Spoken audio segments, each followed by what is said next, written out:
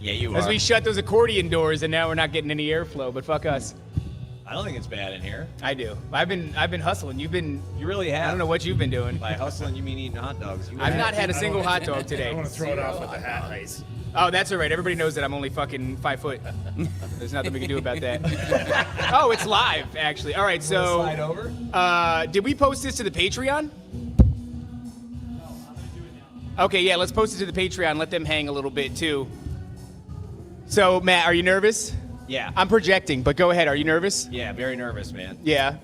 No, look at me. Don't look at the thing. There's no chat to look at. Can we get the chat up? They're going to be up in a little I bit. don't have anything to be nervous about, dude. I'm Giant literally just screen. like hanging with people. No, you're going to be on stage and No, performing. I already told Top no. I did notice that. He came in and sat down and just talked to people for a long time. Yeah, because it's just like. What was Top's that guy like, hey, about? We've got this plan for you to like be on the show at this time or that time. I'm like, that's gonna end up not happening. No, we because got there's so the- many people here that could go on. It's like, why have Matt on? Matt's always on. Because you're part of the crew, dude.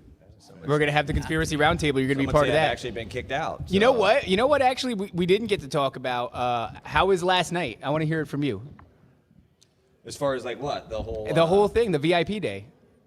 I want to make the people feel bad about what they miss. Yeah. It's kind of blurry. Yeah. You saw me this morning. You said I was very puffy. You were very puffy. You look Yeah, very dude, sleepy. Dude, you know I was only awake for like an hour. I slept till 8, dude. I haven't slept till 8 since I was probably like in my 20s. I was up at 6 and got up, black coffee, cup of water. What color coffee? Black? I Hey, don't that's know why not it nice. matters what color the coffee I don't know why is, he had to really, ask that either. Yeah, Emphasize. it's Jewish coffee. When you deal with these guys, dude, you gotta like put the emphasis. You on have Folgers. We have foreskins. So, what did you guys think about? Yeah, I don't know. I like to You grab got it it and on bring the- it. Yeah. I the typically stomach have the there. articulating arm. But how did you guys feel about I the? thought it was cool. Yeah. It was good atmosphere. Everybody had a great time, and then yeah, even after. I don't know if we're counting that the after part. Yeah. Downtown. That was cool. That too, was yeah. fun. My son, who's hiding behind that wall with a silver pistol or a golden pistol He right was now, Star Warsing it up last night. They said. it was insane. Can I Ryan talk Demon about that? Racers was like strong with the saber. That's a way to put it. So, Brian of Demon Erasers is viciously autistic, and I think it's a gift and a curse. It's the same thing that Austin Picard suffers from, but he is very talented with a lightsaber, Oh yeah. and he seen it. dude, he's teaching my son So Cameron, Bella's husband, is also. does fencing and like swordsmanship. And so when Bella was like, dude, there was this guy there last night like playing with a lightsaber like Star Wars. Yeah. And he's like, yeah, there's actually guys in our community that like do that. Like, I believe it. Like that's how they practice. He's like, I don't do that, but like there's people that practice like that. Practicing for what? Fencing and swordsmanship. Oh, okay. Like So they do it with the lightsaber. Yeah, like Cameron's got the whole outfit with the chainmail, like all this stuff, and you're actually like fighting with swords. Nice. To learn like swordsmanship, and he said that some people will practice with like, he's like, was it a saber that doesn't fold up, like it's like it just stays long? And she's like, yeah. He's like, yeah, they do that. Very cool. Yeah, I didn't want to. It's not that I don't want to admit it. There is a little part of me that's hesitant. It was very cool watching him because it was nighttime, right? So the lightsaber's all lit up. But where things really get crazy is my 11-year-old, he's off to the side here. I've never had him in this sort of an arena before. Yeah. So I imagine that the amount of people and the commotion would create a little bit of a scenario where he just wanted the comfort of mom and dad. I kind of expected that. You know, he wanted to be near us. He might have been a little uncertain or something like that.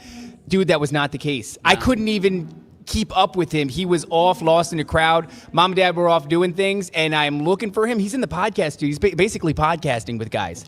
He's nice. Sitting in there. I could see him. He's got the mic up to his face, and he's looking around. And the same thing happens when we hit that square, man. Like, I'm like, where is my son? At one point, he is up where the band is playing, in front of all the boomers, just waving a lightsaber around. Nice. Pretty skillfully. It looked good. Yeah. But I was a little mortified, not because I wasn't proud of him, but because the kind of vest-wearing mitigators of the crowd, you know, like whoever the enforcers are coming around. Already they're upset to a little degree because he's also got a whip. Yeah, well, I put it over the top. It's not a whip like a whip that I have, like a costume whip. It's a bull whip. Shout out to Owly, that he is skillfully and cracking. And it sounds like a gunshot. Like it's not. So we're standing on the corner of the square, and he's cracking a whip like a gunshot. I think they did like it. Yeah. But no, when the kids were little, like that was a cool thing. When they were like little, was to go to the square and they could run around. And there was hit or miss if boomers were like, get out of here. We don't want kids here. That's why we pay to live here. Yeah. Or boomers that were like, oh, this is cool. It's like grandkids. Yeah. I haven't seen my grandbabies. No, I look at you. You want to look at the. I can see you want to look at the chat so bad. Barry Texan's in the chat. Who is a white girl. Shout out to Barry Black name or Keisha Black name. 1,000 Jews. Patreon is behind. Yeah, Amy, Top is working on getting. He's working on getting the stream up. Thomas says, I love this podcast, but what the fuck are we doing listening to this shit? We are actually in the adjacent podcast studio that's right outside of the main stage of Brohemian Grove. So we're going to create this little studio. And as the stream goes, guys, you're going to see different characters come in here. Brian of Demon Erasers is going to be here. Yep. JT follows JC. There's a lot of homies here who are going to be, I'm forcing them actually. We have the guys from the Phone Booth podcast here to get in here and cross-pollinate to their audience. So yeah, that's what you're watching. Not the most well-produced thing. This is going to be a little bit raw and definitely underproduced, a little shitty, but it's the best that we're willing to give the poor people who didn't want to pay tickets and don't want to pay for the Patreon stream. Look at us, actually. Get in, man. Seth Kicklighter is going to be here, Salty Disseminator. You're up. So we figured that we would... Yeah, Steven, Biblical Hitman, come in, dude. Steven of Biblical Hitman is here. So we figured we'd give something nice to the poor people, which is actually typically against our nature. Steven, what's going on, brother? What's up, brother? Man? You were at the VIP thing last night, right? Yeah, it was a big crowd. Man. What did you think? No, it was awesome, man. I didn't catch most of the Bible study, but... You guys were chatting. I thought it was really cool because... Obviously, the audience was mostly comprised of VIP members. In the back, on the sectional, it was like a who's who of homies in the podcasting world. Yeah. And everybody was chopping it up. Yeah, it was cool. You know, I picked up Ben from End of the World News Podcast. I picked him up from the airport. We haven't ever met each other. He's like 6'2", almost 6'3". Yeah, he's a big dude. Seeing people, in person. JT was there. Yeah. Brian, Demon Erasers was there. Bennis the Menace was there. Bennis the Menace, also very tall. Yeah, very tall. Yes, very tall. So I think he was dressed like Indiana Jones. I don't know if that was on purpose for part of the bit, or if he just if that's how he naturally dresses. Yeah, I have a feeling it's how he naturally dresses. I think so too. I think so. Were you at the after hours hang when we were at the square? No. Too late for you, huh? Too late, yeah. I Yeah. was thinking about doing a bonfire back at the house or something, but it's cool. I'm only 25 minutes away from the coffee shop up north on the north side. That's perfect for you. Nice. That's perfect for you. Yeah, so I'm excited about today. I'm excited to see what topics are going to come up. And, Yeah, I'm super fucking nervous. Yeah. Yeah. Is the shirt staying on or off? The shirt is off as I'm doing labor. The shirt goes on when I'm on stage. So we've got it on now. I feel naked because I actually left my sunglasses in the truck. I got to go and grab those. no. Very important. Yeah. Before I get on the stage. Very Oh, he's important. got a gun. I know. He's got a gun. That's the other. Yeah, I know. He's got a gold pistol. It's flashing 1911. So yesterday, I don't know if you noticed, but my son is not only he's got his conceal and carry, because God bless Florida. Yep, of course. He's Hell 11. But he's also got tank top, Hawaiian shirt, sunglasses on. Yeah, who'd he get Proud that dad from? moment. Yeah. Proud dad moment. I was really proud. It made me feel good. He does. He's good. This is good a bout. little bow. Florida's open carry now. Florida is permitless conceal and carry. And yeah, that's right. It is open carry now. yep. That's right. I'm at a gas station, right? Yep. I'm in so I live in a town that's like population 40. And I only know that because Ben Googled it. So there's 40 people that live there. So I'm at a gas station there. And there's a guy, looks like he's got done hunting and he's wearing an AR on his chest. But I was like, we're friends. Yeah. We're friends. We're good. That was, you know what? I don't really need this drink. I'm just gonna, I'm gonna get out of here. Yeah, I don't know, but it was I was just trying to just live through the normalization of it. Yeah. I was like, this is normal. I've not seen I don't know if you guys, because you're down kind of like South Florida, right? Yeah. So I don't know if you're seeing this. Up here I've seen Fort Lauderdale. one That's where I dude. grew up. Are you guys seeing anybody open carry down there? It feels a little bit wilder down there. A little bit, like 2, 3 maybe. That's it. 2, But, 3. I mean, by us, it's a lot of it's all city people. So maybe if you go out to like Davie, in the Sure. more little country area, a little more there, but not by us too much. I remember people when I was living in New Jersey, they were saying if you go down to Florida, you know, everybody's got guns. It's a real dangerous situation. It's a non-thought.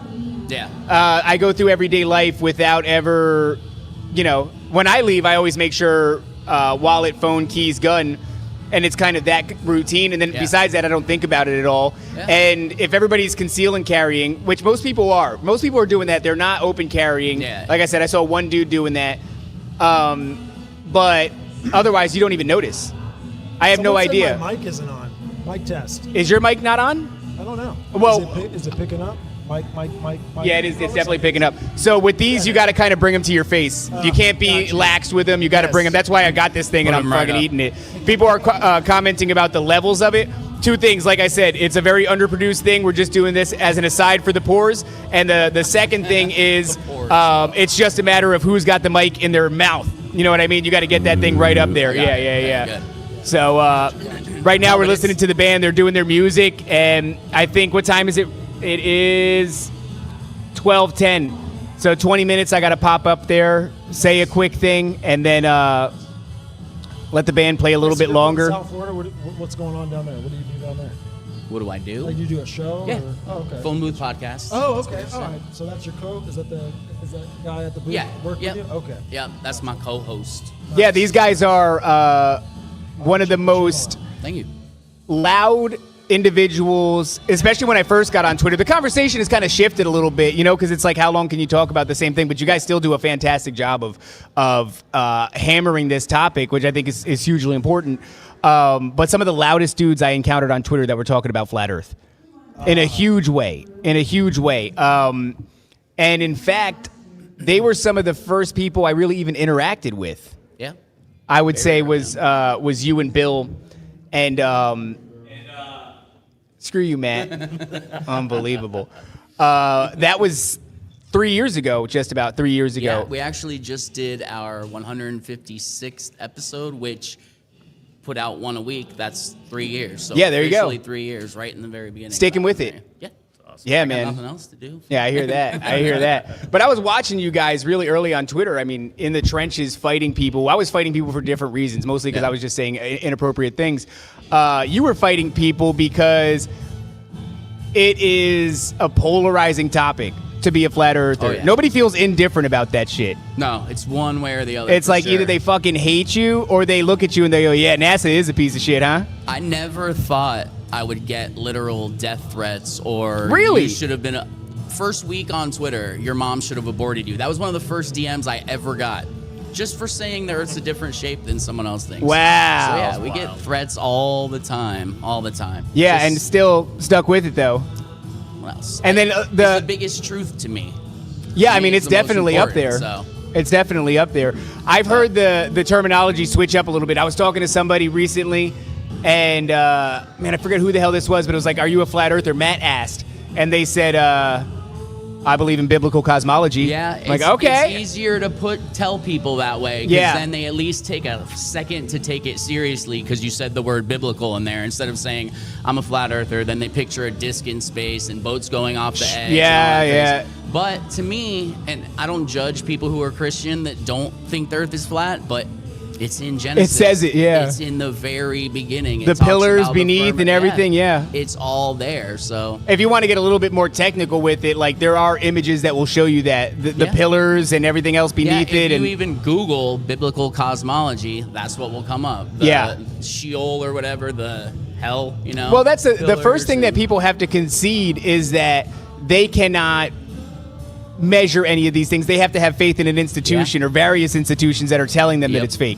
or that it's round, rather. Yes. And so it's never by a measurement of your own. It's never by your own observation that you're going to come to the determination. If nobody ever told you, the model would be like, yeah, this shit is just flat. I don't know how far it goes, dog. I've not been everywhere, but that's what gets me about it is, one, we all used to think what globe earthers think, so it's not like we don't already know it. Oh, this guy. What up, Top? Everything good? Okay, cool. Like you said, if you were left to your own senses, everyone would think the Earth was flat and motionless because you can't see the curve. And maybe you would say feel it bumpy, move. not flat. It's bumpy. Well, and even if you look topographically level. if you look back at like all of ancient civilizations, every single one of them, all of their mythology, all those images from around the world, all had flat Earth with a dome overhead. Yeah. So it's only recently in the last century that people thought otherwise, and yet we're the morons for siding with 90% of humanity that's come before us. Yeah. Most of their models are like layers, so it's like realms that are flat that are stacked on top of each other. I think Norse mythology is like that. If you look into the tree Yggdrasil or something like that, I think is the name of the tree. The canopy, and it's realms. There are flat realms that are stacked on top of one another that are connected by this tree that runs through them. But yeah, over and over again, you'll get. I don't know who the hell. I mean, I'm no expert in. Wrap it up. We got to talk to you. Okay. All right. I got to get off in a second and handle this, but we'll have other people jump in. Guys, if you're watching this stream, I want you to know how this is going to go. This stream is going to continue on, and people are going to be hopping on at their leisure. If they're not on stage, if they're not selling merch, they're going to be back here doing the show. So sometimes you might check in, and there might not be anybody in here. I don't give a fuck. It's a free product. Don't bitch to me about it. You're lucky to be looking at this at all right? So give it some time. Somebody will hop in the chair. Check in every once in a while. Might be one of your favorite creators hanging out on here. But I just want to say before I go that throughout all those pagan mythologies, I struggle to look at any of them who are showing a globe. Yeah. I mean, most of them really are and I'm not saying that you should go to pagan mythologies as a source of authority on anything, but they have something interesting to say. And, outside of what they're saying, we have institutions like NASA, like Hollywood, just the media, the propaganda machines that are telling us it's a globe, or the public school systems that are just indoctrination systems. When you weigh those two things side by side, I go, one of those fucking sucks really bad. Yeah. NASA sucks really bad. The public school system sucks really bad. The media is a propaganda machine.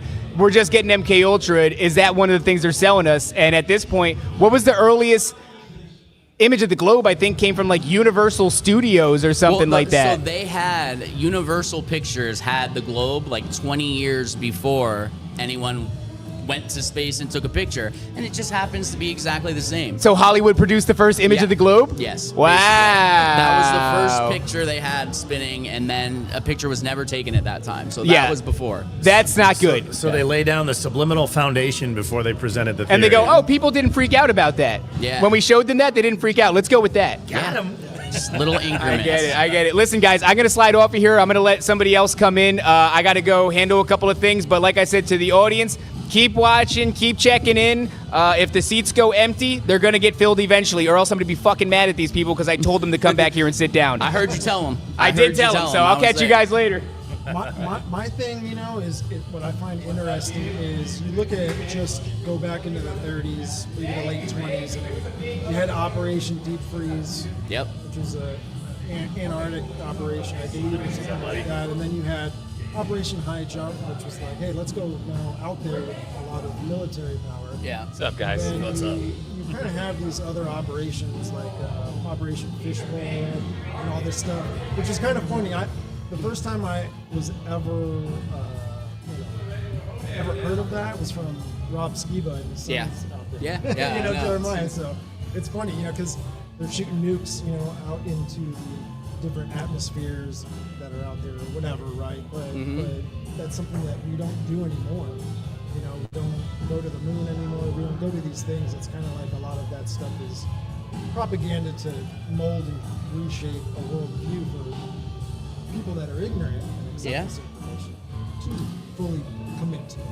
Yeah, they sell it all to you that way. The biggest thing for me was once you have to get all your proof. So on Earth, here in real life, we have physics, runs everything. Those physics that work here on Earth don't work in space. That's why they need astrophysics. So now these things have to be different. Like how things react here on Earth, it's different there. So we just have to trust that what they're telling us is true because none of us can test these things ourselves. Like when they tell us they know what gas a star is burning at from trillions of miles away, like we just have to trust that they're telling us we're using these instruments and look, it says this, so that's what it is. But none of us can do that. Spectroscopy. Yes, there you go. Or something like that. Yeah. What's up, brother? How's it going? Hey, man. Yeah, thanks for having me. What's going on, man? What's your name? I'm Not Nice Guy, Artificial Nice Guy. Dissemination Nice. HD. All right. Yeah. And what do you have a channel? Or Oh yeah, Artificial Dissemination is the Okay. channel. Yeah. Nice. I'm like the token Nephilim Death Squad Mormon. Oh, That's how most people Very recognize nice. me, yeah. Yeah, man. So where are you from? Originally San Francisco. Okay. Lived there for about 30 years. Then Branson, Missouri, and now Tennessee, Central Tennessee. I'm a truffleier. Yeah, I remember you here last year. I recognize it because of the attire you were wearing on stage. Truffleier. What's a Yeah, truffleier? and you're missing the headphones, man. You got those little headphones. There you go. Oh, yeah, I the usually bone wear that. skull headphones. How are they? Oh, they're great. Yeah, they're bone conducting. I'm pretty sure they're making me deaf, but you know, it work until I go deaf. So we'll worry about that when we get there, yeah, right? yeah, I'll worry about that later. He asked me what a truffleier was. Truffleier is a person who grows truffles. They're mushrooms There that you grow go. under the ground on oak. Very cool. Oak roots. Gotcha, man. What do you get into on your channel? Man, I mean, Sundays and Mondays I usually talk about Mormon stuff. It's Christianity from the Mormon lens, I see. and then one or two times a week I do another show called Hazardous Discourse. Where I just crash out over whatever stupid whatever. stuff's going on. Yeah, I just get all Nice. worked up. And, Top of mind type of stuff. Yeah, whatever's on top of my mind, you know, like whatever's kind of like story of the week, whatever's trending on Twitter, nice. I'll get on that, you know. Gotcha. Yeah, dude, Twitter's nuts, huh? yeah, I mean, I'm roughly new to it. I've been on it for like 6 months now.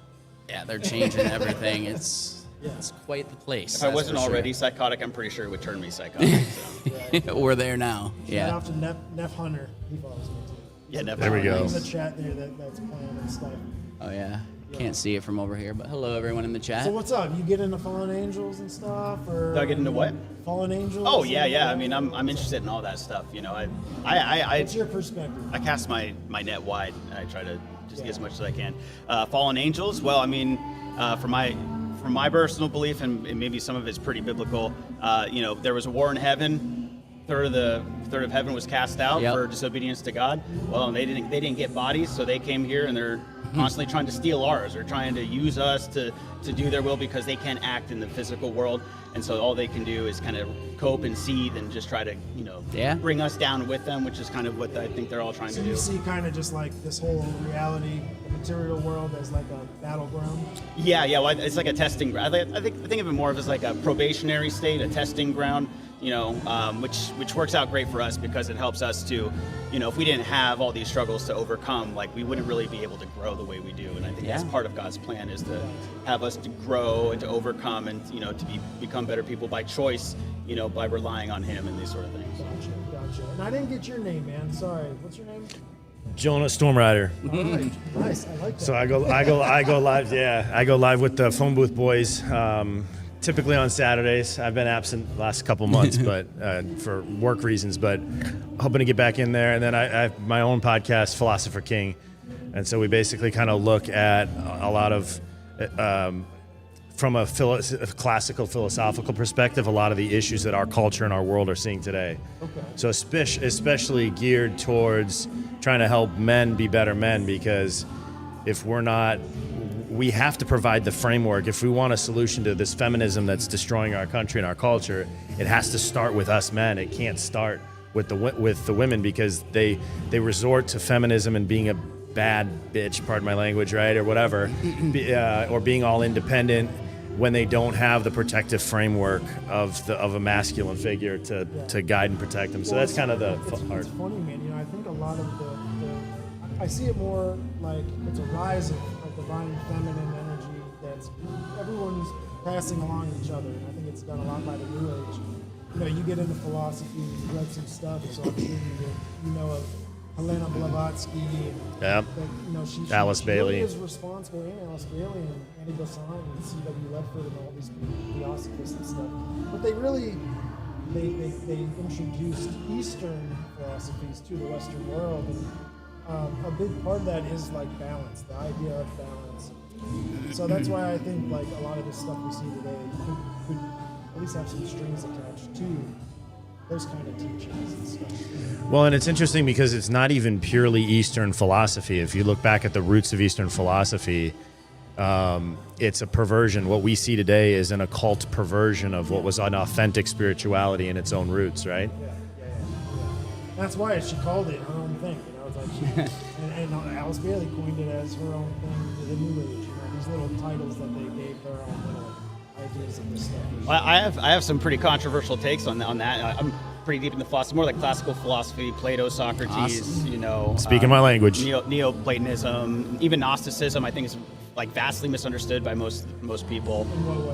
Well, most people like. Chad is having a hard time hearing you. Oh, are they? They must be the mic. Yeah, maybe. Well,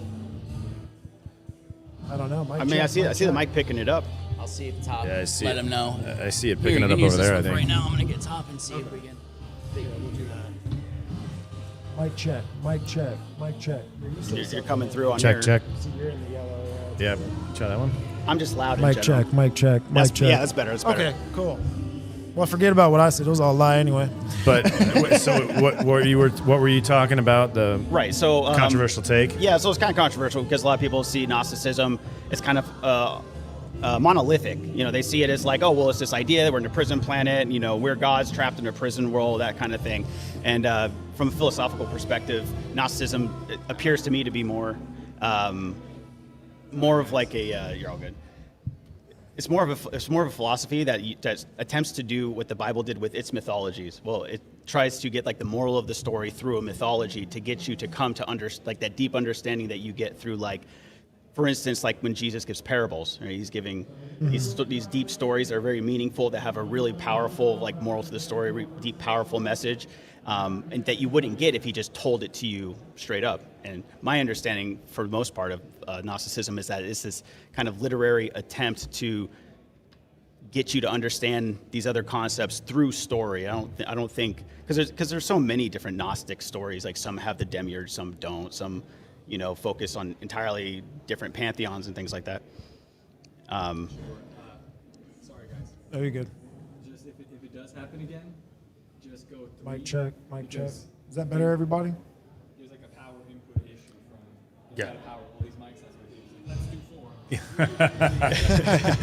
4. Gotcha. More power, gotcha. yeah. Leave it there. If that's a problem again, maybe just reconnect. Okay. All right. Thanks, bro. Yeah, and I mean that's not most people's understanding of Gnosticism, you know. But you know, they tell archetypical stories, and not all the stories are the same. They don't always like have the same characters in the stories or anything. And so I kind of tend to lean more towards it's their attempt at like creating a psychotechnology to help people get wisdom through story. Gotcha. It's more like mythologizing. Yeah, and a lot of it, I think like the source of like what Gnosticism is and where it came from was like they all got together in Alexandria, and they all, you know, the Library of Alexandria and all this stuff, and also they took all these things from mythology and they kind of were like, hey, how do we just put this into a one big idea? And so that's why I think.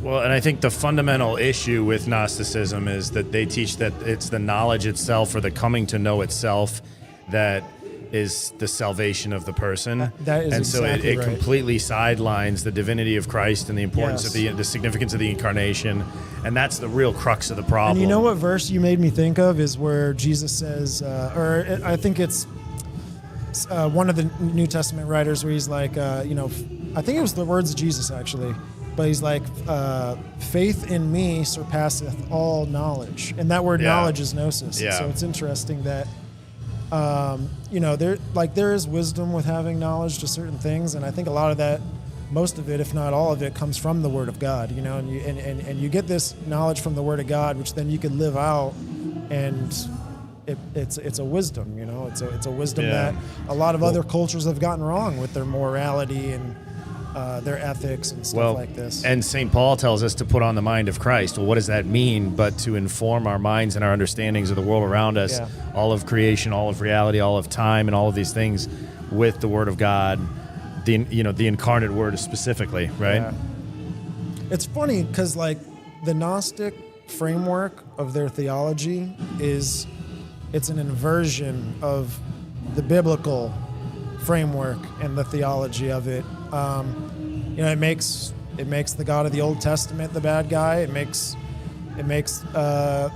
the Jesus that appeared to Paul, the bad guy. There's an attack on the New Testament, in my opinion, in that way, and there's an attack on the Old Testament. They don't see Jesus as the bad guy. They see Jesus No, as what the I'm true saying God is that saves us from the fallen world. I mean, well, it's just that I for listen them. to neo-Gnostics today. Maybe not the true. Right, yeah. No, but what I'm saying is they believe that he's an example of ascension to Christification of the consciousness rather than he. Oh, is right, the the Son Christ of God. consciousness group. Yeah, Yeah. and that's why I was saying. That title right in Yeah, because Yeah. when you look at the Gnostic journey, it's about going into the underworld. That's really the beginning of this start of this gnosis, right? And it goes back to the Osiris ritual and all this, but you come out of the underworld, you go through the abyss, right? You're riding on the boat, right? The abode that you see in the Egyptian hieroglyphics and stuff going on the water and all of this. And you come back up to the material plane, and this is where you have to now receive that Christ consciousness, which they believe is like an office that can be occupied. So it's not your consciousness, it's actually the God consciousness. that Right, you're comes like into you. you're emptying yourself so that you have room for. You know. And then they say, okay, you reach Christ consciousness here on this earth, and now you can ascend like Jesus ascended into the heavens and all this stuff. And it's blasphemy, in my opinion. And really, it's what the serpent would be preaching in the garden in opposition of what the truth is.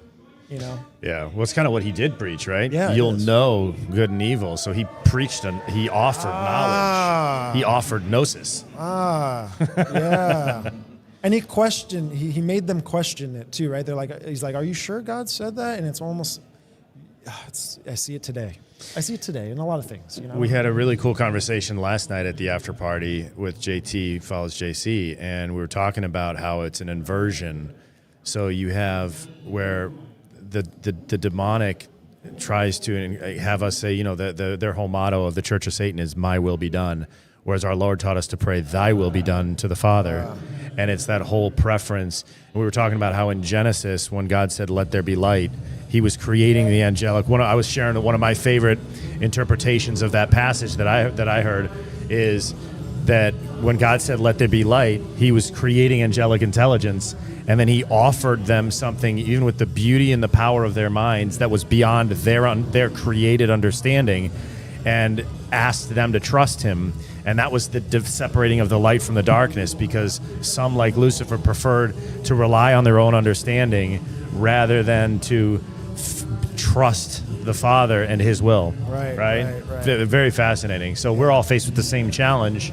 Yeah, exactly. You know, I kind of want to go back to what you were saying, because you're talking about philosophy and like a balance and everything. You know, there's a lot of debate, right, about this whole divine feminine, that there is no such thing. But I think that there used to be. I think there used to be a balance between the masculine and feminine, and a lot of the traits that Christ exemplifies would technically be more feminine traits. If we talk about charity being a her, right? And it was like shortly after Christ's death, with the advent of the Catholic Church, things like that, they completely destroyed the feminine.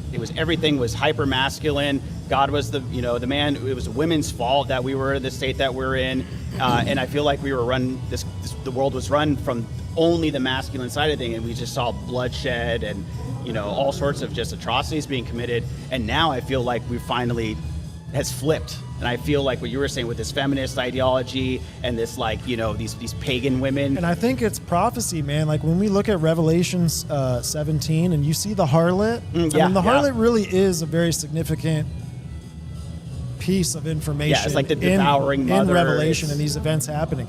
The beast carries her, right? So there's this union, a relationship between this government hierarchy, right, that is fornicating with this harlot, this entirely new world order, which in my opinion, I think it's going to be a counterfeit Christianity. It's going to be a new age Christianity. And I say that because they're the only movement out of all the groups that I've looked into and that I've researched and studied that preaches that the only sin is separation. And when you look at the harlot sits on many waters, and these many waters are different languages, different people. So you have like this idea of a unified body. And the 10 kings is like this hierarchy over this unified body. They don't have no kingdom as of yet, right? So they're all kind of just one system. And I see it a lot in the New Age movement. It's one of my most recent research topics. So it's something I've really gone into. And what's crazy is, Alice Bailey,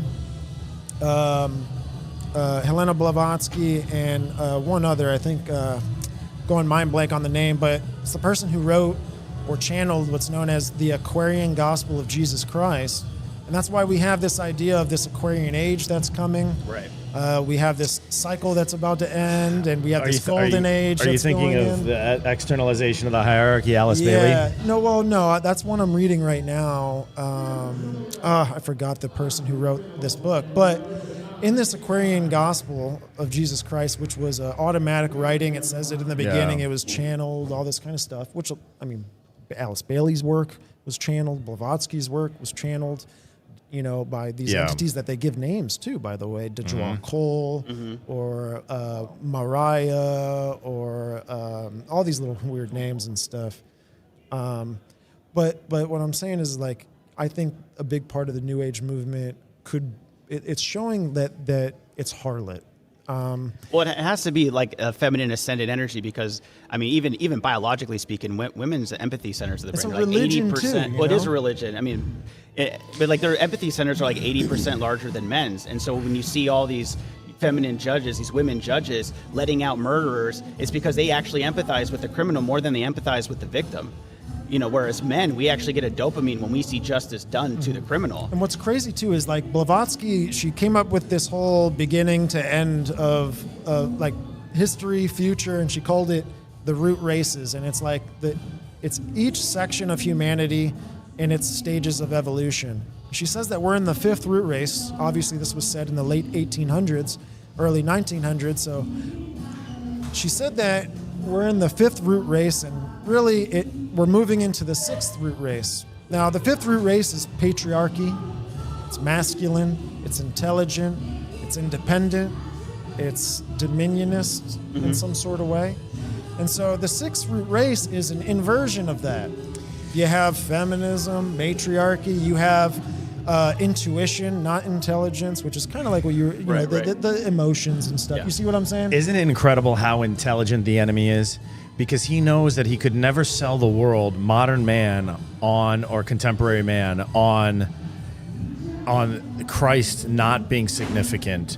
So instead of relegating his significance, they just say, oh, okay, yeah, but that was for the Christian era.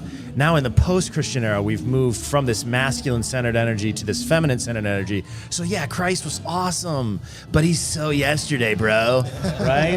Like, that's kind of the vibe, because they know that they can't convince the world that Jesus Christ was not an incredible figure. And Well, look at all the weapons they're using today, like corporatism and they're weaponizing capitalism. It's like women are like 80% of the market. Like, women go out and buy more stuff, and that's why all the advertisements now geared towards women. They're more susceptible to that. They're the ones that want to go out and spend your money. Like sex and pornography. It all benefits women. It actually hurts men. It enriches women, but it hurts them. our Jeezy says, God told us 1,000 times it's men listening to women that is effing everything up, dude. Right. Well, we can't blame women. We got to take responsibility for ourselves, right? Because we're the men. We're supposed to take charge. Well, we're and supposed actually, to lead. and that's where. So I disagree with just to push back a little bit on what you said earlier about the Catholic Church always blaming women for everything. It's actually quite the opposite, in my understanding.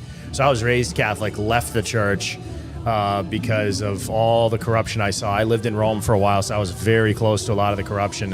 It was such a turnoff. I left the church. There's more to that story as well, but that's for another time. But essentially, I went on a journey from there, and eventually I ended up back, not in what you would call the modern Catholic Church, which has been hijacked, and I believe is the Whore of Babylon, for sure. Because actually, So you read Alexander Hislop's Two Babylons? well, no, I haven't. But No? actually, if you It's look good. at, I'll have to look into that. Yeah. But if you look at the description of the harlot, it literally says that she wears garments of that she fornicated with all nations of the world. That word fornication in the Old Testament is always used by God to describe infidelity to the covenant with Him. So it's Christians turning their back. Yeah, cheating on the marriage we have with Christ. Correct. Right? Where the church is supposed to be His bride. Correct. But it specifically says she's wearing garments of scarlet and purple, and those are in canon law, those are the literal colors of cardinals and bishops' garments. And cardinals, it's not red. That's what we would call it today. But the actual legal color that it has to be is scarlet, which is incredibly fascinating. But to your point about, so they've always this is ancient Catholicism, old school, how it used to be before it was hijacked. But they literally say that the reason why we call it the fall of Adam, the sin of Adam, the original sin, is because Adam disobeyed God. Eve disobeyed Adam, which is why the enemy of our souls today, we see, is inverting, like we've been talking about, is putting the feminine. It's the same thing in the garden. The feminine is seeking to assert her authority and independence from man's care and guidance, which is exactly what happened in the garden. Yeah, well, it's like as you said that, because that mirrors what New Testament, I believe it's Christ who says it, where he says that a man should love his woman like God loves his children, and a woman should love his man like we love God, right? Something along those. I know I'm kind of like slaughtering the scripture, but the love man's supposed to have for his wife is not the same as the wife's supposed to have for his man. It's supposed to be. Yeah. I managed to pull up the scripture. Yeah, That's true. And you know what's interesting too is like, there's a lot of goddess worship. If anything, I believe that all of the other religions that were set up by Satan for an end time event, kind of like hey, everyone return home to mommy kind of type deal, is that all these religions, they do worship the goddess at its foundation. The Mecca, right, goes all the way back to pagan gods that were worshipped by the Islamics at that time, or the Arabian people or whatever. But it goes back to the $3 daughters, Allat, Almat, and all these whatever. And then you have Gnosticism, which goes back and points to Sophia. And then you've got, the Hindus, Shiva and Kali.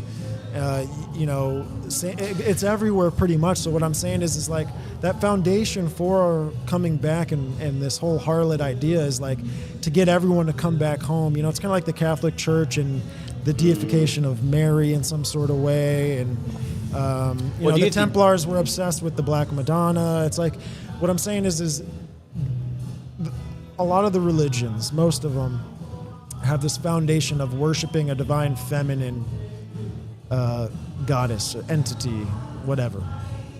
Yeah, no, it's interesting. I think there is a way to properly understand it. I think I agree with you from the sense that what we see today in the modern Catholic Church, because I do want to make that distinction, because if you look at what the church teaches and promotes today, like the globalism, it's very much Gnostic, syncretistic, it's very toxic to true Christianity of any kind. But yeah, that's I absolutely agree with that. And the psalmist tells us says that the gods of the heathens are demons. Right. Well, too, that's a strong statement. Right. Well, too, how about when God was like, go destroy the Asherah poles? Or when he's, when Zechariah is seeing this vision that the angel is there helping him interpret, and the angel's like, hey, look in this ephod. He lifts up the lid, looks in the ephod, and it's a woman. And he goes to the angel, what is this? And the angel goes, this is wickedness. And so then these two angels descend on this ephod, and then they lift it up into the heavens. And Zechariah's like, where are they taking her?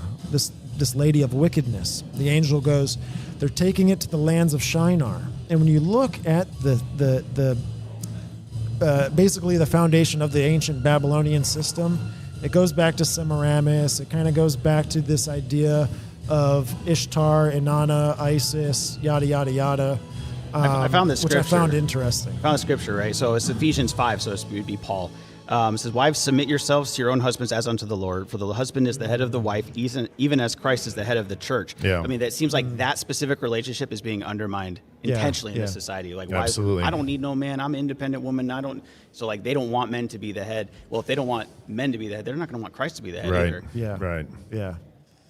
Yeah, dude, we gotta link up, man. I love it. I'd love to dig deep. You said externalization of the hierarchy, and I'm doing a series on that right now, and I'm like, and it's crazy because I see it happening right now. A lot of people don't agree with Alice Bailey's teachings, the timing of her information, 2025, but I think people really misinterpreted kind of what she was saying, and I see it as it is happening. So I'm kind of commentarying off the book a little bit, and I got a bunch of quotes that are crazy. And I love it, man. I think it's so important for us to understand what the enemy's doing in order to be able to speak to it with our peers, you know? Yeah.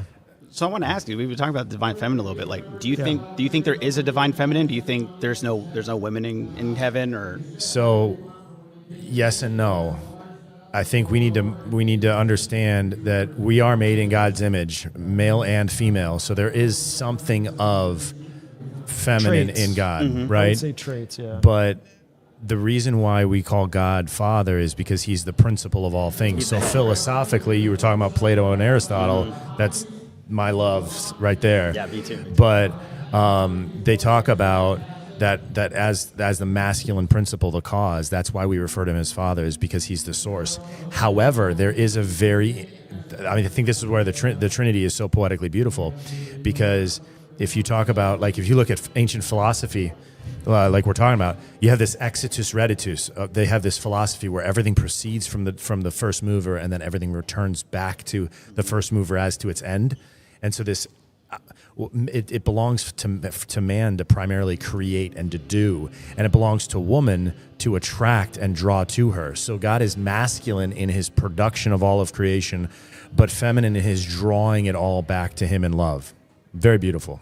I think there's something to that. I mean, like, as a Mormon and Latter-day Saint, you know, we actually do believe that there is, like, Heavenly Father is Mary. We believe that pretty much our life and our family that we build here is like a mirror of what heaven looks like, right? We don't worship her, we don't pray to her, we just believe she exists, and all glory goes to God the Father. And you know, part of our belief is that our family unit is probably the most Christ-like, most like godly thing that we can do, is to be joined with a woman, to have children the way that Heavenly Father has also had children, so that we can be more like him. They were talking yesterday in that VIP section that they were saying, it's like, well, when becoming a father actually helped me understand how God can love us so much, because the love that I might have for my son or my daughter, that's how God feels about me. But like, can I challenge you a little bit? Okay, yeah. Because I'm trying to understand. Sure. So you're saying that there's a divine feminine, Yeah. with God the Father that he's espoused to in some way. Yep. That he's also a part of the institution. What does that mean, divine, as applied to her? That's a good question. Because the reason I ask is because the way that we understand the Christian belief, the way that we can kind of unpack it philosophically, Aristotelian philosophy, is that there's the one unmoved mover, the one cause of all things. So she's either identical to that, but that one unmoved mover, Aristotle says, very clearly proves it cannot be multiple. It has to be completely, perfectly simple and one and unchanging. So how that's describing God, that's describing God the Father. So anything no matter how close she may be, well, I mean, she's not that. She can't be. So I would say, so to answer your first question, right? Divine meaning like perfected body, you know, living with Heavenly Father. You know, she's also perfected with Him, and she has a body. Yeah, we believe our God the Father is an embodied, perfect. Now, do you know what perennialism is? Is that, well, I know what perennial is, where it's like... So it's like a common belief amongst all mankind, pretty much. And what I'm saying is your beliefs would be perennial with everything else in the world. So if that's the case, then do you question your stance? All the time. That it's falling in line with the entire world, which would then come together into a world religion? Well, I mean, I think there's a reason why God created Adam and Eve. Like, if He wanted us to have children without, like, if there wasn't a point to the feminine from the beginning, what is the feminine even based off of? Is He like, you know, He created Adam before Eve? I think too, like you're trying to get your brain to understand something that I think it'll never be able to understand until, you know, you're dead. But it's kind of like trying to teach mathematics to an ant.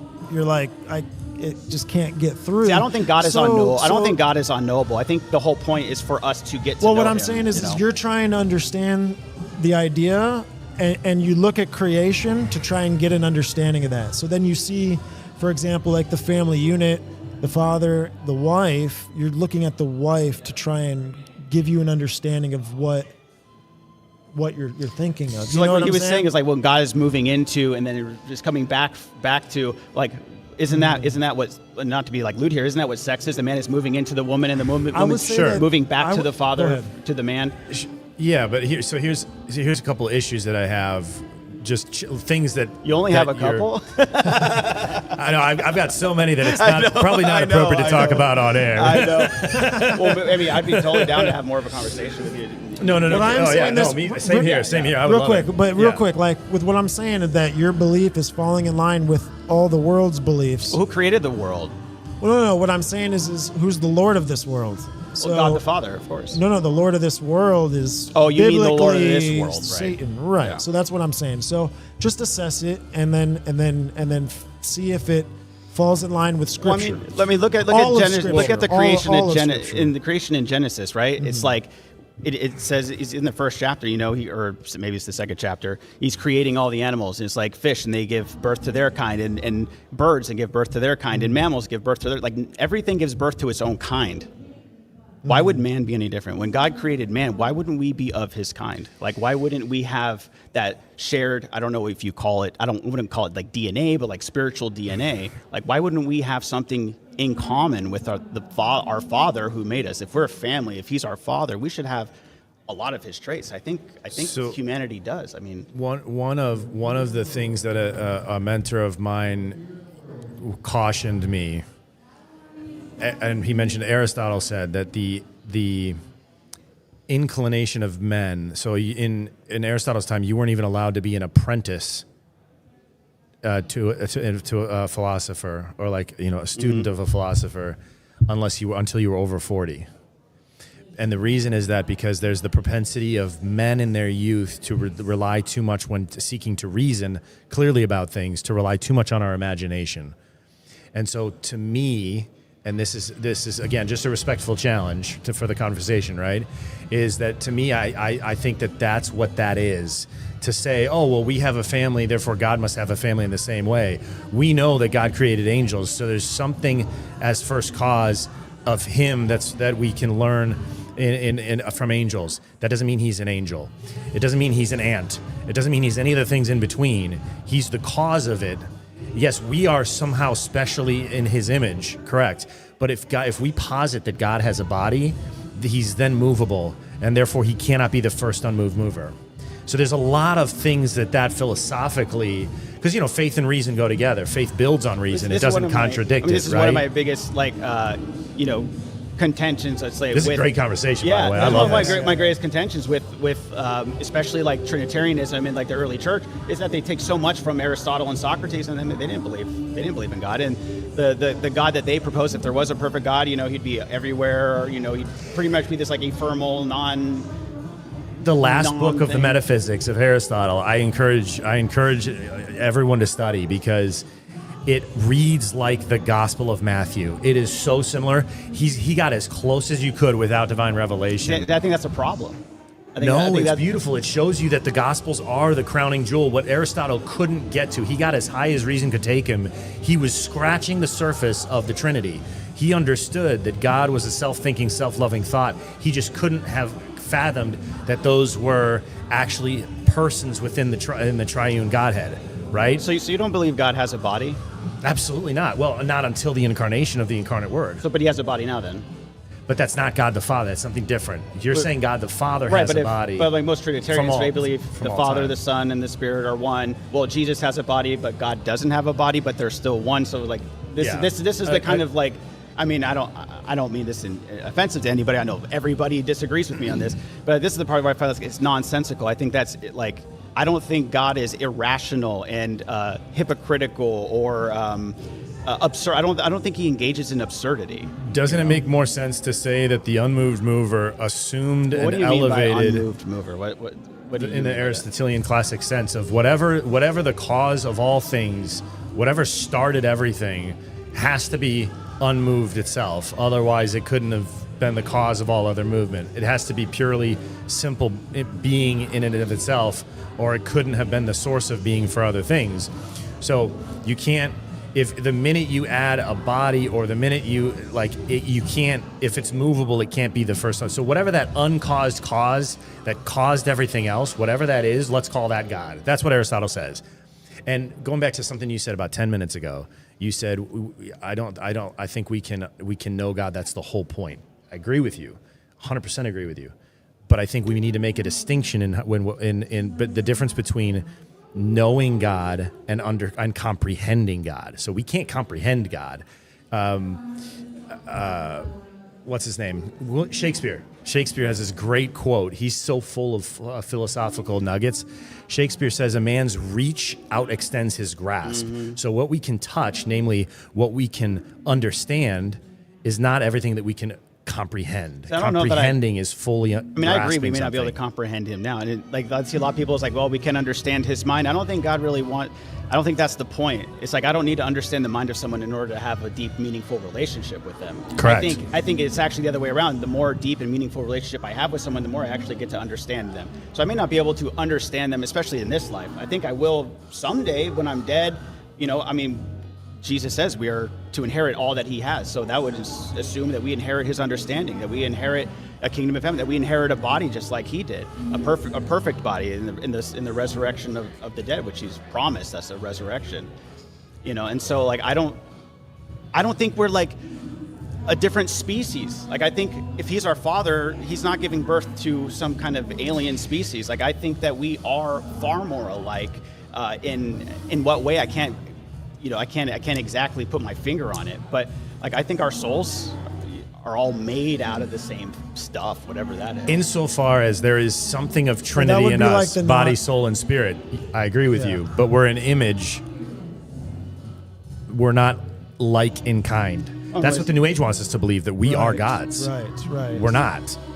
But we inherit all that like Jesus what you're has, so how about, can we not inherit everything that he... that's what he says, so that's why I don't understand why we think we inherit only the stuff that we are able to understand. We don't actually inherit, we're joint heirs with Christ. So what you're saying would line up with what Gnostics believe.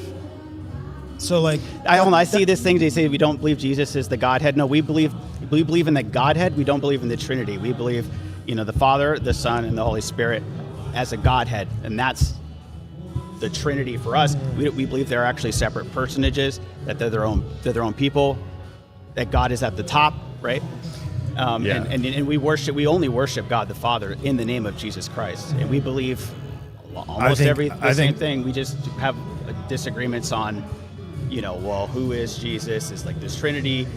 We still believe that he was the only begotten of the Father. He died for our sins on the cross. He was resurrected on the third day. Salvation can only come through him.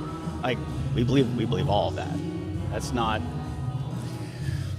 any different. Yeah. I think philosophically, you, and by you I mean the Mormon religion, right? But I think you run into some issues philosophically when you take that position, because you cannot explain or understand philosophically the creation of all things. It's contradictory, and like you said, God won't contradict himself. So all things were created in the spirit before they were made physical, and so how could God have a body? Always, like you said, that's what right? That's what theosophy believes. What you just said. Yeah. What I'm basically trying to tell you is how did Jesus get a body? Well, hear me out. No, I'm trying to logically be reasonable with what I'm saying, and I'm not pushing back. I'm like, hey, dude, look, all these other things are saying the same thing, and they're believing in the same thing. Well, I think there's truth in Helena a lot of places, Blavatsky talks about the first root race, the Polarian root race, which is in which everything was ethereal before it became physical. And it's crazy. It's shaped our Western world. Mormonism is a Western. It's the American religion. It's a Western establishment, right? So what I'm saying is look into the people that may have had an influence on a lot of these things that developed in the late 1800s, early 1900s, and even mid 1800s. It started to come over. I don't know. I mean, I've done myself a curse reading this stuff and getting into it, because you hear people all the time parrot the idea of theosophy or parrot Alice Bailey, but you start to really everywhere. understand what they're talking about, and you're like, it's everywhere. And if you have any discernment in your reality today, you can see it. You know what I mean? Mm-hmm. So, yeah, man. Yeah. No, and But Jesus is it, man. We got to lock into that. Amen. Lock in. Well, and that's the thing is this is why I really love this weekend, this conference. I love respectful dialogue and disagreement between men who are truly seeking the truth. And I feel that if everyone is sincerely, honestly seeking the truth and having and I almost said fostering, but I guess that maybe that is a good word. But like really nurturing that relationship with our Lord, then and if we're sincerely seeking the truth, we will all get there. That's what he says. Like we heard yesterday, the Spirit will teach us all truth. We will all end up at the same place if we are sincere and honest, and honestly seeking the truth. So amen to that. Yeah. So, but I love and respect both of you guys. Yeah, and love like, you too. it's an awesome. Yeah, we're gonna have fun. Let's enjoy ourselves. This kind of conversation to me is so edifying because deep, you man. challenge me to think and try to express more clearly, to, as St. Paul says, to give a reason for my belief, right? And I think that's so important, and perhaps vice versa. You know, Absolutely. But it's great. I hear. I'm always happy to have these nice, like, cordial conversations because most of the conversations, people get on, they look like the chat, Or you get like Agent Smith syndrome, right, where people just like glaze over and start spitting back at you what their authorities in their life have told them they need to say, I mean, like most of what people like talk to me about Mormonism, it's all like second, third hand stuff. No one ever goes to the source. No one ever actually reads what was written by any of our prophets or apostles or followers or anything like that. Yeah. They always go to these second, third hand things, and they believe in crazy stuff like, oh, you're all going to get your own planet and have 20,000 wives, and it's just like, you obviously don't know anything about my faith or my religion. It's not what we believe. I would love at some point to continue this. I'm trying to get it back up and running. I had to put a pause on Philosopher King for a little while because work has been crazy for me. I don't have the bandwidth. But when we get back, I'd love to have you guys each on and have a real bro conversation about wrestling with these truths, because I'll get you my socials and we can we definitely keep in touch and have a conversation. If anyone wants to check out what I do, I'm Stephen the Biblical Hitman, YouTube, Spotify, Instagram, X, and audio platforms. Come check it out. Love you guys.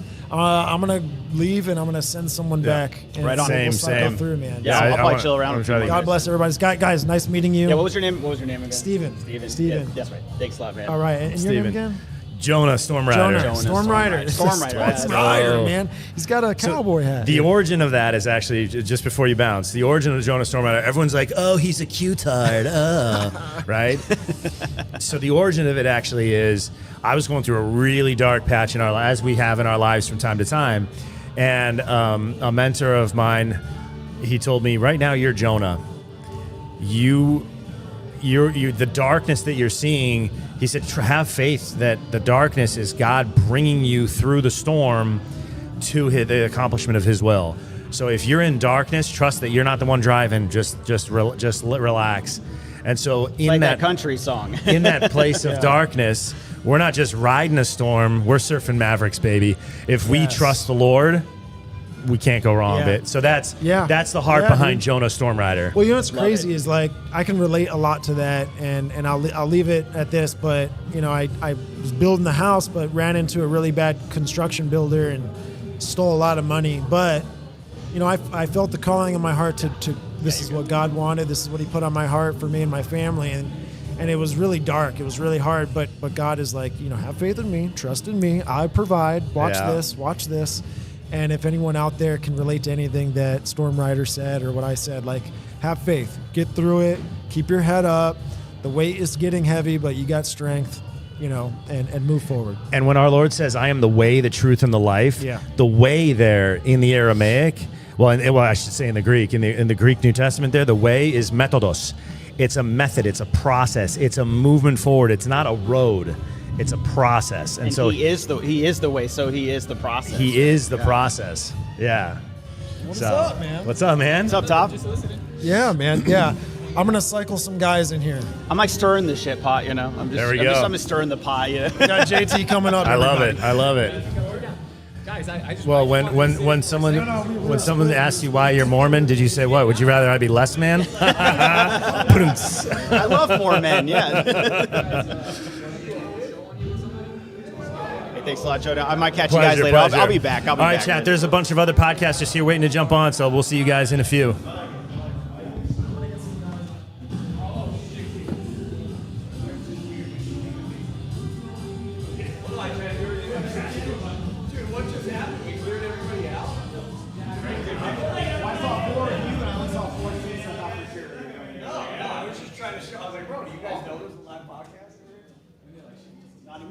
Everybody run. I'll go get a drink. Well, whatever. If you want to grab it, it's fine.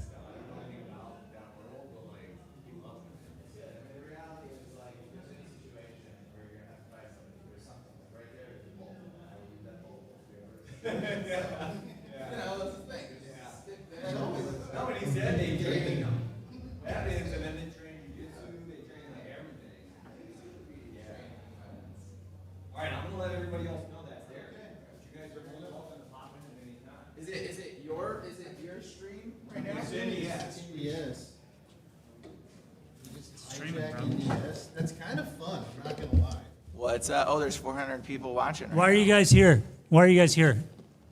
All right, let's just do it. Are we doing Hey, it? 15 minutes. Let's do it. Hey, let's get it out of the way. Guys, we were told we need to come podcast.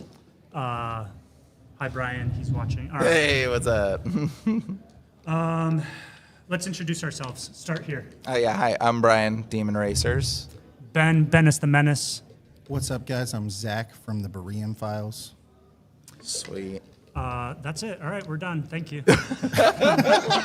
We're over. It's over. Hey, so Bro, just so yeah. you guys know, this is a room behind the event, and the coordinator said, come back here and do a live pod anytime you guys want. Yeah, and he said to talk about crazy stuff. So You know what? Let's actually drum this up. How interested would you guys be in us roping in the security guard of the event and throwing random conspiracies at him because he's wandering around outside right now? bro, he is smoking. So I don't know if we gotta wait till he finishes, but then we'll bring him in. Do it. All right. Dude, I don't know. I got What, nothing. you want me to do I it? feel like he's going to stink up these mics and somebody's going to blame it Bro, on us. he is gonna. I kind of like it. You like I it? say go for it. You know that cigarette breath? Yeah. Oh, into the mic. Yeah. Let's The give thing him is, a though, minute. these aren't We'll give like- it a we're not minute. singing into these. We're not gonna be up on. We'll give it a you know? minute. We're just gonna wait till it smells my because it God. makes the whole room smell. Dude, the best would be a fart spray. Go tell him how it's a mics. burnt offering, Brian. Dude, that's what I would do. That's exactly what I would do. That's killer.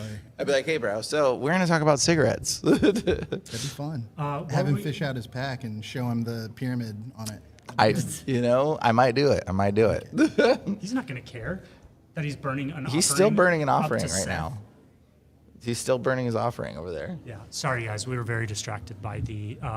We didn't have anything. Yeah, we didn't have anything to No, we're- tell except for to smell. We're kind of just here right now because Matt told us to come over here and sit. I don't know what we're talking about. How long are we actually going to sit here right now? Bro, you know what we were going to talk about? We could. Okay, I'm going to tell you actually about Amun. Okay, because we mentioned the thing. This is like dangerous topics, guys. We're going to talk about some dangerous stuff. Classic. Okay, but so dangerously to understand is that what I was trying to explain to you was Amun in the Egyptian god Amun-Ra is actually quite possibly Yahweh, and he's the same. The Egyptian god. The Egyptian god Amun-Ra, and I'll explain why, and it's very fascinating actually. Here we go. So if you look into the history of Amun, this is where we get the term Amen. By the way, it comes in the same correlated phonetic connection. So Amen, Amun, and people say Amen comes from Amun-Ra, whatever. So Amun was one of the gods, the Egyptian gods, who was above all the other gods. He was greater than all the other gods. He didn't like any of the other gods. He was the god of the downtrodden and the forgotten. He was invisible, and that's why they made him blue. And he has 2 tablets that sit on top of his head. Huh. Kind of weird, right? What do you think those 2 tablets are about? That's interesting. How far back does Right? Amun-Ra go? Hey, But, chat, well, look it's, up how far it's back prophetic, it goes. though. That's the thing. So it was like they Demonically prophetically, prophetic? yeah, that's the crazy part. So like the prophecies of Jesus exist in every culture throughout the world. It exists in Chinese culture. It exists in Japanese, or not Japanese, sorry, Chinese culture, and like the Tibetan stuff. There's existence is of in the Babylonian culture. There's existences of a virgin being born. Okay, in every culture throughout the world. Even like in Hinduism, in the Rig Vedas. So the Rig Veda, it prophesies a character that was going to be Jesus, which his name is Prajapati. And so Prajapati, it's fun to say. And so Prajapati in the Rig Veda is actually Jesus, but people don't know that. And so he's prophesied to be this born on a trishula, which is a 3-pronged stake, which is a cross that he dies on. And he basically is killed by the 3-pronged stake, which they didn't know how to decide that. So they bent the 2 sides up and made it into a pitchfork. And so the pitchfork was originally the cross that killed Jesus. And it's a wooden pitchfork. Okay, can I hit you with something? Trying to wrap my head around this. Okay, so when people talk about the 10 plagues of Egypt, they often talk about how that's like God asserting, like he's like throwing shade at each of the Egyptian gods. Amun was not part of them. Well, he blocks out the sun though. Is Ra Amun not of the Ra sun? is. So Amun-Ra is different. Yes. So what happened is Amun comes in the poor areas of the downtrodden people, started worshiping this god Amun. And then Amun became so better known than all the other gods that they started calling him Amun-Ra, as in the sense of he's even greater than Ra. Because Amun didn't like any of the other gods. He said, none of the other gods are worthy. Only I am worthy. And he was invisible. All the other gods had a form, but Amun didn't have a form. See, this is really interesting because, Right? like, if you take that and you kind of parallel it with, like, Jonah, where he goes to Nineveh and he's supposed to save Tell me them. what you're finding. Right? it's like already expected that they know God to some degree. That's exactly, and you're so right. it's like, well, wait, how would they know that if you're not present there? But maybe he is through another. This feels like Aslan in Narnia, where it's like I go by a different name here, but I'm. Yes. But then, like, if you flip that and you go to Paul at Mars Hill, this is the unknown God. I worship the unknown God. You already have a statue to him. He's the one you've missed. You know? Like, this is kind of wild, dude. When you start looking into it, it's really eye-opening because, like, the prophecies about there being a person born of a virgin in every culture all point to Jesus, and it so inevitably points to Jesus that it's overwhelming. And so the same thing though about Yahweh. There's like tons of correlations of personalities pointing to God that we call Yahweh. But like there's things that also get distorted. What did you learn? What did you find out? Okay, tell me. In regards to God judging the gods of Egypt, so Exodus 12:12, for I will pass through the land of Egypt this night and will smite all the firstborn in the land of Egypt, both men and beast, and against all the gods of Egypt I will execute judgment. I am the Lord. Yep. Numbers 33:4. I don't know if Amun came about before or after this, by the way, because Egypt still existed as a culture. No, I'm just saying that he is judging the gods So of Egypt. this That's could what have been the these- event that's that what these- brought about the greatness of Amun-Ra to the. To some degree. Dude, That may they have might been what it was. They might have Right. pivoted Yeah, they their might have God, said, okay, 'cause their whoever gods this just got God. wrecked. Yes, So they need that's to what I'm kinda saying. That's sick. Rebrand. That's And that's cool. when that's why they called him the God of the downtrodden. So he was the God of the Hebrews that were being. Too loud. No, he was the God of the Hebrews that were being taken advantage of, okay, and being distorted. And so when when like the Hebrews were the downtrodden, they were the ones being abused, and so he's considered the God of this. And so then when they afterwards he was just Amun, but then he became Amun-Ra at one point because they said, dude, Ra ain't nothing to this God. Yeah. And so that might have been Yahweh, which is crazy when you realize maybe it. if it's the God of the downtrodden, maybe they realized, hey, all of our gods just got wrecked by the gods, by the God of the Hebrews. Yep. And so then they kind of meld Amun and their god Ra later on. So they rebranded. Well, it wasn't like a melding. It was Amun-Ra. It was Amun, and then there was Ra. Ra was the sun god. But afterwards, Amun-Ra was an emphasis saying he's Amun, but greater than Ra. It wasn't a Which mixing. just feels like an was just saying extension of the plagues. Kind of. You know what I'm guess. saying? Like if God is asserting his dominance over the gods in the plagues, then the coming out of that, it would make sense for the Egyptians to go, this one's greater than Ra. Yeah, that's exactly. Right. Yeah, that's what they're doing. Dude, well, hey, that's Psalm 82. We talked about this last night at dinner. So in Psalm 82, this is David writing, verse 1. God has taken his place in the divine council, in the midst of the gods, he holds judgment. Other translations will say In the midst of the gods. Interesting, right? In other translations, it'll say God takes his place in the council of El. Yeah, El was the Elohim. El was the supreme Canaanite deity. So what he's saying is, do these move? Dude, what he's saying is, our God Yahweh takes his place in the council of El. In the divine council of El, probably some mythology they have about their God, El, who has this council, and our God renders judgment on El and all of the other gods. So they over and over and over again have this thing in the Old Testament where they want to prove that our God, the God of the Hebrews, is supreme to your gods. So they'll take our God, Yahweh, and put him in their positions and say that he is the cloud rider, another name that was taken from El. El was supposed to be the cloud rider. And now in the Old Testament, it says that God is oftentimes referred to as the God of the clouds. And the Always. reason for that that's is Yahweh. this. Okay, interesting. Is this. They take titles and abilities of their gods and apply it to Yahweh to say ours is actually the one that does these things. Our God judges all the gods of Egypt. Our God sits in El's council and renders judgment on all those gods. Our God takes the clouds and rides them. Our God is divine over all your gods. You know what I'm saying? That's interesting. Dude, Michael Heiser, Read it. He goes through all that in Unseen Realm. That makes total sense. Fascinating. That makes total sense. Game changer. Yeah, because when you realize it, because it's like God is the God above gods. I mean, even Paul, what's he say about this when he says, who's this unseen God that the people are worshiping? You know, the unseen God, he says to the Greeks, and he says, the unseen God that you all worship, guess what? That's my God. He was That's like, what I'm saying. He was like Dude, the one that you can't see. They'll take their concepts of their gods and they will give credit to our God who is above theirs. You know what I'm saying? That's a really cool insight. Yeah, it's pretty interesting. It's demons, bro. Absolutely. It's always demons. Boom. It's demons. Dude, hey, guys, next year, you guys should all be here.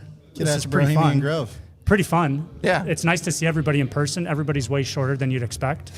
But super nice. I'm not way shorter. You're not short. I would say you're not shorter. Am I short?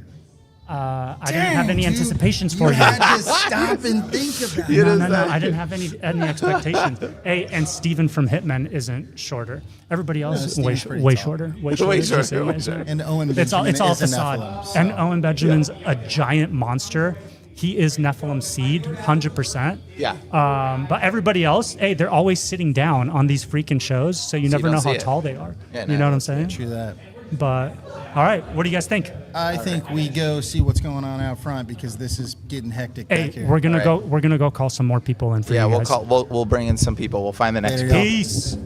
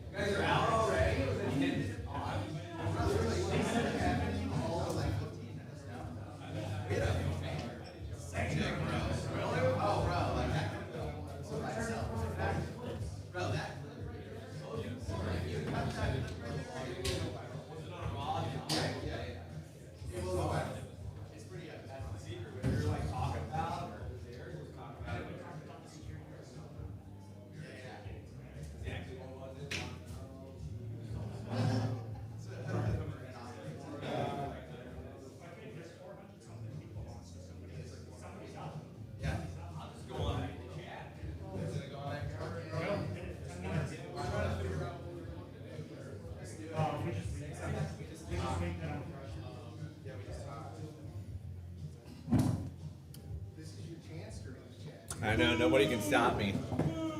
Somebody just said Matt should make faces.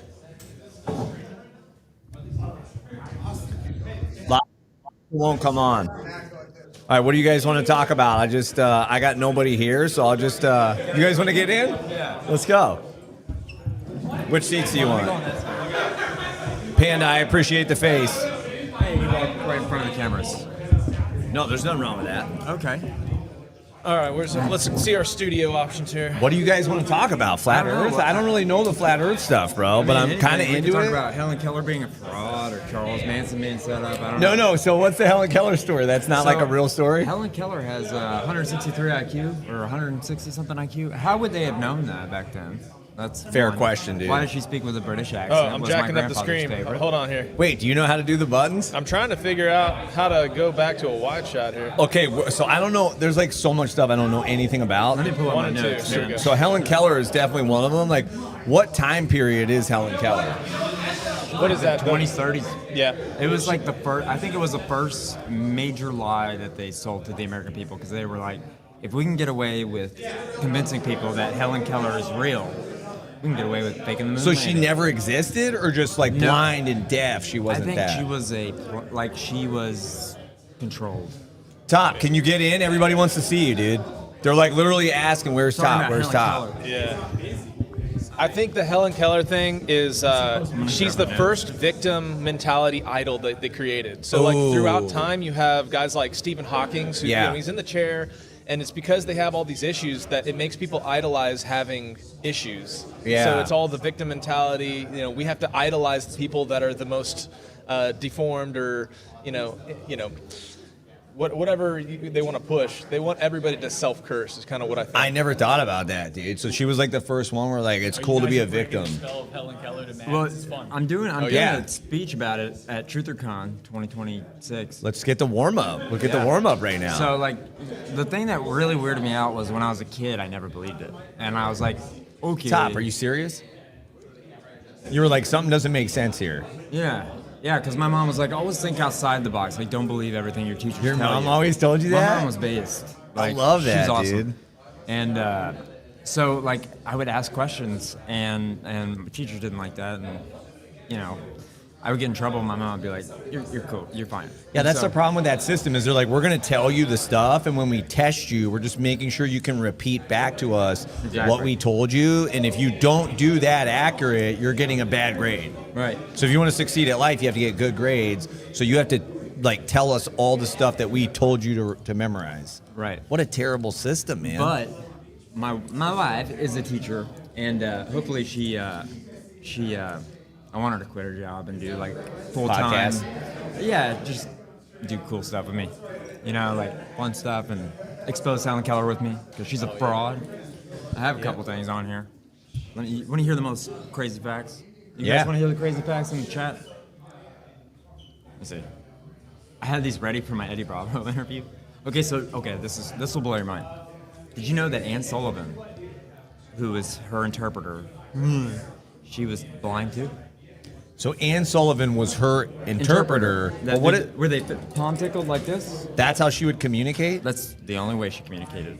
Wait. Palm tickling is what I call it. So a blind, deaf girl never seen anything. Was going to communicate to a blind person by like touching the hands and like communicating hand to hand. It's literally the Bible verse, the blind leading the blind. Yep. But isn't that manifested in front of us? Like a form of like palm reading almost, or just somehow like very weird? I mean, they got to have some code or something. Like I know there's definitely ways, that blind people communicate with sign language. They feel the Braille, but you can't have Braille in your hand. So like, how can somebody who communicates like this pass an IQ test to prove that they're a genius? Was that what they said? So Helen Keller was like a certified high IQ genius. Yeah, they said she had 163 IQ. How do you know that if you're deaf and blind? Right, how would you communicate Just that? imagine being blind for a second, everybody in the chat, everybody. So imagine being blind like for your whole life. You don't know what anything is. You don't know this is a cup. You don't know this is a microphone. You don't know these are cameras. And then imagine being deaf. It's a little bit better. You can see stuff. So, you could adapt. But being deaf and blind, if I throw a ball at her, I want to see if she would catch it. She's fraud, but how would they know her IQ? So was she blind and deaf from birth? Yeah. So never saw a thing, never heard a thing. Since infancy, they like to say that. But that's still crazy then. Yeah, like never. Because from an infant, you don't have a memory of what a ball looks like, or a bottle, or a camera. So basically, her whole life has never seen anything, has never heard anything. And somehow she's communicating on a palm and she was like one of the best authors in the world. Like writing about what? Wait, I what? go down a big rabbit hole. So what was her books about? Her books are about beauty eugenics. and nature. She wrote about eugenics. I was gonna talk about that later, man.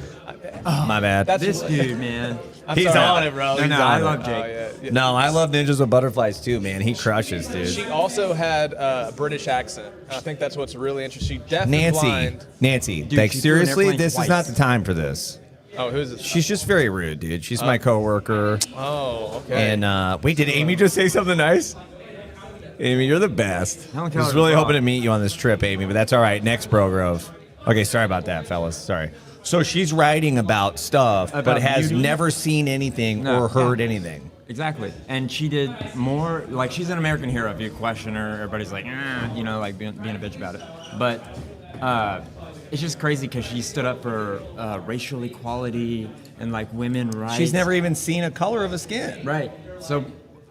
Wait, is this really the story of Helen Keller? Yeah, I watched it on the plane ride down here, and I was like, I cannot believe that they tried to sell us on this bullshit. That doesn't make any sense, dude. Yeah, I mean, also, you can see what the agendas she was pushing, like racial equality, feminism, like these are the same things that are pushed by modern liberals today.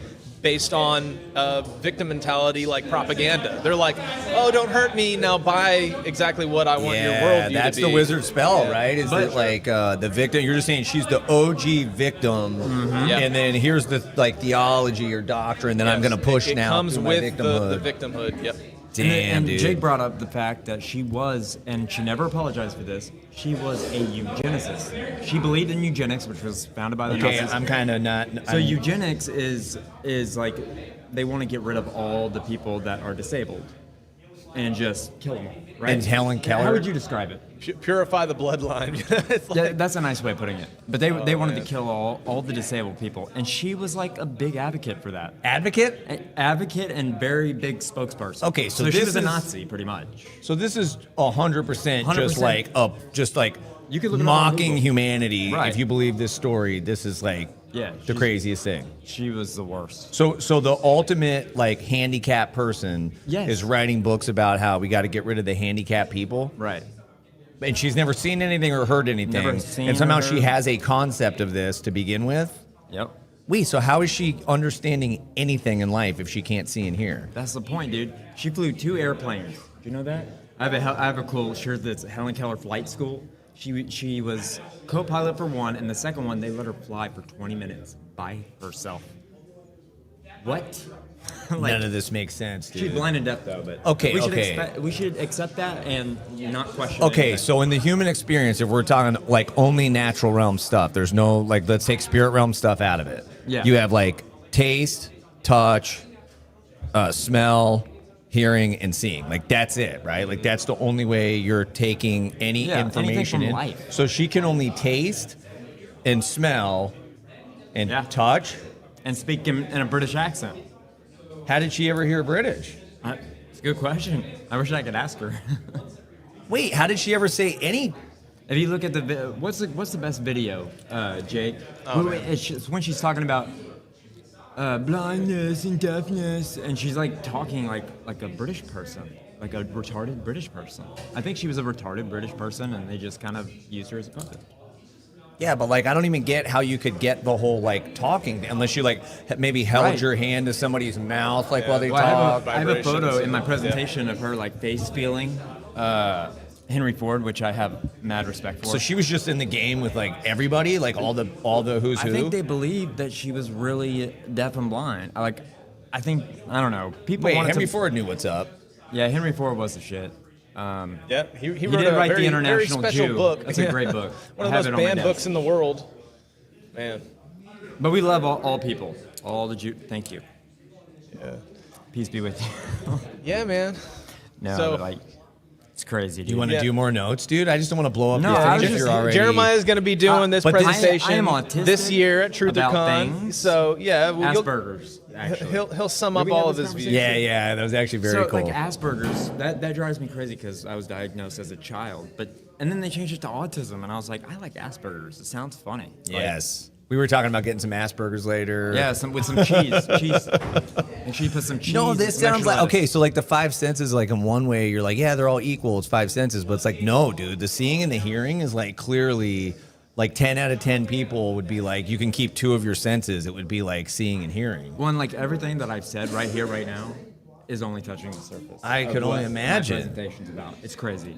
She wrote 12 books, actually. Yeah, but just 12 about nature. That's insane. Yeah, to us. like about what?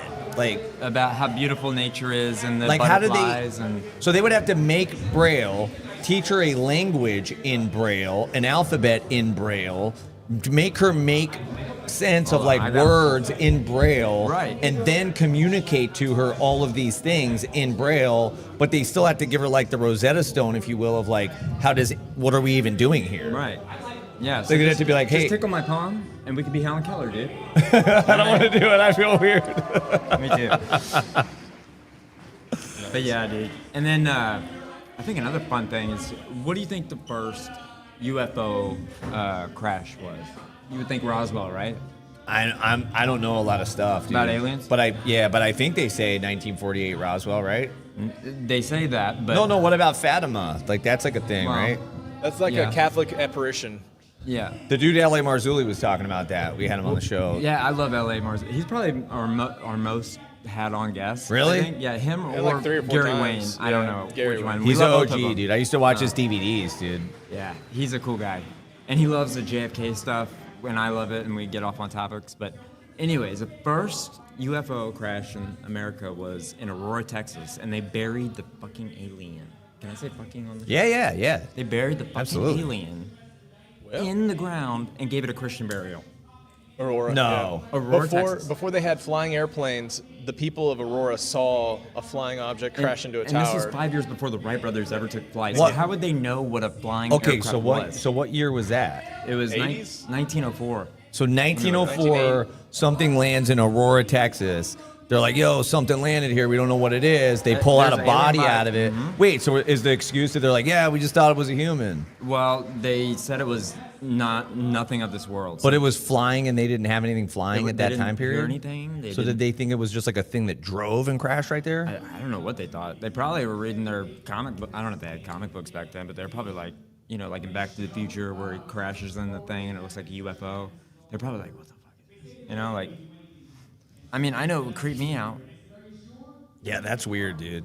Really weird. All the problem is, dude, is just like the more I talk through any of the stuff is like, no, like I don't even know, like whatever we've been told from anywhere is like, how do you trust anything, dude? You like can't. the timeline, like even the timeline, like I have no clue if we're 2,000 years from Christ or not. I have no clue. Right. Like I don't know the time, like George Washington. I'm guessing the dude existed. Was he a good guy? Was he a bad guy? I have no clue, dude. I don't know like what this, because I look at the news today and I'm like, yo, think of how different if somebody writes the history of today. Right. If like I don't know, like CNN writes the history of today, Right, or a university, right? Like a university in America That's a writes good the point. history, compared to like if I don't know, somebody on the X that's like a journalist, right? They're just gonna write about it.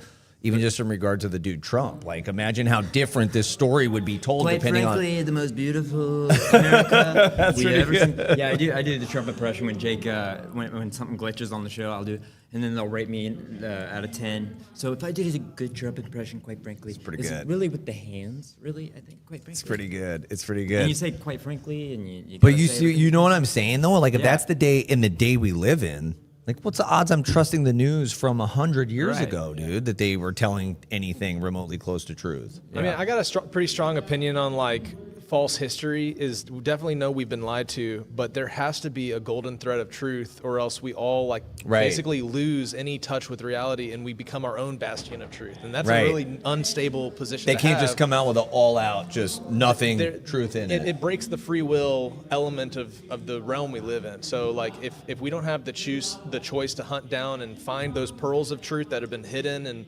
passed down from generation to generation by the truth preservers, then ultimately who can we trust? Nobody but your own kind of experience. And you know, yeah, there's a lot of people that think that's where we're at, but you know, there's got to be a golden thread of truth throughout Yeah. time. And I think that's the treasure hunt. That's the valuable thing that we have to find today. And we have like the coolest tools ever. Like 100 years ago, you had to go to like a seminary with a big Right. library, read 5 languages. Well, but now, unless you believe that lady on the Charlie Chaplin was really on a phone. Oh, I have seen that. Time traveler. Hey, Yeah. okay, yeah. But I don't think it was. I Wait, think she you was- get into time travel? I don't, you know. Back to Oh, the you Future do? Let's is go, bro. Is my movie. Wait, Would which you, one? Would you rather go to the future or the past? I don't know. I've had some weird experiences, like dreams where I'm like in another time, but I don't know if it's future or past. Because I'm Right. like, wait a minute. I know what I've been told the past is like, but then I'm like, okay, so I'm like looking around. I don't see anything that's like modern, so this must be the past. But then I'm looking around more. I'm like, but this is more advanced than like what we have, so I'm not sure. So that's what I'm saying. That's another thing. It's like, who knows what was going on the planet Right. 100 years ago, 200 years ago? Like, Yeah. like who knows, dude? Like, I don't think we're the most advanced people. Like, if they said, hey, who's like somebody that's really cool in your guys' society that's brought you guys forward? Like, this guy Zuckerberger. Like, oh, what did he do? Or like, he made it so where we could all gossip together. It'd be Right. like, that doesn't seem very advanced, man. Yeah, So super just, cool. I don't know, man. This guy's trying to sneak in. Well, shoot, guys, we're going to peel out here and get back to the event. Well, they just got started, and if you want to check us out, go to Skiba News Nation. Jeremiah and I do a show, and check out... I'll try to put a Wait, so you're not from Ninjas and Butterflies? No. Bro, I thought you were look one of like those the guys. guy. Yeah, I know, right? It's the hair and beard. Right? Okay, what about the event too? So, what about the yeah, event yeah, in November? TrutherCon, November 7th and 8th is going to be the biggest and best Truther convention. The best. It's going to be the best. The best. The best. And we All have right. some of the coolest people there, so make sure you get your tickets. And VIP is almost sold out, which is crazy to me. But love you, Chris Shannon. Love you, Lindsay. Yeah. Thank you. And Sierra, Jake. Same. I love everybody. Yeah. And quite frankly, I love everybody. All right. Nobody's loved like I loved before. 10 out of 10? 10 out of 10. Yeah, that's 10. That's 10. All right, we'll right, see you peace guys out, soon. guys. We'll be back soon. Adios, amigos. How's that? Don't forget your robe, dude. Oh, yeah. My rock. You guys are cool, man.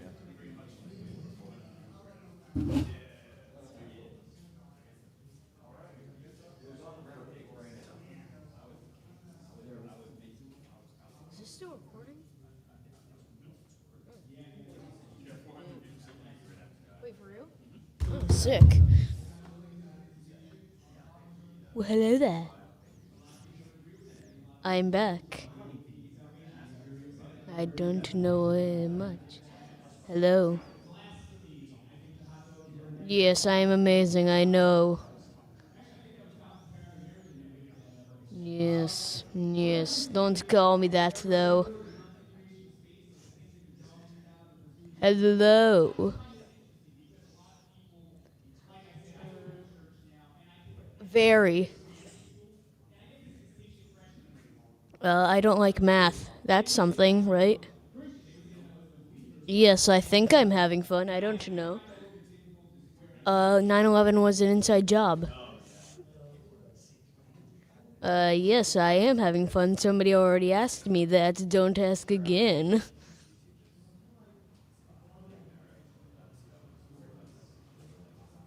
Yes, very nice. Yes, very awesome. Yes, very laugh out loud. I don't know. I don't know how true that is. Ha ha ha. Yes. Yes, I am terrifying. I am... Boo.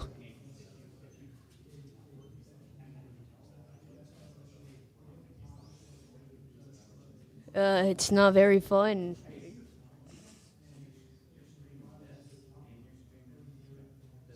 Some guy named Otis at the VIP day yesterday. I barely know them. Never met them a day in my life. Oh, hello, Chop. Jack, what are you telling the people, Jack? I'm just answering their comments. Oh my God, there's 400 people here. Okay, what are you talking about? I don't know. You know how to read? Yeah. Okay, that's good. I went to first grade. If you didn't know. I didn't know, Jack. This is fun. This is almost like a father-son thing, but I'm not your dad. Yeah. All right, so tell me the crazy stuff, the craziest conspiracy that your dad has ever told you. That you believe. Do you believe all the conspiracies he tells you? It's most of them, I'd say. Well, all right, so which one is your, which one's your favorite, and then we'll go to which one's the craziest. I don't remember many. In one ear, out the other? Yeah. All right, flat or round? Flat. Big ice. Why? Big ice walls. Yeah, but you go to school, right? You go to public school? Yeah. And what do they tell you? That it's round. I don't like teachers. So you're failing, are you failing the test? No. You just lie on the test. Yeah, basically. I don't know what to do. I don't want to get an F. Yeah, that's true. Listen, you gotta just be a part of the system until we can prove to everybody that it's flat. Okay, that's cool. All right, where are you at on chemtrails? Do you know what those are? I have no idea. Like when the planes fly and they leave the marks in the sky. Yeah, I know what you're talking about. Yeah. Who's doing it? Who's doing it? The government. The government. Okay, Yeah. good. He hasn't. Also, the airlines, because the airplanes. And the airlines? Who owns the airlines?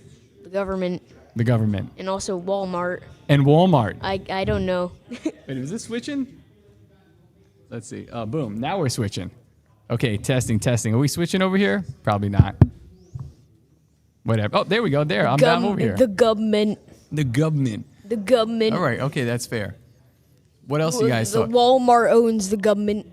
How about, does your dad ever talk about he talks about fallen angels. We know about that. Yeah. Where are you at with that? Is that like old hat in your house, or is it some like old news? Well, I started learning about it when I was about, I want to say 8 or 9. 8 or 9, so about 2 Yeah. years ago. And was it like a surprise to you at first, or did you Yeah, the whole thing with God was like a surprise because like him existing at all? yeah, I always thought the Big Bang was real because I like grew up around that, and I learned, and I was in like 3rd grade when I learned about God. Oh wow. Yeah, because I guess your dad just became like a Christian, so all this is kind of Like new to me. yeah. And then you just got baptized Yeah. at the church. What do you think about that? Was that like a good experience for you? I like swimming, so yes. I don't know why. Why are you asking me questions for? Yes, I am the mini raven. Where are you going? Continue calling me that. Hold on. Let me. All right, guys, I'll be back. What's up, Ed? Praise the Lord.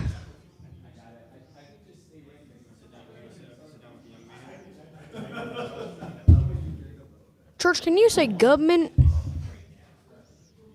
Hello, random dude I don't know. Oh, I gotta switch chairs now. What's going on, family? We got Sneaking in. Bennis the Menace, and we Sneaking. have JT Files JC. Nice to meet you. Yeah, we're finally doing a podcast together. Let's do it. And also, I'm here with a gun. Guys, El Chapo Jr. over here has been the life of the party. Thank you. I'm not saying we're being held. We're being held at gunpoint to do a podcast for the Nephilim Death Squad, but I'm just saying. But if you aren't saying that, then it is happening. Just It's kind of I'm saying it. It kind of reminds me of that. Did you see the one where people are talking about like if you're in distress, here's like the hand signal, and then the husband behind is going. Yes, exactly. And he's about to get abused right afterwards. Or there's picture. Well, never mind. I don't want to get the live stream taken down. Blink twice. I can't. This is like one of the only podcasts I'm probably doing where I'm not blinking incessantly because I think those fluorescent lights just jack up my retina. Yeah, if you don't, you gotta get the yellow glasses or the red light blocker, the blue light blocker. Isn't it kind of gay though to like wear those kind of glasses indoors? It's not like we wear them on our show all the time or anything. But thanks, JT. But if I was sponsored by somebody like that, I might rock. I might. It's good for you. We'll get into the health stuff later. What's up, JT? What are we talking about? Well, we were first on. I just want to give thanks to the Most High God and also our gracious host. I said I think that I'm pretty impressed with the dangerous retards that they Yeah, put something man. like this. This is cool. Good on them. Like, I really hope this sets a precedent for what people in this arena can do. Yeah. But hey, I'm not gonna lie. Like the gladiator arena? There you go. Yes. Mm-hmm. Yeah. I like and gladiators. you're part of it with your gun and your swords and stuff. I'm not gonna lie. A lot of crazies out there, bro. A lot of crazies. So we gotta manage the space. Yeah. This has been a lot of fun. So I would say that, Lord willing, this is my first of many Brohemian Groves. Because my only other experience going to like a conference, I went to the Quest for the Ancients this year with the infamous Billy Carlson was one of the headliners, no. Randall Carlson. But I had some good friends that were speaking over there, and it was very New Agey, obviously. Yeah. I mean, it probably goes without saying, but like the people here are amazing. Like the actual people who are showing up who watch the podcast. It's Like Otis? Otis? I'm not familiar with Otis. Oh, well, he was a cool guy. He's a cool guy? Yeah. Well, you have to introduce me to Otis. I believe you, though. We do believe you. we just haven't met him. Yeah. Shout out Otis. Yeah. Yeah. Otis in the house. No, absolutely. So being able to talk to people, it's been a lot of fun. Because I mean, most of the time we see you guys in the chat and we appreciate you guys. Yeah. But being able to see people IRL is Yeah. pretty cool.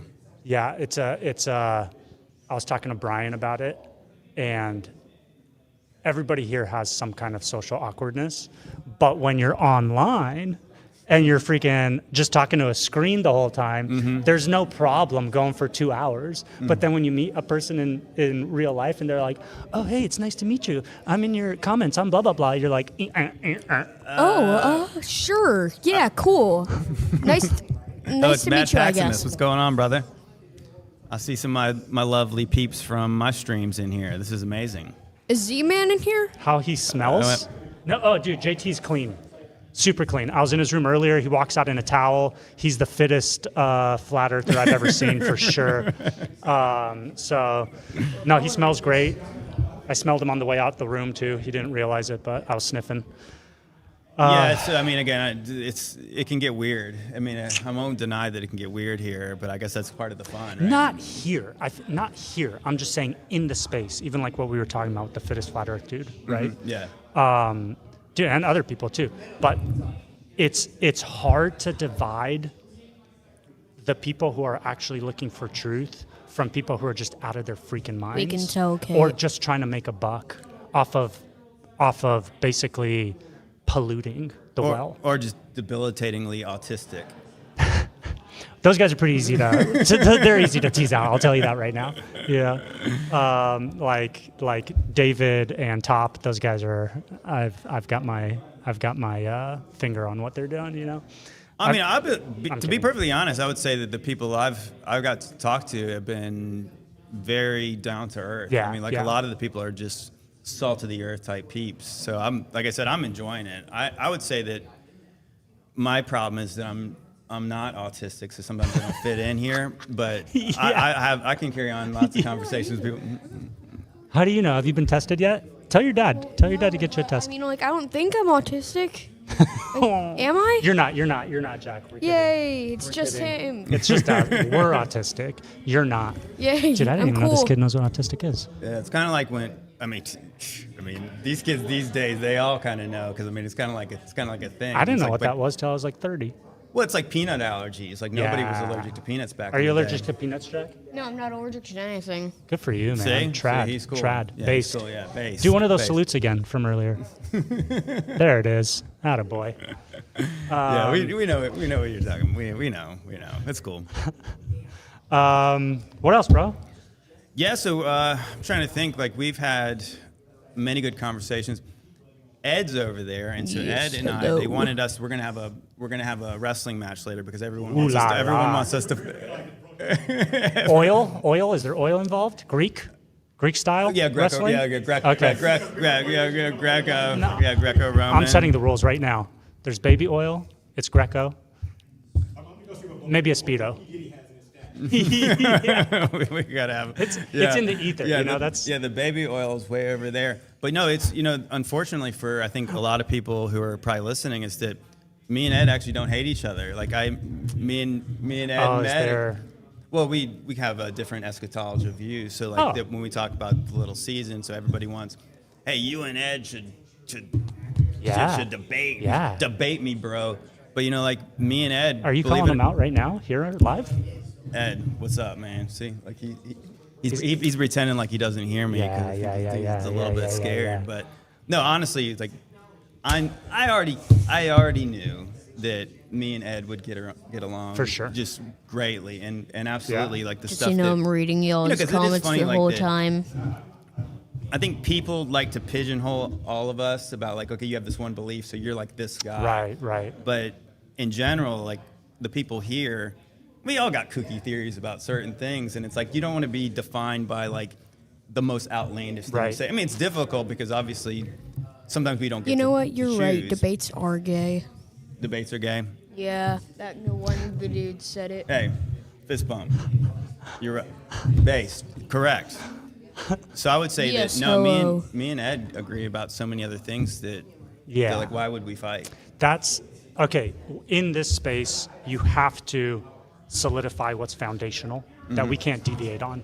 Christ as king. Yeah, Christ is king. Jesus came in the flesh. Amen. That cannot be denied, or you're antichrist not according adorable, to the I am a definition in badass. 1 John. Right. Right? Those things are foundational. Salvation in Christ alone. Bro, I can't tell you how many people, not here, But usually in the comments on our videos But I or still IG, do like because you disagree on secondary issues, I don't like get to do eschatology, videos often. or the timing of the rapture. Hey, I was or how actually long on a the different tribulation channel is. a while Or is back. it a 7-year tribulation, or are we in little season, right? Or are we in the millennial kingdom right now? And if you disagree with them, they'll say Wait, you're incident? not Christian. And it's There like, was an incident? bro, What ironically incident? enough, by you making that statement, you're adding to faith in Christ for salvation. You know what I'm saying? Right. It's almost like saying you gotta get circumcised. Like you're preaching a different gospel. Where like Correct. What is interesting Yes. when you think about it, like the way that when we talk about the little season, some people say it's heretical, but these people are Yes, not even what do you in the want? church that defines what Tell is me heretical. now, boy. You know what I'm saying? Like the church has defined what certain heresies are Yeah, and certain that's things. true. Gideon, what do you like, want? if it might be heretical for you, but who are you to like? Right. Tina the Who Turtle made you Pope? Terminator. Dude, that's what I'm saying. Like, we can't divide over these things as a family, right? Because that's what we are. We're all brothers and sisters in Christ. If it's a matter of salvation, I was driving to this place hold on, I want to hear this guy out. I was driving to a place to make chocolate, and You were driving somewhere. well, my parents were. Okay. Were Nice. driving me somewhere to make chocolate for like maybe 2 hours. I don't know. And on the way there, we saw somebody driving there run over a turtle. No way. And my dad just started like cursing them out. But then when we pulled up next to them, we were like, hold up, that's Tina. That's Christina. Oh, you knew her. So The turtle killer, you know her. Tina the Turtle Terminator. There you go. Triple T. Did she repent of that? I don't know what that means. I love how the conversation about foundational Christian values leads you to Tina the Turtle Terminator. You know what I mean? Yeah, I totally see that. I disavow that. I think we can divide based on the people who have love for the turtles and other people who are. Yeah, those. They're we're not they're talking, heretical. We're not They're talking heretical. about reptilians though. Like we're not talking about. No, those we have to run we're over. not talking about the underground pizza eaters. Yeah, we have to run them over. So that's all I'm saying. We can, as the body, dude, especially. And I brought this up when I was with Top and the boys when they were doing the Alberino drama. You know, I brought this up to them, dude. Based on where we're at, like in the timeline and what we're seeing happening around us, this is not the time to divide the body over these secondary issues. We need to be so like united and solidified in Christ together, because the crap coming upon the earth, whether it's little season or the great tribulation, right? It could be. It's either one of those two. There's nothing else. Or there could be tribulation coming, and it not necessarily be. Yes, the you've said capital, my the name. great Hello, tribulation you versus, said like, my the initial capital is. T tribulation. Did you know there is no? You guys can look this up. Did you know there is no the great tribulation associated with end times anywhere in Scripture? The Great Tribulation I don't is know not what in the Revelation. Holocaust is. The Great Whoever Tribulation you are, is something I that don't John care says is about upon us reading right your now. name. Well, in the last he was saying hour. that I'm your brother in tribulation. Yeah. And you're Oh, like, it was but then people are Gideon. like, oh, he didn't mean the great one. It's like, oh, they were only experiencing getting their heads chopped off Right. and being fed to lions and being Roman torches. But we're going to experience. I mean, it's going to get really Jesus. bad. Like a tribulation has never been seen on the face of the earth. I mean, there's been a lot of pretty bad. I mean, they tribulations. only tried to I boil have John no in oil. idea what I they're think he's talking about. I think you I can don't know legitimately say that was a anything. pretty great tribulation for me. Yeah, but it didn't happen to Karen, so she's not going to count it. No, the Great Tribulation is not in Scripture. I also brought up recently that the Antichrist associated with end times Correct. is not in Scripture. Lord, name of Antichrist is not mentioned anywhere in Revelation. Okay, the only place Antichrist saying- exists who's saying I is smell like a in the fart? letters of John. Who? The First John. Is it And one of y'all John at Broom says, Grove? He defines Maybe. it. You've I don't know. heard that the Antichrist is coming, and we are in the last hour now. Well, he says that there's been many. What many did I do to Antichrists, you? and Yes. there is one coming, so Yes, that we know which you've heard of. You know he's coming. so that we know that we're in the last hour. At the time of John, not the last days, the last Oh, hey, hour. that's funny. I just right? ate a Hour is hot after dog. days. So the last days transpired, and now they're in the last hour, and the Yes, Antichrist I was know. coming upon them. I'm hilarious. Kind of weird. It's Correct. crazy. Even Paul talks about what the son of perdition. that spirit is already at work. Like he was saying, like that. Yes. Almost in the same vein of what John is saying. It's like that. There's a spirit of Antichrist, and obviously That's exactly what it anybody says. is Antichrist if they deny that Jesus came in the flesh. Dude, but how crazy is it? I just found this out 2 years ago. That Antichrist is not mentioned anywhere in Revelation. You know, that's a funny thing is when I started to reread the Bible again, I was like, you know, beast, the way it's being used in the Book of Revelation is not specifically Antichrist. It's more like it's like it's talking about the system, like the beast. Sure. Because it's obviously it's not like who can make war against the beast, who can fight against the beast. Yeah. Like the beast is like, if you consider it could be Rome. It's like if the Roman Empire has subdued the whole world, it's like, well, how can anyone even fight against them? Yeah, bro. Hello, Think about the Brian. names you've got in conjunction with this figure. Oh, we got demon racers up here. I'm just jumping in. Say hi AKA to. Hop on in, bro. lightsaber dude. Hey, we're talking about the Well, Antichrist. no, you're good. The cameras are switching. Hi, lightsaber dude. We're talking about the Antichrist. We were And talking also- about turtle killers. and turtle terminators. Tina, the turtle Tina the Terminator. Terminator. Is this the turtle Terminator right here, the guy? No, they're, No, It's he's Christina. he's protecting turtles. It's Top's wife. it's Top's wife, Tina. Dude, so you've got these are the names. You've got the Beast, you've got false prophet, son of perdition, you have Antichrist, you have the lawless one. We have Trump. Some will throw. we Some already will said throw. do we Some gotta will do throw. that? We already said that. Okay, We said okay. Antichrist. We were already talking Okay. about doing a skit where Donald Trump was actually going to play the role of Moses, and he was going to say, You gotta give us a preview. "The Pharaoh, not too bright, not too bright. I said, let my people go, and his heart is a little hard, Little hard. little hard." It's hard. It was hard. Hardened. Heart was hardened. Nobody splits the Red Sea like I do. Nobody can do that. Nobody can split a sea like I can. They said they want water. Yeah. I said, "Watch this. Take my staff, and I hit that rock." Kind of a big deal. I'm kind of a big deal around here. There's so much to mine from the idea that Moses was talking like Trump. It would be endless. I like the idea. God, what did I ever do to you? Be stuck with such hard-headed people. I like the idea of Moses having the Trump hair toupee thing. That's what I'm talking That's about. But with the what you brought beard. up. With the beard. This is AI. Hey, chat could do this right now. Somebody could hop on GPT and say, "Give me Moses with Trump's hair." Yeah. Right? So Like, do it. I don't know if you guys could drop it in the. Nah, you can't drop it in these You comments. can only do comments. But send it to us on IG. We'll Yeah. repost 100%. 100%. Dude, but My people go. that's the interesting thing. Growing up, like vanilla Christian dispensational, every time the end times is brought up, you always hear, and the Antichrist this and the Antichrist that. Nowhere is the Antichrist mentioned in terms of anything related to the end times. Yeah, not even ever. Not even. That's the thing is I think that when you start to like read the 70-week prophecy in Daniel, and like people are thinking the 70 prophecies about the Antichrist, but it's really about the Messiah. Dude, for sure. It's like you're trying to find the Antichrist, but like they're looking forward to the Messiah coming. Right. They're We looking just forward did- to Jesus. So like the 70-week prophecy is about Christ, and he shows up right when he's supposed to. Of course. We just did I think it was like a 3-hour episode on just the 70 weeks of Daniel. Is Brian's mic? Are you guys not hearing Brian? Somebody said. My mic is it's working. It's just I'm not saying anything. Oh. Brian, turn on your mic. Switching randomly. I am not stinky. Actually, why don't you guys share the mic? Maybe. Oh, there you go. This is. I'm not saying. Oh yeah, it does work now. So this mic's kind of dead.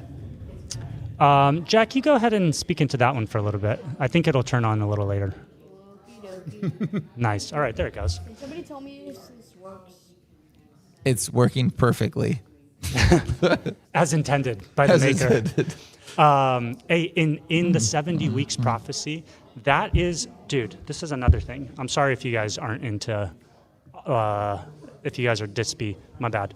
But the notion of a 7-year tribulation specifically comes from the 70th week of Daniel, a 7-year period. Right. And they'll take that last final week, that last 7-year period, and they'll project it 2,500 years into the future, into the end times. Right, sure. So everything else is about Jesus. Everything else is about what's going to happen with Israel in the time of Jesus, except for the final week. That's 2,500 years later, or 2,000 years later. This 2,000-year gap thing is kind of a problem. Well, the gap is just long enough for the people who are still alive to say that they're living in the end times. So it's a little coincidence. It's not necessarily 2,000 years. It might be if we're like, you know, if this Earth keeps going for another 300 years, well, then I'm sure it will be a 2,300-year gap. That goalpost always moves. Yes. You know what I'm saying? But just the notion that you have to project the final week 2,000 years into the future, or 2,300 years or whatever, is kind of silly. You know what I mean? Yeah, like I said, it's funny that if you think about like the 1800s, you had all these sects of Christianity pop up, like Latter-day Saints. You had the Jehovah's Witness. You had the Seventh-day Adventists. And they all pop up at the same time to say that they're living the last days. And they're all tethered to that. Back then, it was about 1,800-year gap. There's a gap. They were all tethering off of the same concept of dispensationalist ideas, or like that we're living in the end times and that the end times is coming and everybody needs to be afraid. And it all happened. All the Christian kick in the butt at the end was literally like Mormonism, Jehovah's Witness, like Seventh-day Adventists. They all happened right at that same within the 1800s, and they all split apart. And then they all came from these ideas of that the end times is going to be something different than what it already was. Dude, that's not unique to the 1800s. There was something spiritual happening at that point for sure, though, because that's when all these schisms happened. Okay, yeah, Satan was let out. Well, it was. That's where I'm at now. I think during the Enlightenment, was when the release happened. Well, actually, because let me qualify that. It says that he'll be released for a little while to deceive the nations, right? Correct. But we know the nations were deceived before, right? Before Christ, the nations wed deceived. They belonged to Satan. Okay. That's why I always think it's interesting when you consider that if the Book of Revelation, I think, highly gives the idea that in Pergamum's where Satan's throne was, and a lot of people believe, I think most people probably here would believe that it was this altar to Zeus that is actually now in a museum in Berlin. I said, isn't it interesting to think about like the idea that this temple was dug up and placed right in the middle of Europe during like the early 20th century. Yeah. You know what I'm saying? It's almost like if Satan was back, would he say, go get my throne and put it in a place of prominence? Right. He like wanted it back. Which it's very interesting. It was under the ground. Like they had to dig, and the Babylonian gates too. Yeah. Oh yeah. They moved the Babylonian gates and the Pergamum throne and the there was like multiple occultic things they moved all the way to Germany. In that same time frame? Yes. Yeah. Dang. Right before Hitty took power. Dude, from like for me, coming a little season is just from looking at scripture. Like I don't get into the Tartaria stuff. I don't get into the shape of the earth. I don't get into like mud floods or like maybe that stuff's true. I don't even need that in order to get to little season. I could just go through scripture. You know what I'm saying? I agree with you.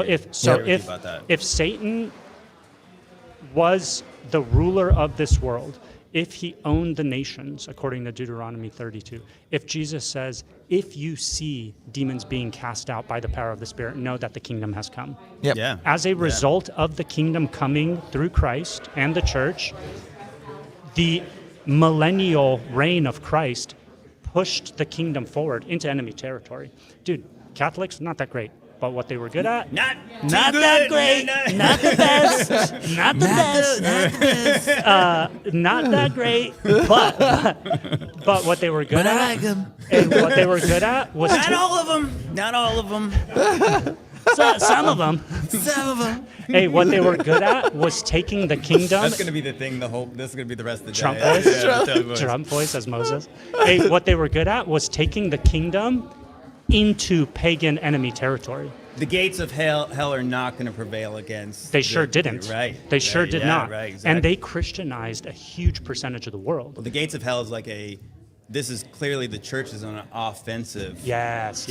March, like because this is not like we're not defensive here. We are like Jesus gave the apostles authority to like go into places where it was unheard of for them to do. Oh. I'm up. Hey, I guess I have to go on stage for something. I'm not sure what. Love you guys. Peace. Thanks, JT. Yeah, Thanks, for Brian. sure. Thanks, Jack. Hey, you guys stick around. What are you doing? Ben is the menace. Great guy. Really smart guy. Great hair. I have better hair. Keep them switched because that one is picking up that one. Yeah, come on, sit on down. We got the end of the world news. Tell us about the news, bro. And also the end of the world, like zombie apocalypse and stuff. Zombie apocalypse might come. I don't know. Yeah, I really like the zombie apocalypse. We got broadcasting seeds. Hello there. Guys. He's got the best podcast. I do not have the best. The best voice in podcast. And I have the best hair.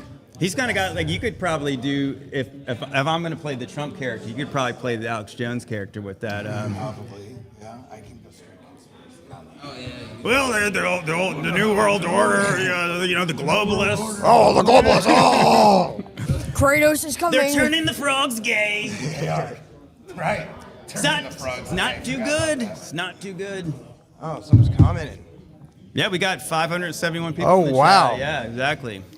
Yeah, and he's also one of the biggest psyops on earth. I'm just saying that right now. Who, Alex? Oh, without a doubt. Alex, not too bright, little nutty. This is a cool setup. But this event has been awesome so far. Like my hair. This is my first conspiracy event. Yeah, no, this is I said I did one. I said the contrast for me was that Brian and I went to the Quest for the Ancients thing in Sedona.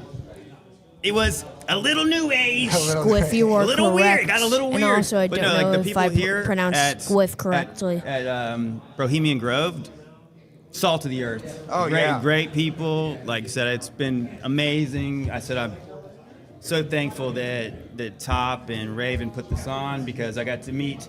Yes, well, in I mean, person. like I said, we got friends from the internet in real life. Is really cool. Yes, and I'll tell you one thing. Oh, good. Yeah, the fact that we all get to see. I mean, some of us have met at other events or at other things, but to bring them all together, I think it's super. It's a little surreal, right? It's a little I don't surreal, know a what- little overwhelming, but it's pretty awesome. That's the word I was going to go for. It's like we speak in front of a screen all day and we got the chat, but then to see these people in real life and say I watched the show and to sit down and have a conversation and we're throwing ideas back, it's really made it all surreal, like full circle, and to get to meet you guys in real life. And let me tell you something, JT. To me, it's just same kind of person awkward. Off camera as he's on camera. I really mean that. No, thanks. After having that conversation, it was awesome yesterday hanging out. Yeah, it was funny. Is Owen here? I haven't seen him yet. He will be, but You mean the Nephilim? Yeah, the Nephilim. Yeah, good call. Good call. The Nephilim. Owen is a giant, and he's a giant personality, and like he is the same. Like the guy you see on the internet is the guy other than the fact he looks way bigger in real life, but like you trying to keep up with him like joke wise because it's like, oh, we're like doing a thing. Like is this what this is? Like we're like trade. Is he constantly in a bit? It seems to be like where sometimes I'm like, I don't know. He's a great guy, but I mean, yeah, like it's hard to keep up with. I mean, because obviously He goes pretty hard in the paint. He goes really hard. he goes really hard. Owen looks like he could play Kratos. He could do what? Owen looks like he could play Kratos in a movie if he wanted to. Yeah, he's. Is that from God of War? Yeah. That show. See, like I caught that reference. You that guys show in Hawaii. No, I think it's that game. That game, yeah. Like Owen is he's a character. He's a character. He's funny. Yeah, it is surreal. Like going in there and I'll say this is that I told the guys, I said for one, I said this is awesome. They put this on. It's very ambitious, but also their setup, Matt's coffee shop. Man, awesome. That is like they're living the dream with. It's what we all dream of. Yeah, right. Yeah, I mean, I have plans, guys, and I'm going to tell you two as well, and we'll have open. I plan on doing something in the next few years in Myrtle Beach. Oh, trying to there you go. rival what they're doing here. So. Yeah. That's the idea. Well, they've kind of shown us like the model to do this. Exactly. So I think a lot of us probably who are here, I know I was talking to Bennis, and we were talking about, dang, like we kind of see what's possible. And of course, all these beautiful people in the chat, if we could have another event, of course, all the same people would be invited. And then hopefully we'd maybe make it a bigger tent. We'd get some more people involved. Like the more we could do something like this in real life is, well, Lord willing. Lord willing. Lord right. willing, we'll make this happen. Yeah, exactly. It's a lot of fun though. No, but that standard coffee shop is awesome. I was talking about last night. I was like, man, what an awesome way to live life. You have a Christian coffee shop, and then you have a podcast studio in the back, and you put out good content. You're preaching the gospel, especially with the Street Bible podcast. It's amazing. Yeah, well, when you think about it, like the idea of like coffee shops, I mean, like a lot of people, like, you know, in your local town, you might take your laptop, do a little work, you might have some conversation over cappuccino, but then like for the place they have, like the back of it with the studios is as big as the coffee shop. Yeah, so it's like books. Well, it's a biblical study room too. I mean, it's like a library. When it's not set up for Brohemian Grove, but it's a library. And have you looked? Did you look behind? It's the books are amazing. Yeah, Matt showed me behind the curtain. Yeah, it's like the Vatican vaults, except for just a little smaller. Except for in a coffee shop. Little in smaller. Florida. What do you think's in the Vatican vault? I mean, all the secrets. What do of I the world? think? I would say that it's my theory that when they talk about the burning of the Library of Alexandria, I would say that the books may have went there, or maybe the copies of whatever they had. Because it doesn't seem to me, based on any history that I've learned, that the Romans were the kind of people that would burn books. Yeah. Because they were people who obviously valued knowledge or gnosis. Yeah. So would they have burned books that they didn't have copies to? I never even thought about it that way. They staged the fire so they could steal all the books and not be asked to show them later on. It would be the suppression of knowledge, because if they think that knowledge is power, well, then they don't want all the plebes like us to have access to the truth of our history. Not the truth in Jesus Christ, because we all still have that. But it is interesting when we try to theorize about the last 2,000 years, maybe even since the days of Noah, like what did they know, and what are we in the dark about now? Absolutely. You know, they shouldn't have gotten together to storm Area 51. They should have actually stormed the Vatican Library. Yes, yeah, I agree, 100%. I mean, the stuff that's there has to be wild. Yeah, no question about it. I mean, and that's the thing. It's like, where would you even, like, what if they just said, "Hey Ben, we're giving you the key to the Vatican vault"? Like where would you even begin? Even if they showed me that place, it's like, was it 53 miles worth of bookshelves? Oh yeah, and they're all pristinely kept, so they can't get screwed up. I mean, I'm sure they're all in another language. You definitely need a translator. Yeah, probably Latin and Greek. All these manuscripts. We would need the ChatGPT demon to be able to say, okay, what does this say, Chat? Well, I'll tell you one thing. The Vatican better not allow Anthropic to get in there, because they'll probably upload all the books and then burn them all. Burn them Did you all, hear right? that with Oh Anthropic? yeah. I mean, I've seen a lot of. I've seen those machines they have now that are like going in there, grabbing a page, and. Well, Anthropic just got caught with an internal memo, I believe, where they were taking these old ancient books, one of a kind, downloading it into the AI, then destroying the book. Scanning all the books, and then literally cutting the. To upload them, they'd have to cut the spines anyway, and then fed them in through scanners, and then just absolutely done. The real book burners. Yes. The real book burners. Yeah, that's a travesty. It's wild. I mean, that's the thing. It's like, I know that when you do try to research like the last couple thousand years, it's really hard to get books past like that are like pre 1850. Yeah. What is it? Is it Paul Stobbs? Understanding Conspiracy? He gives a date to that, right? Isn't it like? Doesn't he say it's like 1859 or 1860 something? It's really hard to find books before that, something like that. Well, yeah, I mean, I think that just in general, I know Brian's talked a lot about it. It's just that pre-19 or 1850 is like a very difficult thing. I know that like one of the books that I read over the past year was the American Antiquities and Discoveries in the West. That was a reprint from a book from 1833. But yeah, like of course we're talking about. I mean, again, that's one book. Like what we're talking about. Like, yeah. I mean, the truth is, we don't really know what has been lost. No, I'm curious about the biblical scriptures they got in there, and then comparing that stuff to what we have now. Is there any discrepancy? Mm-hmm. Yeah. Extra books that we don't know about that they really wanted to keep for themselves. Well, we've been talking about that a bunch. Is that so? I started reading the Septuagint, and so if you get like the Orthodox canon is 79 books, the Catholic canon is 73 books, the Protestant canon is 66 books, the oldest, the Ethiopian canon is between 81 and 88 books. But that's what we know about. Yeah, so exactly. we don't even know. We don't know what we don't know. What is your take on the official canon, or are you trying to absorb everything and then trying to paint a picture from there?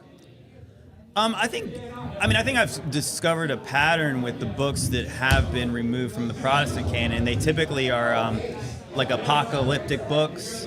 So they're talking about Christ. They're talking about the Lord of Glory returning with his holy ones. And I mean, it makes sense that if you read like the early writings from the church fathers, they were talking about how the Judaistic rabbis were removing any kind of mentions they could that the Messiah that did come, they crucified. So they don't want people to know that. Well, that's why they took Enoch out of the official canon, supposedly by some church fathers' estimation. Well, according to Tertullian, that's exactly what he said. Is that it's not. I mean, I think that the way we're taught today is like that. They think like the idea that the sons of God had wives with daughters of men and created this race of giants. They think that that's the cover up of the giant thing. But that was widely accepted in those times. So if you read like the Antiquity of the Jews by Josephus, they all believe that because he tells that story in the Antiquity of the Jews. But what the people who really wanted to suppress, they wanted to suppress the idea that Jesus Christ was the Messiah. Yeah, well, he was in Enoch, right? Yeah, well, like I said, I think the prophecies were about him. I mean, that's the main thing. It's like, so what people talk about is like the section of Enoch, which is called the Book of the Giants. And that's what people focus on today. Like, I don't know, like the Nephilim Death Squad, big fans of the Giants. But no, like that's really not what is even the main part of the book. Because if you read the book, it's like that account is toward the beginning. But the rest of it is Enoch interacting with these angels, and they're telling him all these kind of mysteries about the Lord of Spirits, and who's the one who's to come, and he's going to be the Messiah, and it's about the apocalypse. Because if you read in Jude obviously talks about the angels who left their first estate, and they're locked up in gloomy darkness awaiting judgment. But what he first quotes as Enoch prophesied was that is the Holy One, or the Lord is going to come with his holy ones, tens and tens of thousands. So he's talking about the apocalypse. Oh yeah, for sure. He's waiting for this to happen because it makes sense that after Christ ascended, that's what they're looking for. So that's why he's quoting it. Gotcha. Not about giants, not about any of this kind of stuff. So that's why when people say, "Oh, it's going to be like the days of Noah," so that people get the perception in their head that Jesus is talking about giants again. But what Jesus is specifically talking about, just like in the days of Noah, these people were marrying, giving into marriage, they're eating and drinking, and then the flood came. So they weren't prepared for Judgment Day. And speaking of Noah, there's a really interesting chapter in there about the birth of Noah. How he came out pale skinned, shooting fire out of his eyes, and they actually thought he was a Nephilim. Do you think there's any validity to that, or do you think this is just a tale that they put in there? I think that when I talk about a lot of apocryphal books, I think that like Jude is clearly quoting from something that he's read. Yeah. Now, do we have the copy of Enoch that Jude had? Now, I think that's a valid question. Like, I mean, because how could we know? So I think that the way that, like,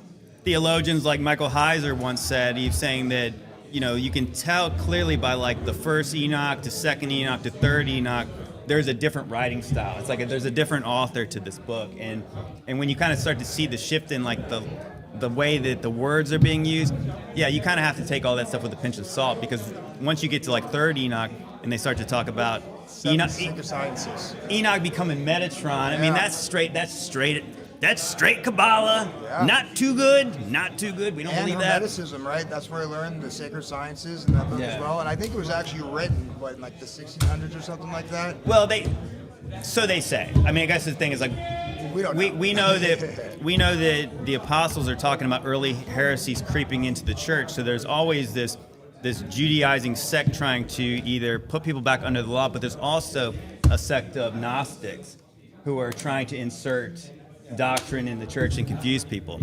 They went out from us because they were never part of us. You know, speaking of Judaizers, I always imagined what it must have been like with Paul, because when you read his letters, it's really redundant sometimes, right? Mm-hmm. And can you imagine one of his guys were out there cruising the church, he comes back to the prison, he's like, Paul, you're not going to believe it. They're forcing them to cut off their dicks. He's, oh my God, I gotta write this over and over again. I mean, that's a common theme in each one of his letters, that they are doing that. Well, yeah, so it's funny because we were just talking about this, and I did a podcast with my buddy Postmodern, and we were talking about like the people who are trying to undermine Paul. And I think that the people who are trying to undermine Paul are trying to insert, again, like lots of heresies into it, where they're saying, oh, he taught different than Jesus. But you kind of have to understand like the context of that you have Jesus is coming to fulfill the law, so he is under the old covenant law. And then if you go into the book of James, James is specifically writing to the 12 tribes that are dispersed.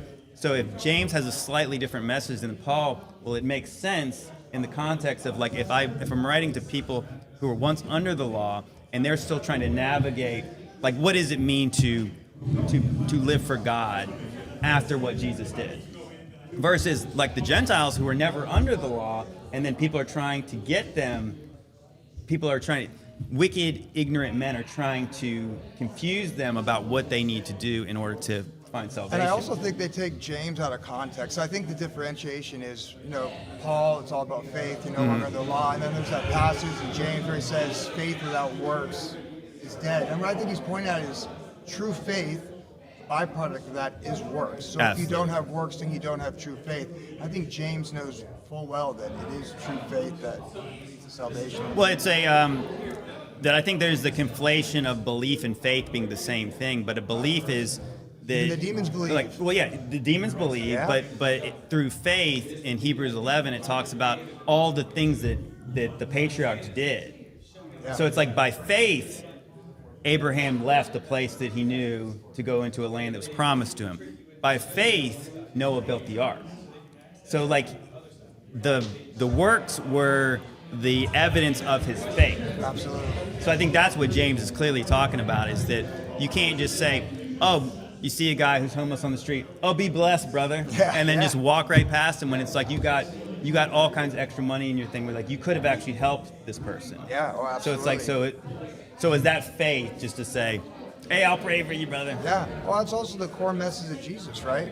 Love your neighbor like you love yourself. Absolutely. At the end of the day, let's keep it simple. Yeah, love God and love each other.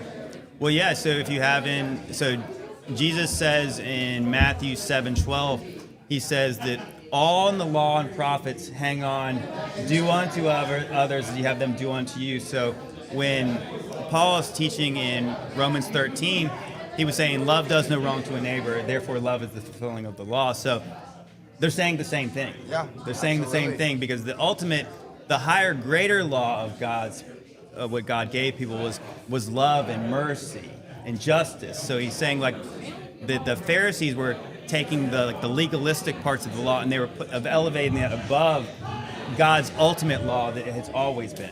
It's interesting. It's like Paul goes back and says, Abraham, it was all about faith with Abraham. At what point within the Israelites, growing, did they go to a more legalistic point of view, knowing that the father of everything was counted by faith? No, yeah, absolutely. How did that transgress into being faith through Abraham, which Paul points out, to making everything legalistic? Repeat that again? So Paul talks about how Abraham is counted for his faith, right? Right. Mm-hmm. But then eventually, when you see the Israelites start to expand and their faith starts to grow, it becomes more legalistic. Mm-hmm. How did that happen? When their patriarch Abraham had faith first. Well, right. Well, I mean, Paul contrasts the fact that it was counted to Abraham as righteousness was his faith, but then so later God gives him this covenant that involves circumcision. So before he was circumcised, his faith was counted as to him as righteousness. So it was the faith ends up having the works of the law. And so I think the law, is what Paul is saying, is like the law is like the shadow of Christ. So, but it's kind of an understanding of like that because I gave you this law and we know that you can't keep it, it's like saying this sin nature, this flesh is keeping you from being able to keep the law. Yeah. But it's only by faith that you can please God. Apart from the faith, because it's really about like why you kept the law versus like actually doing it. Like I said, that's why he contrasts like the fact that David fed his men the showbread, which would have been legalistically a sin. Yeah. But then Jesus was saying, no, he actually was following the law because the greater law is love. Absolutely. That agape love, that sacrificial love. And I really believe this. The more I live through this world, the enemy or the devil is going to throw everything at you, including the kitchen sink, to make you fall out of love with humanity. Yes. To make you choose him and have a hardening of the heart. And I think as believers, it's just so important to remember that. Yeah, absolutely. And it's going to be tough. It's not going to be easy. But ultimately, we have to forgive people. And just like God has forgiven us. I guess for me, at least, when I was, we all still sin, but I was really a slave to sin. I was an atheist. And I look back on where I was and where God delivered me.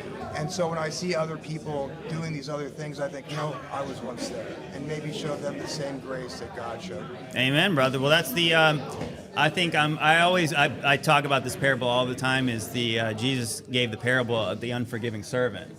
So the king forgave this one servant of a debt that he could not pay back.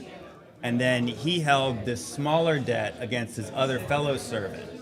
And so what happened, this man was thrown into darkness and tortured because he was wicked. And so like the example that Christ is giving is the fact that we have been forgiven a much greater debt than whatever you got against your brother. Yeah. So we have grace for people because God has given us grace. And I think that as I've matured, hopefully, as I mature, that I understand that I want the tent of heaven to be much bigger. I want the bar to be set low because I know that I need a low bar to be able to clear. I understand that if I'm trying to say, you got to be this, you got to be that, I want God to be merciful. I want God to have as much grace as he can for people because I need it, because I personally need it. And I think you said something really important there. You want the tent to be as big as possible. Yeah. And it's so important that we don't have a hardening of the heart while we do that. Yeah. But I think if you're operating out of hate or a hardening of the heart, then you're actually doing God a disservice because people will listen to you what you have to say, and immediately a wall will go up and they'll go, screw you. And that's potentially one more lost soul for God. And if we approach people with love and understanding and grace for whatever deception they're under, and we're all under a certain deception, that ultimately serves God's purpose as far as bringing more people into the family. Amen. Praise God. Yeah, I think that's why you see the contrast of like the way that Jesus is perceived by a lot of people. Oh, well, Jesus is love. God is love. He is, but he's also just. So he has ample amounts of mercy for the sinner. But what he doesn't seem like he has a lot of patience with is the hypocrite. Yeah. So we need not be like the Pharisees, where we say, well, those people couldn't possibly get into the kingdom because they've got all kinds of sin in their life. Look at all the evidence of their sin. Meanwhile, we all know in our deepest, darkest secrets and thoughts in our heart, we know that we have problems. So we shouldn't be hypocrites and try to hold everybody else accountable for their sin, condemn them for their sin. Meanwhile, that makes us hypocriticals, and that's what God hates. Yeah, and it's interesting when you read the gospel, like the only people that Jesus is really hard on were the Pharisees. But as far as the common person, he was very loving and understanding. Now he said at the end of it when he corrected them, sin no more. So in no way was it some type of hippie, do whatever you want. Yeah. But this compassion for the sinner. Yeah. Especially at that time when they didn't have the Holy Spirit helping them, not be a slave to sin. So I think we got to take that approach when we talk. Amen, brother. Like well, anyways, I think I probably better rest up. I think I might have something to do here in a little bit. But this was I appreciate you guys. Look at this. We got 626 people in the chat. Hey, Top, we're crushing it over here. Me and Ben are holding it down. And Little Raven, right? Yeah. What's your name, by the way, sir? Jack. Nice to meet Jack you, is Jack. Jack is gonna hold it down. He put the gun down, so now I'm no longer obligated yeah. Okay, maybe I need to stay for a few more minutes. But yeah, appreciate you, Jack. We'll get you up here. Maybe we'll get you with the Nephilim on here. Where we can find Owen. We'll find Owen. But anyways, peeps, we'll see you guys soon. Hopefully, I'll see you guys in the chat on Monday for JT's mixtape. Hey. Love you guys. All right. Fist bump. Fist bump. There we go. Fist bump. Okay. Hey, Austin, you want to jump on the mic with us? What? Yeah? So was Brian teaching you or your brother how to like what? Oh, shit. Damn. What even happened? Don't rent a Tesla. Supposedly they don't have a door that opens. Live stream? Yeah. Yeah. Jump on in. We got like 631 people in the chat. Now's the perfect time to talk about Alexander Dugin. Yeah. Have you ever looked into Alexander Dugin? Dude, honestly, I haven't. So Alexander Dugin is really interesting. He's called Putin's brain. Now he's like the Russian version of Steve Bannon, you know, the Jesuit that deceived all of America into thinking Trump was some type of populist that cared about us. Interesting. And he walks around as a Orthodox Christian. However, in 1996, he writes this paper called The Gnostic. Mm-hmm. And in that paper, he argues for the left-hand path. And if you know anything about Western esotericism, you have the left-hand path and the right-hand path. And the left-hand path is considered dark magic, and the right-hand path is considered white magic. So here you have Putin's brain promoting dark magic to achieve his goals. Right. And his entire geopolitical philosophy is based in Atlantean mythology. Really? Which is from Theosophy. So he views Russia as this, I guess you would say, this Lemurian type continent, and he views the West as this Atlantean, and just throw Israel in with the West. And his view is to unite the Orthodox world with the Muslim world to restrain the Antichrist. So everybody looks at the Zionist side as the ones pushing the agenda. What people don't understand is the counter to the Zionist side, I guess you'd say the anti-Zionist movement, is actually part of the magic trick to manufacture this biblical end of days. Honestly, man, that's why I absolutely love you. No, seriously, because when everyone seems to be falling into this partisan kayfabe, you are one of the few who kind of rise to the occasion.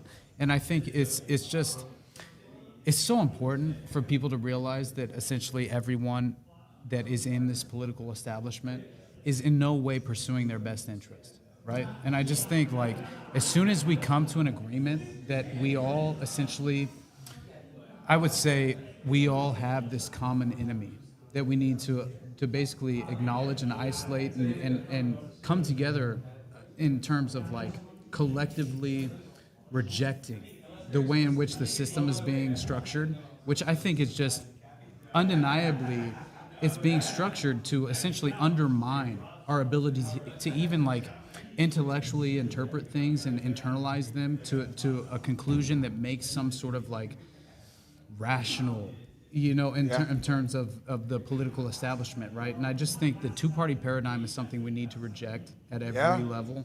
And in terms of the propaganda leveraged against us, right, in this sophisticated way, it's just, we're past the point of no return.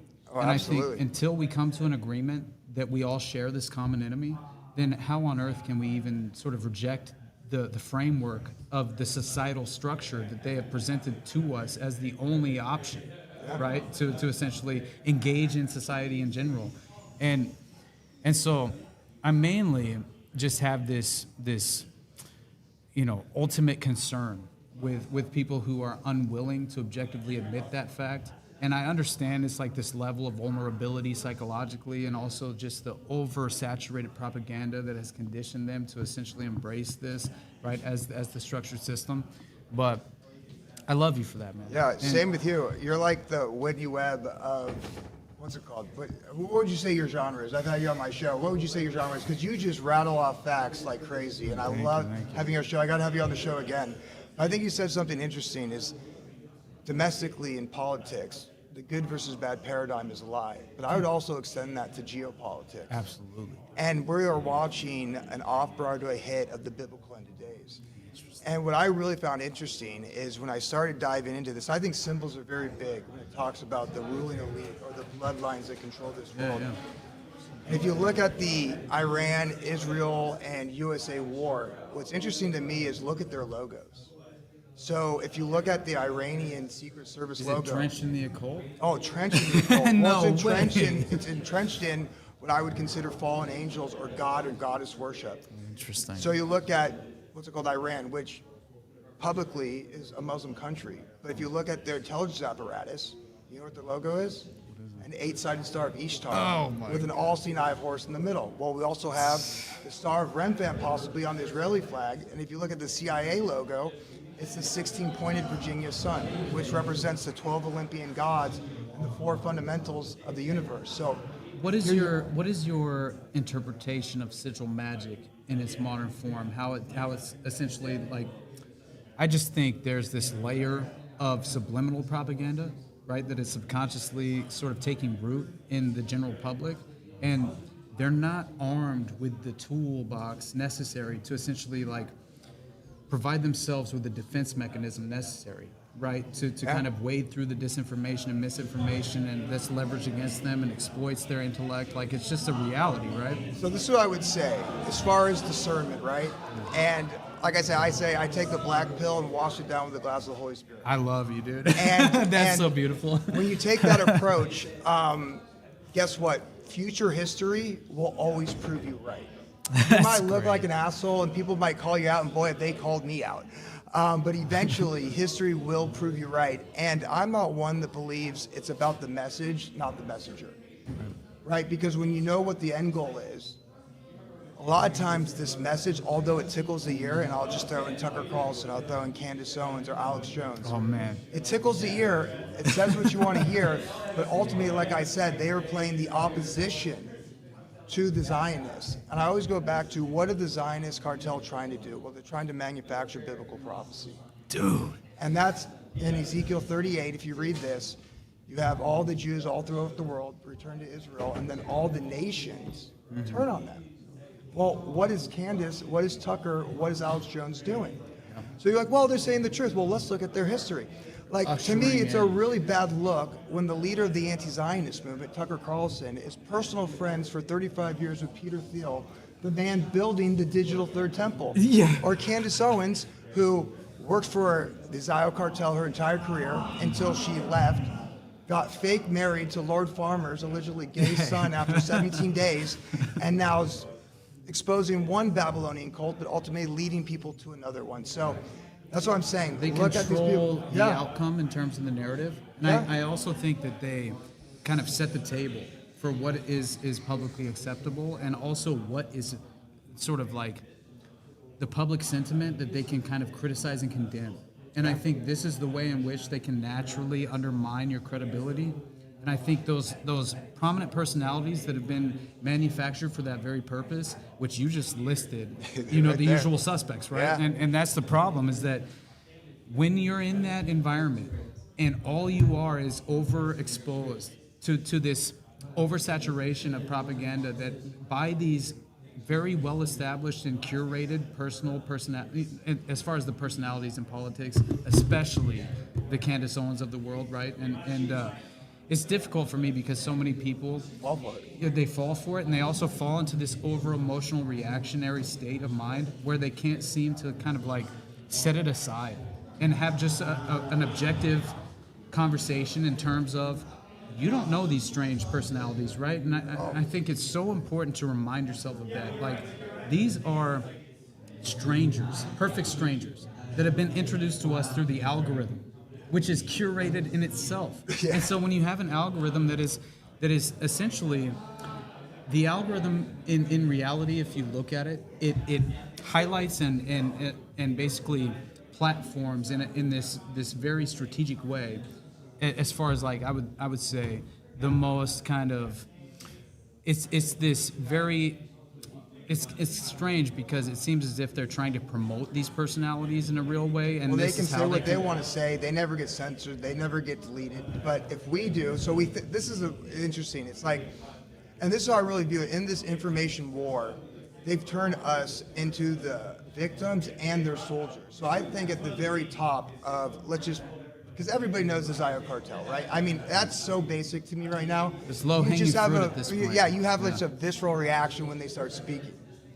But it's the other side that people need to worry about. And to me, it's wild. I mean, I'll just take Thomas Massey, for example. Every single conspiracy I love that you talk about every single conspiracy theorist has the heard... Demolay.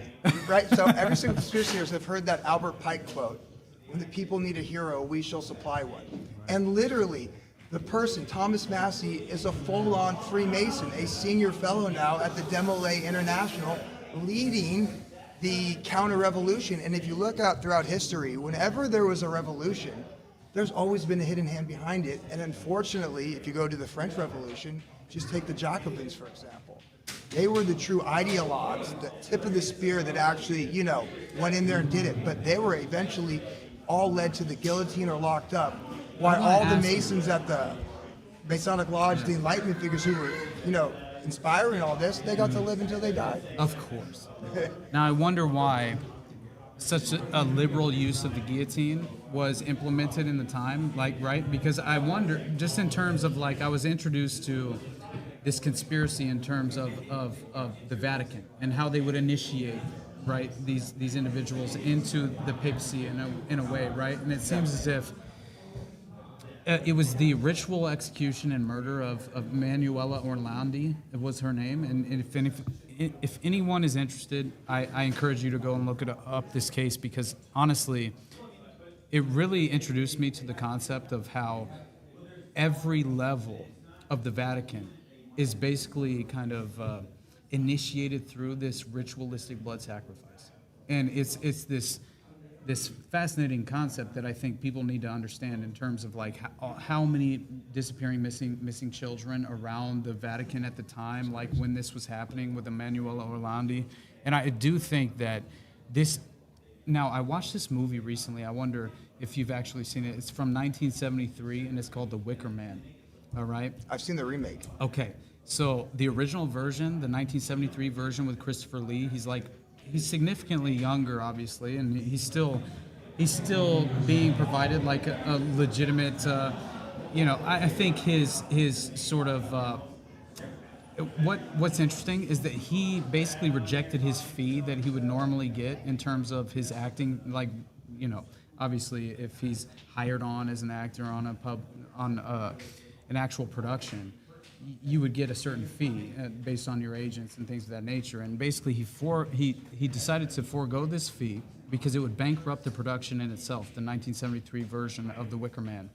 And the reason which I think that he did this was essentially because, have you ever seen that video? It's a short clip of him basically immortalizing this strange ancient set of grimoires that are very unique, that he personally has, this occult library. And he goes on the record acknowledging this fact, and that basically people very much are kind of a little jealous and envious of his occult library of the grimoires that he was basically capable of coming into contact with, and then finding a way to basically procure them for himself. And so he goes on the record with this video. But the fascinating part is, The Wicker Man itself, I think, it proved out the fact that... Bring down the Sandy Hook next. Sandy Hook? Oh, man. You guys don't want to know about Sandy Hook. No. Well, if you want to know about Sandy Hook, or I like to call her Candace Owens, I call her... Candy Hook? Sandy Owens. Sandy Owens, that's great. That's great, dude. No, I have to finish this last part about the Wicker Man, though, because it's so crazy. And basically what you see is this ancient version of pagan principles that really the plot itself kind of pits these pagan zealots against this kind of more, what you could say is this. It seems as if it's far more kind of this version of Christianity, right? Amy said so. What's that? Amy said so. Amy said Sandy Hook.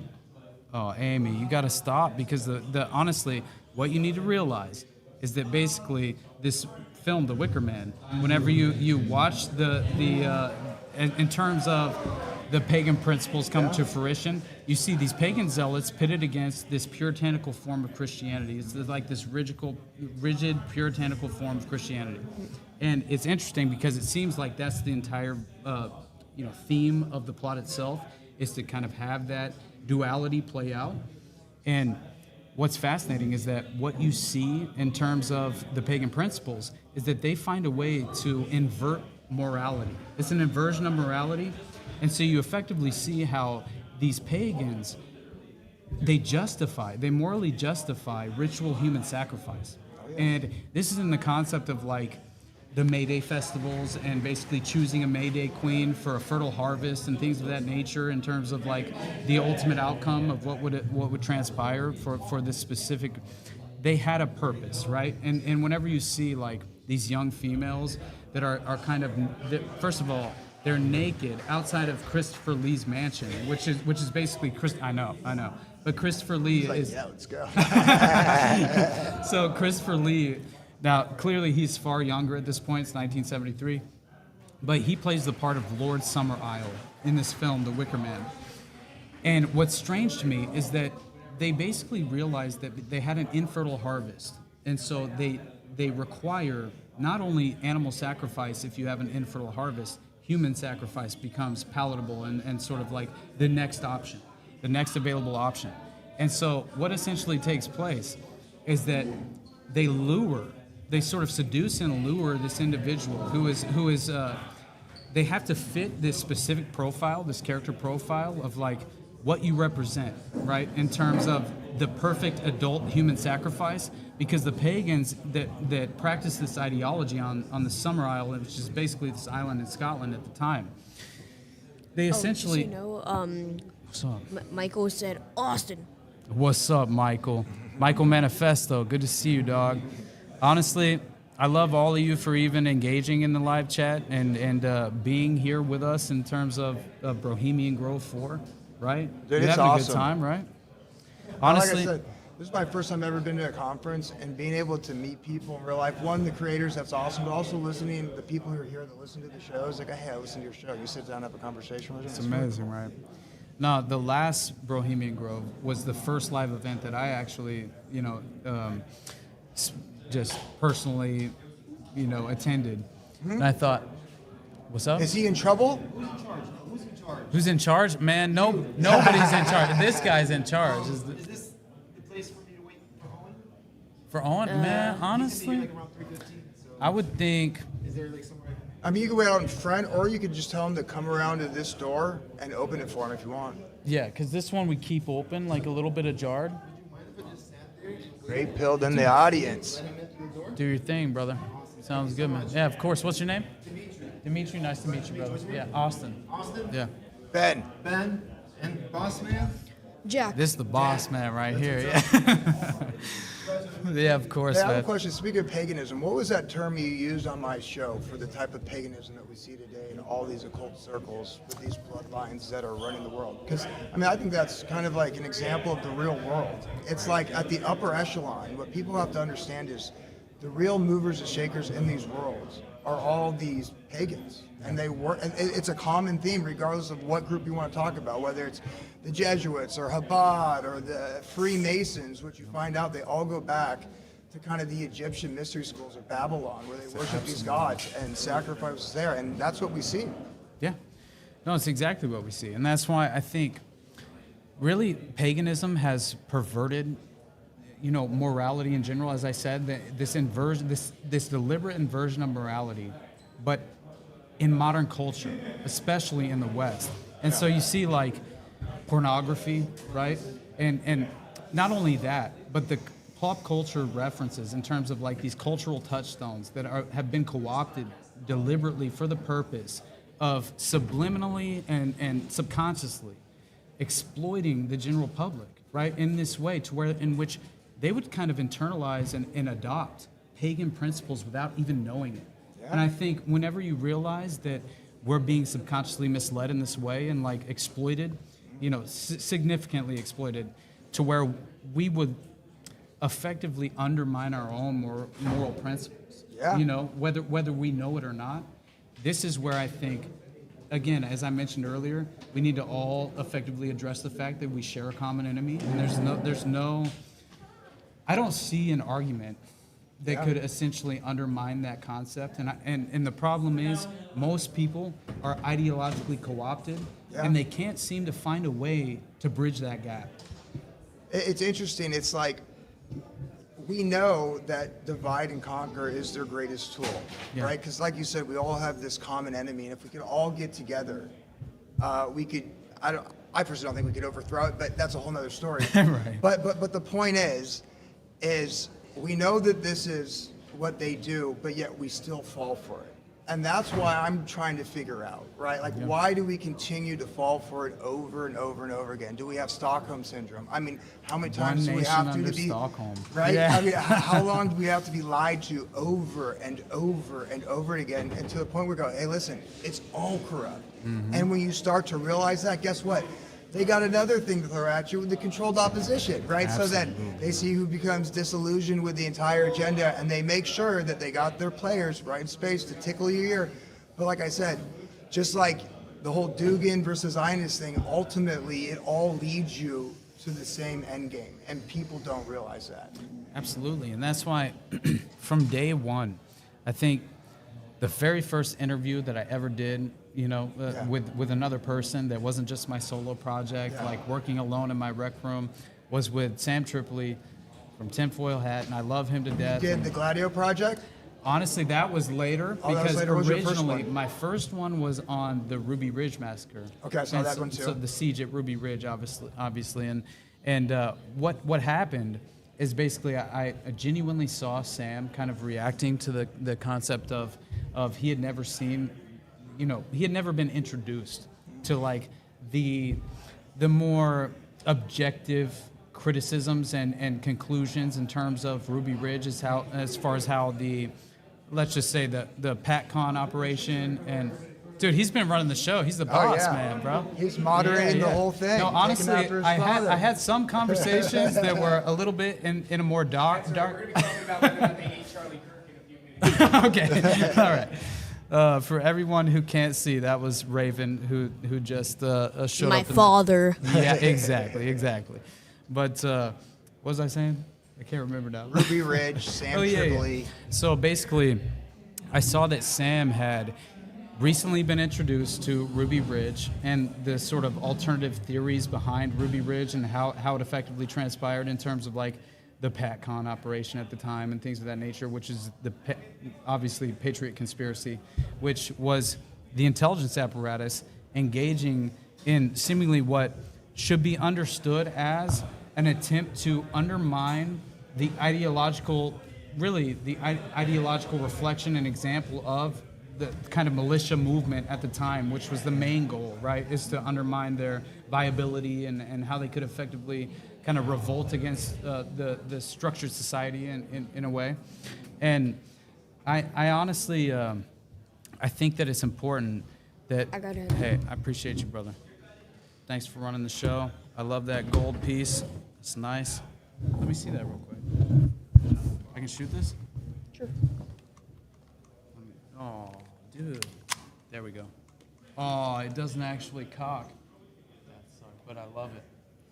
Appreciate you, So brother. you're saying Sam didn't understand why they had Ruby Ridge, and you were explaining to him. Essentially, it was basically that he was just originally introduced to it, like around that time, which I thought was so organic and genuine in terms of like I just covered the Ruby Ridge episode on my solo project, and so I went out of my way, and I never really do this, but I felt like kind of compelled to, you know, it felt organic and normal and just genuine in terms of like reaching out. And so I reached out in like a comment form, I think, and I said like, hey man, been loyal to the foil and a part of the swarm for forever. Like I would love to have a conversation at some point about this.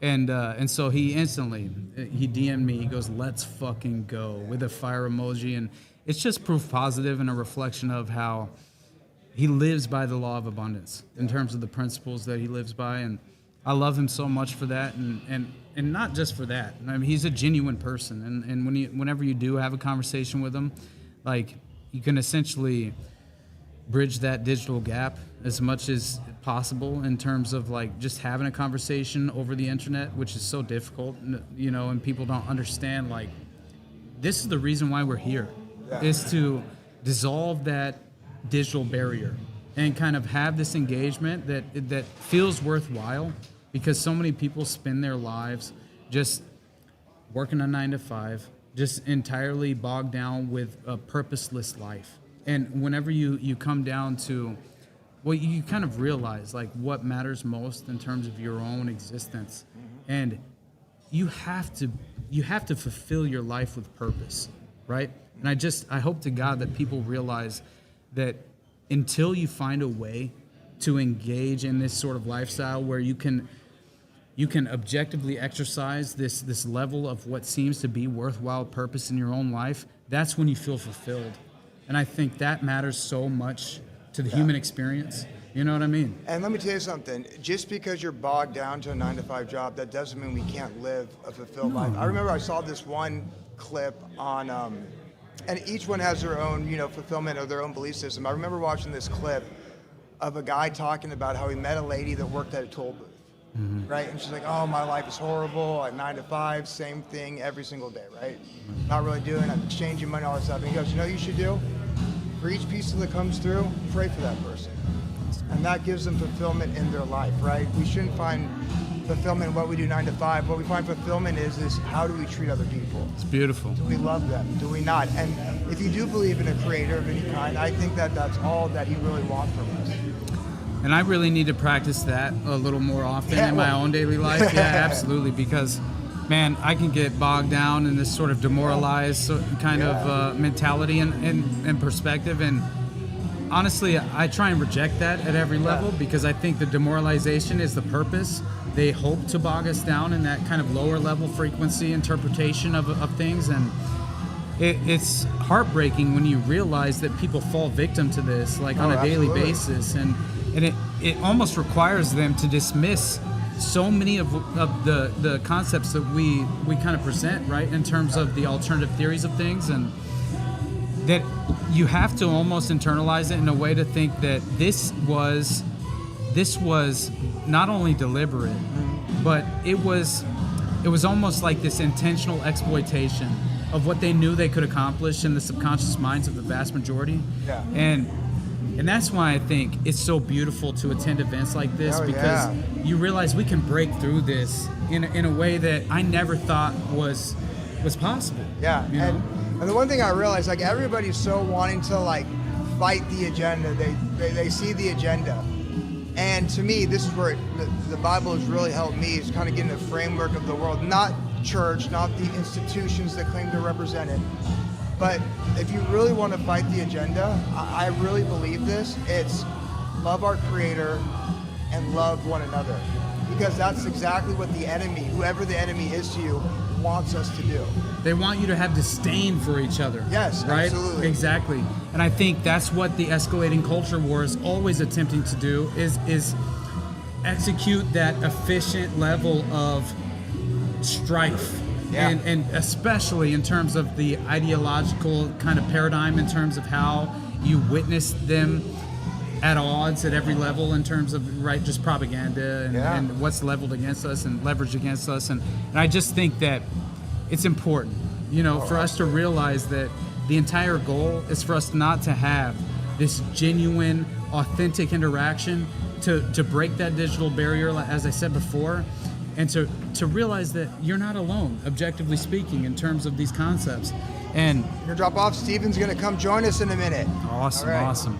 I'm with you, and that's why I love just everything's fake and lame. And when you realize that, it no longer has control over your life. Right. I think a lot of people that get demoralized a lot of the times, it's because they think it's real.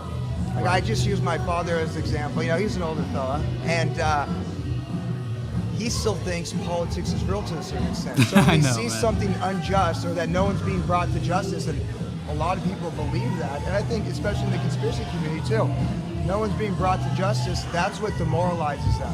Absolutely. And that's why we need to be powered something different than the world, right? A supernatural powering that's inside of us. You're that right. Shows that love to one another.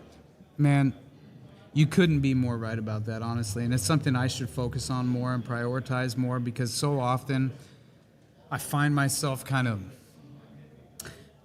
it's difficult not to allow the demoralization to take effect in certain ways, in terms of, like, for example, just recently, the last episode of Already Dead, right? We were having a conversation about how basically I had someone call in who was talking about North Fox Island.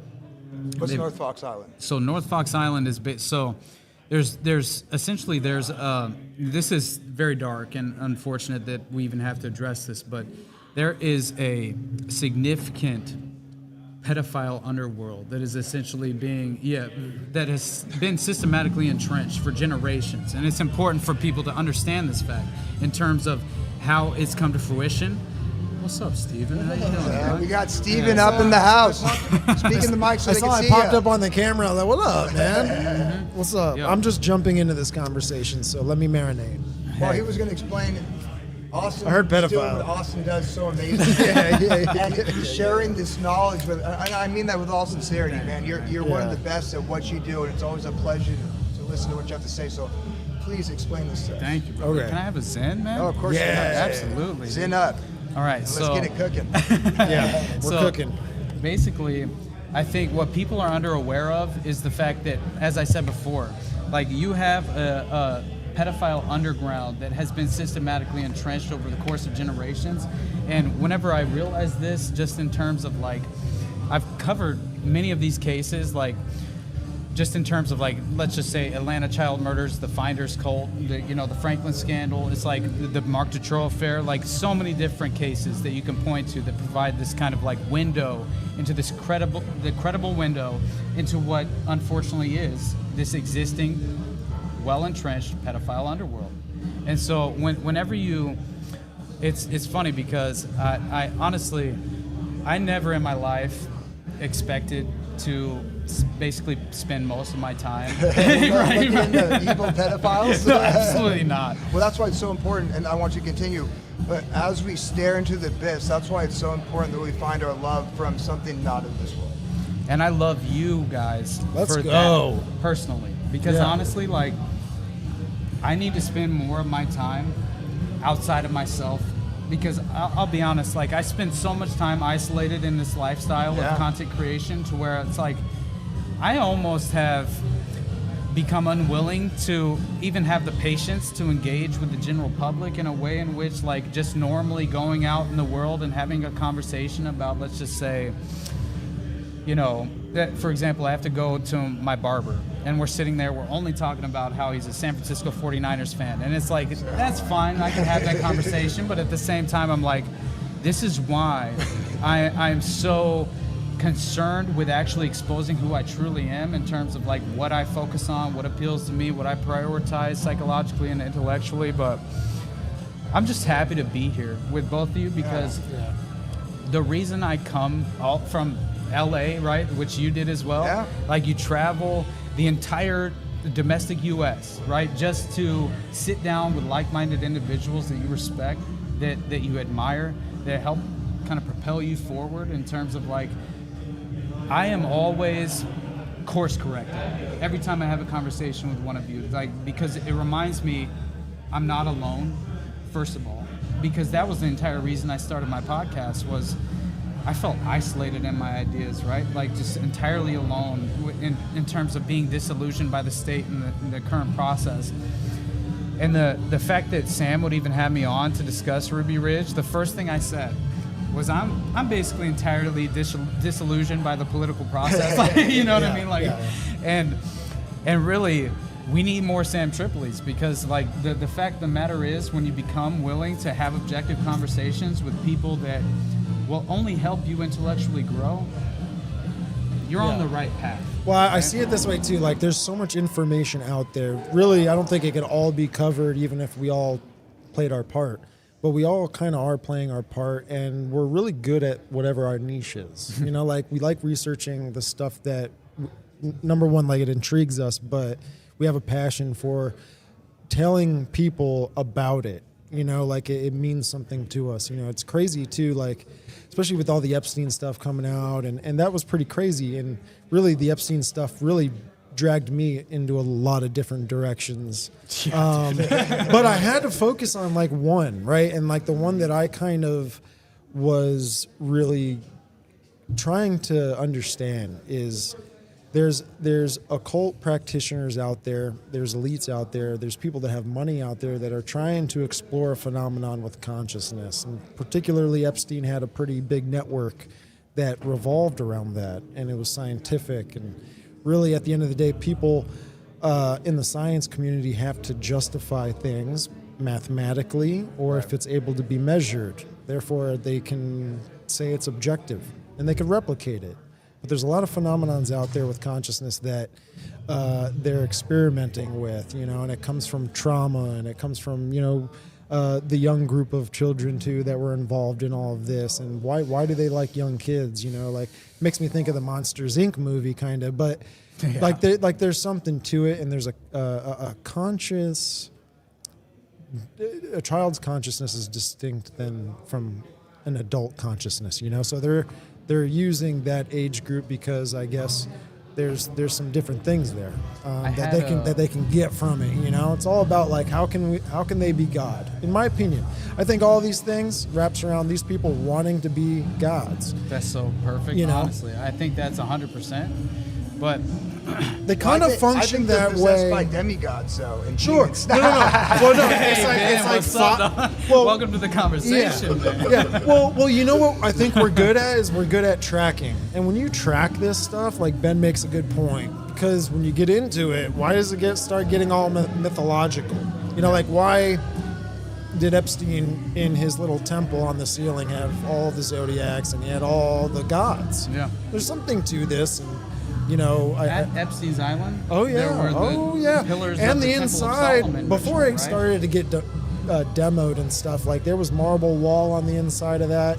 There's a lot of connections too with like what Epstein was into consciously, like on his whiteboard or blackboard, I should say.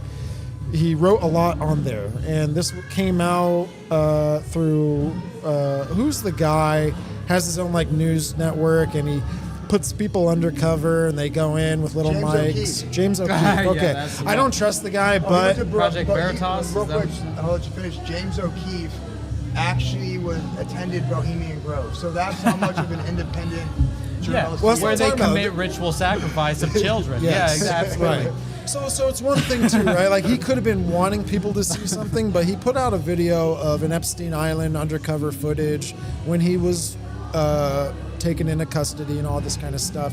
He lost the rights of the privacy of his island and things, and they went inside his library, and there was a lot of interesting iconography and symbolism that stood out to me just because of like what I get into. Right. And I think there's a divine feminine connection to what it is that he worshipped in some sort of way.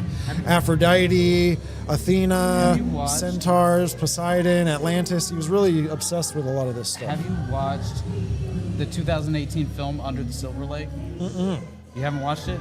Okay. No, but I have to now. So you have to, because basically what you see, Andrew Garfield's the main character. He's 33 years old, which is not a coincidence whatsoever in terms of the plot. Right.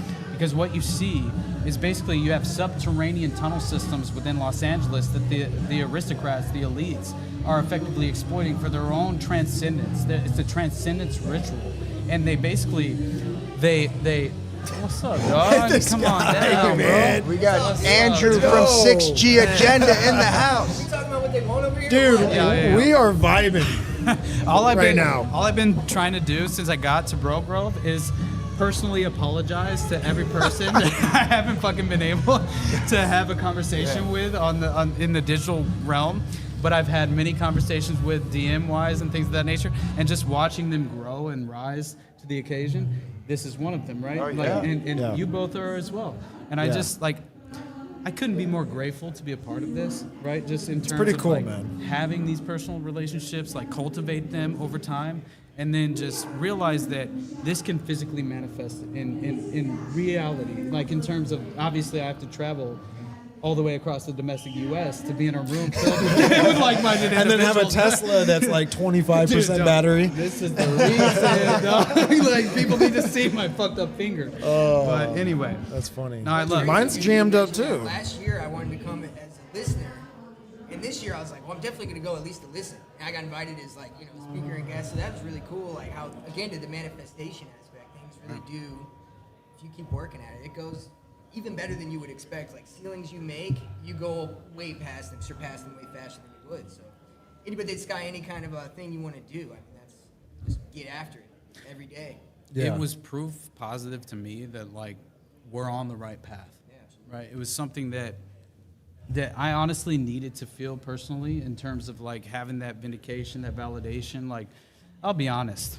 I think most of us, I don't know, I won't speak for you guys, but I think the vast majority of us kind of suffer from this imposter syndrome just because we are who we are, and we're kind of just genuinely going through the motions and getting to this kind of rising through the ranks in a way in terms of just having conversations with other people. And not to say that there's like a hierarchy in terms of the alternative media landscape, but like I think it's important. I think there is. It's controlled ops and all the smaller guys. That's true. That's true. That's why I coined the term. And I can personally take credit for this, just as far as I've never heard anyone else say this, but as far as the influencer industrial complex, right? Yeah. Like I legitimately believe that we're being oversaturated by the algorithm in terms of like injecting these prominent personalities that shouldn't otherwise be there, right? If it weren't for their kind of unique connections to, right, the already initiated groups of aristocratic families that are essentially, they're fundamentally structuring reality, not only society at large, but reality in general. Well, I mean, think about this. Talk about manufacturing reality. You know, everybody's talking about we're fighting the agenda. We are exposing these elite bloodlines, and I'm like, these elite bloodlines are exposing themselves. You go back to the QAnon operation. I mean, exposing themselves, releasing of the Epstein files, although they were redacted, exposing themselves. So, well, you got to look at the manufactured reality that they're creating. That they've created a whole group of people that think we're overthrowing the system by exposing them. And I'm like, they're doing it to themselves. Exactly. You know what's crazy is that is the first phase of the externalization of the hierarchy. Like people are sleeping on Alice Bailey and the people that took Alice Bailey's work and created all their other stuff, the New Age, but people are sleeping on it. And I think that, well, I'm reading the book now and it's kind of interesting. There's so many golden nuggets from what I've brought together, what Andrew's come on the show and talked about, and kind of like this, it's almost throw down. You know, like we like. When you come on, I might keep you for 4 hours. I'm excited. Yeah, I'm excited. Well, we have to look at this, right? These people want to be God, but really the only way to do that is to bring in their God, because at the end of the day, people can't be God unless they're shown the example of how to do so. And I think biblically the Antichrist shows that example. He dies, he resurrects, goes through the apotheosis ritual, shows that he's God and he demands worship. The whole world marvels at him, and they see that, oh my goodness, this being just did that. And so then they take this mark, which I think will give you, or at least advertise that, hey, you do this, you could be like him. And I think that that's where the technology's heading. I think that's where they ultimately want it to go. But what I'm seeing is that they're bringing in a spiritual component of it. And Andrew, he did a show and he put the thumbnail, Theosophical Technocracy. And I was like, that kind of makes sense. If you merge a spirituality movement, it'll get people to accept the technocratic state. If there's things that buy you into it, if there's things that you benefit from. And I think they're starting that.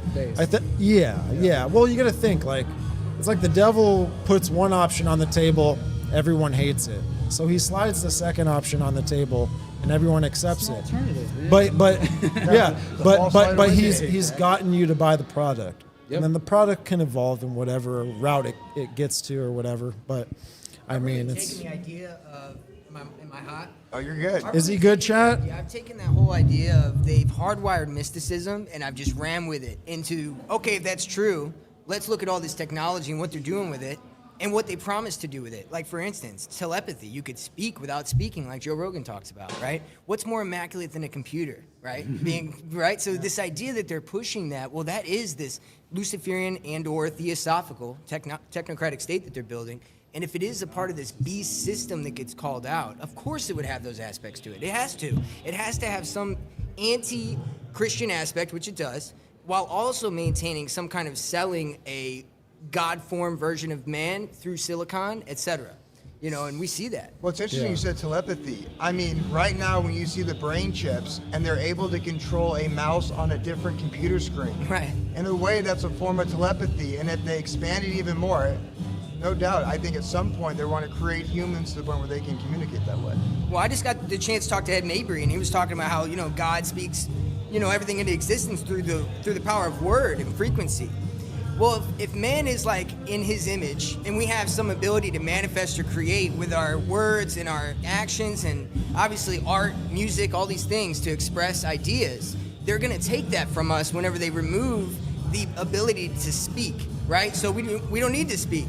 Well, then that means you're now not creating. So what is creating? Whatever's taken over your mind, right? And if they're programming certain things into your mind, and if your consciousness makes reality, if that's real, well, then that means that they're going to be making reality for you, because now they've hijacked your consciousness. So that's why I will never acquiesce to a system that wants to get inside of my brain. You know what's crazy is Alice Bailey said, she talks about the external. So like that has to happen, right? But she talks about pretty much the way to do it is to expose the elite and the dark forces. Yep. Exposure game. So that it then so it kind of like instigates a human revolution, but the revolution is the movement to achieve it. And I'm like, that's crazy. Bro. Oh my God, that's crazy. The Hegelian dialectic is your reaction, right? So reaction leads to the solution. Problem can be whatever, right? We can manipulate any problem, but we need a certain reaction from that problem. Problem, reaction, solution, son. Expose ourselves about Epstein. Expose ourselves about 9/11 through Tucker. Yeah. We used to make fun of people for Voice of questioning America? 9/11. Have you ever heard of Voice of America, anyone? Right? Oh, no, yeah. Well, that was Tucker Carlson's father, right? The CIA asset that legitimately it's funny you set said problem, reaction, solution. And I've always thought that if you want to know why something has happened, just pay attention to how people react, because that was its intended purpose. That makes sense. Don't listen to the talking heads while it's happening, including myself.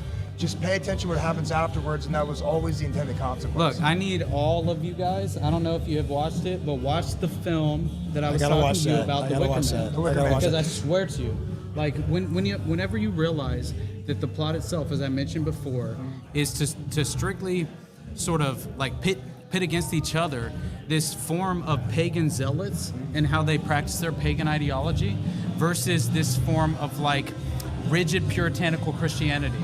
And what you realize is that this individual cop, right, that comes to the island called Summer Isle, right, which Christopher Lee is basically this young version of what becomes a kind of like, really it's an aristocratic family, because it's like he's the third generation of this aristocratic family, and what you realize is that they are practicing this rigid form of puritanical paganism, and they believe in the May Day festival, the May Day ritual of appointing a May Day queen for the fertile, like how fertile the harvest was and things of that nature. And what they lured the policeman, the authority figure of the film, which is the main character, they lured him to the island, Summer Isle, with this false framework, this false like case of essentially a missing child, right, named Rowan Morrison. And what you begin to find out is that this child isn't missing at all. In reality, they lured this individual to the island because he fit this perfect profile of the best form of an adult ritual human sacrifice. So, because what they realize is that the infertile harvest of the previous summer had basically forced them to not only commit animal sacrifice, but to basically, rise to the level of human sacrifice to permit them with this fertile harvest, right, over the next summer. And so you begin to realize that they fundamentally brought him and lured him to the island for the purpose of him becoming the ritual human sacrifice. And so when you realize that Burning Man, for example, like in modern day, is a pagan ritual. That this is exactly what the Wicker Man was. And so when Christopher Lee's explaining to him, and every member of the cast basically formed a band to create the musical score for the film, and it made me believe that the film itself was a pagan ritual, right? Because at the end, you realize that the pagans are victorious over the puritanical Christian ideology. And so this is the ultimate purpose, right, of essentially luring him there. And what's also fascinating is they implement this level of spirit cooking. And I mentioned it once before. I was talking to Ben about it because I think it's so interesting to realize that Marina Abramovich and like, you know, you see these people, Lady Gaga, right? You see those pictures of them legitimately engaging in what is spirit cooking, but they're acting as if the body itself they're consuming, right? And I think that, like, I researched basically this cannibalistic kind of ideology in terms of how they practice, and it turns out that they fundamentally believe in reincarnation, like they're pagans. And so they believe it on an organ level too. Yes. So if you eat liver, it gives you regeneration of your liver. Regenerates your liver. Yeah. And so, anyway, go ahead. No. That's kind of like when you were describing that when they're eating the cake, it's a spiritual practice to self-heal. Yeah. You know, so living longer, living forever, you know, things like that. Exactly. But what's fascinating to me is how they kind of internalize the concept of reincarnation, because reincarnation in their ideological practice basically provides them with this kind of like they romanticize death. They have a fundamentally a different relationship with death itself.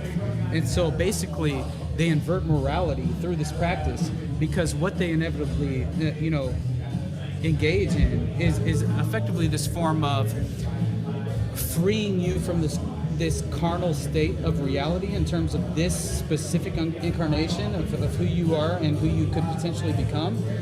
They provided the Christian, basically this puritanical Christian who became the human sacrifice.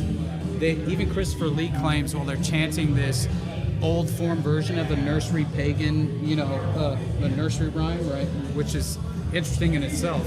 He says, I've granted you with this unique gift of becoming a martyr, because essentially he's a devout Christian. He's a virgin as well, which I think is very important, because they have basically this fertility goddess that's the daughter of the innkeeper, and the inn is called the Green Man Inn. And so it's 100% symbolism. Yeah, absolutely. That's exactly what it's about. Exactly. What's funny is, the Wicker Man sounds like it's describing what has came and what is to come with this New Age agenda. Right. You have Burning Man, right? But you said that the main character was Morrison. Yeah. Like his dad, who had that fake, Alpha Tonkin incident, which led them into that war. But what came out of Laurel Canyon? This hippie movement, which then led to Burning Man. We wouldn't have Burning Man without Laurel Canyon and without Morrison and without all these guys coming out of Laurel Canyon. So and then it's talking about what's to come, the spirit cooking, of bringing in the sacrifice of whatever that might look like. I believe it'll be more of a digital nature. Whenever you look at like the Aquarius, this whole idea of this new age, water represents consciousness to them, which is kind of an analogy for Atlantis, that it was actually overtaken by the consciousness of the mob. Like the mob kind of rejected the civilization that they had for something of a degenerate style. And then out of that, of course, you had the end of Atlantis. But if that's true, then that would be what the water represents. Bring it close. Try and bring it close. It says your mic is off, Andrew. My mic sucks, guys. I'm going to get on his mic. Honestly? Yeah. I'm gonna go to the bathroom. All right. Okay. All right. Nothing but love. I love you. I love you guys so much. Honestly, I'll probably return, but we'll see. All right. Yeah, man. Yeah. Well, hey, where can they check out all your stuff, bro? Okay, so yeah, you guys should already know by now the Underclass Podcast, the best place to find me. You're talking that one so the camera gets in. The Underclass Podcast, the best place to find me. The Patreon, patreon.com/the Underclass Podcast is definitely the best place to support me. You'll, at the very least, at the lowest tier of my Patreon, it's like $3 a month or something like that. You'll get the paywall show, which is whatever this is. Neff says with me. And Neff Hunter says, "Hell yeah, best panel yet." Hell yeah, Let's dude. go. That's what I'm talking about. Hey, all I know is we should do this more often. Yeah. And I honestly, dude, nothing but love for all three of Yeah. you. Honestly. And Yeah, man. Love you it too, means man. the world to me that we can even have these conversations and like, you don't just instinctually dismiss anything that I'm saying because you know you've been overexposed, right? And like that in itself is like inspiring to me because I realize that I'm not fundamentally alone and isolated in this effort, and thank God for that because my God, man, you begin to realize that demoralization will take effect unless you have others to kind of bounce these ideas off of, and Got me in it. man, if you don't, it's basically going to, I think it will organically kind of come to fruition that you will inevitably suffer emotionally because you aren't engaging in this realistic and objective conversation with people who are like have the best intentions and yeah are fundamentally based in reality, but also intentions matter more than anything to me because that's how I gauge who you guys are. You know, that I can trust you, that I know I can have an open conversation without you guys condemning me for the audacity of thinking at this deeper level, right? Where that is just entirely unacceptable to the vast majority of people. And man, that's why I love Top and Raven for this. I love the fact that they're actually fundamentally creating this opportunity. Holy shit. What's up, dog?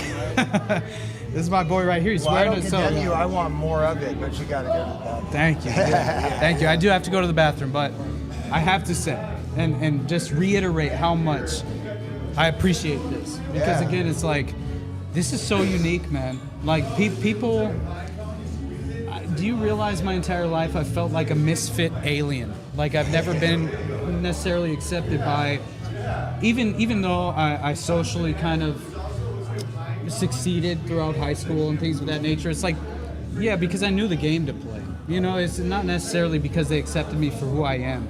And the fact that what I've never had more of a kind of intimate relationship with God in my life than over the past 2 years. And I think that is all to do with the relationships I've been able to cultivate throughout this process. And amen. I love you guys for that. I love you too, and I brother. can't thank you enough, honestly. It Yes. means the world to me. So I love you, brother. Hey, same yeah, here. for I'm sure. glad Let's we go. Finally get a chance to talk a little bit. We'll be continuing it soon. Well, you know, it's also what I like about this panel right here is because you talked about real quick being like isolated by yourself. I even feel to a certain extent within the co-opted conspiracy movement, I feel isolated. So it's awesome to talk to three like-minded people that realize how fake and lame everything is. Right here, baby. All right, hell yeah. See you, man. Let's go. Slide over Nobody here. heard anything I said, so I guess forget it. Well, you were speaking about rebirth the other day, right now. You know, I find interesting as far as this new political movement that's coming. You know what Tucker started off with? What's that? This is the rebirth. Ah, the rebirth. Of America. He used the word rebirth, and that's an occult principle. Dude, Yes. John did a great breakdown of like that whole interview. You got to check that stuff out, man. But I just want to say this because it's a big thing of the New Age where they believe the Christ consciousness, or I'm sorry, they believe the Christ is an office, and so it's that consciousness that goes into the office and operates the office. So you see this with like figures that they say were, you know, that reach this level of Christ consciousness. But if you think of that idea, it being an office and something coming in to occupy it, it's like that reincarnation.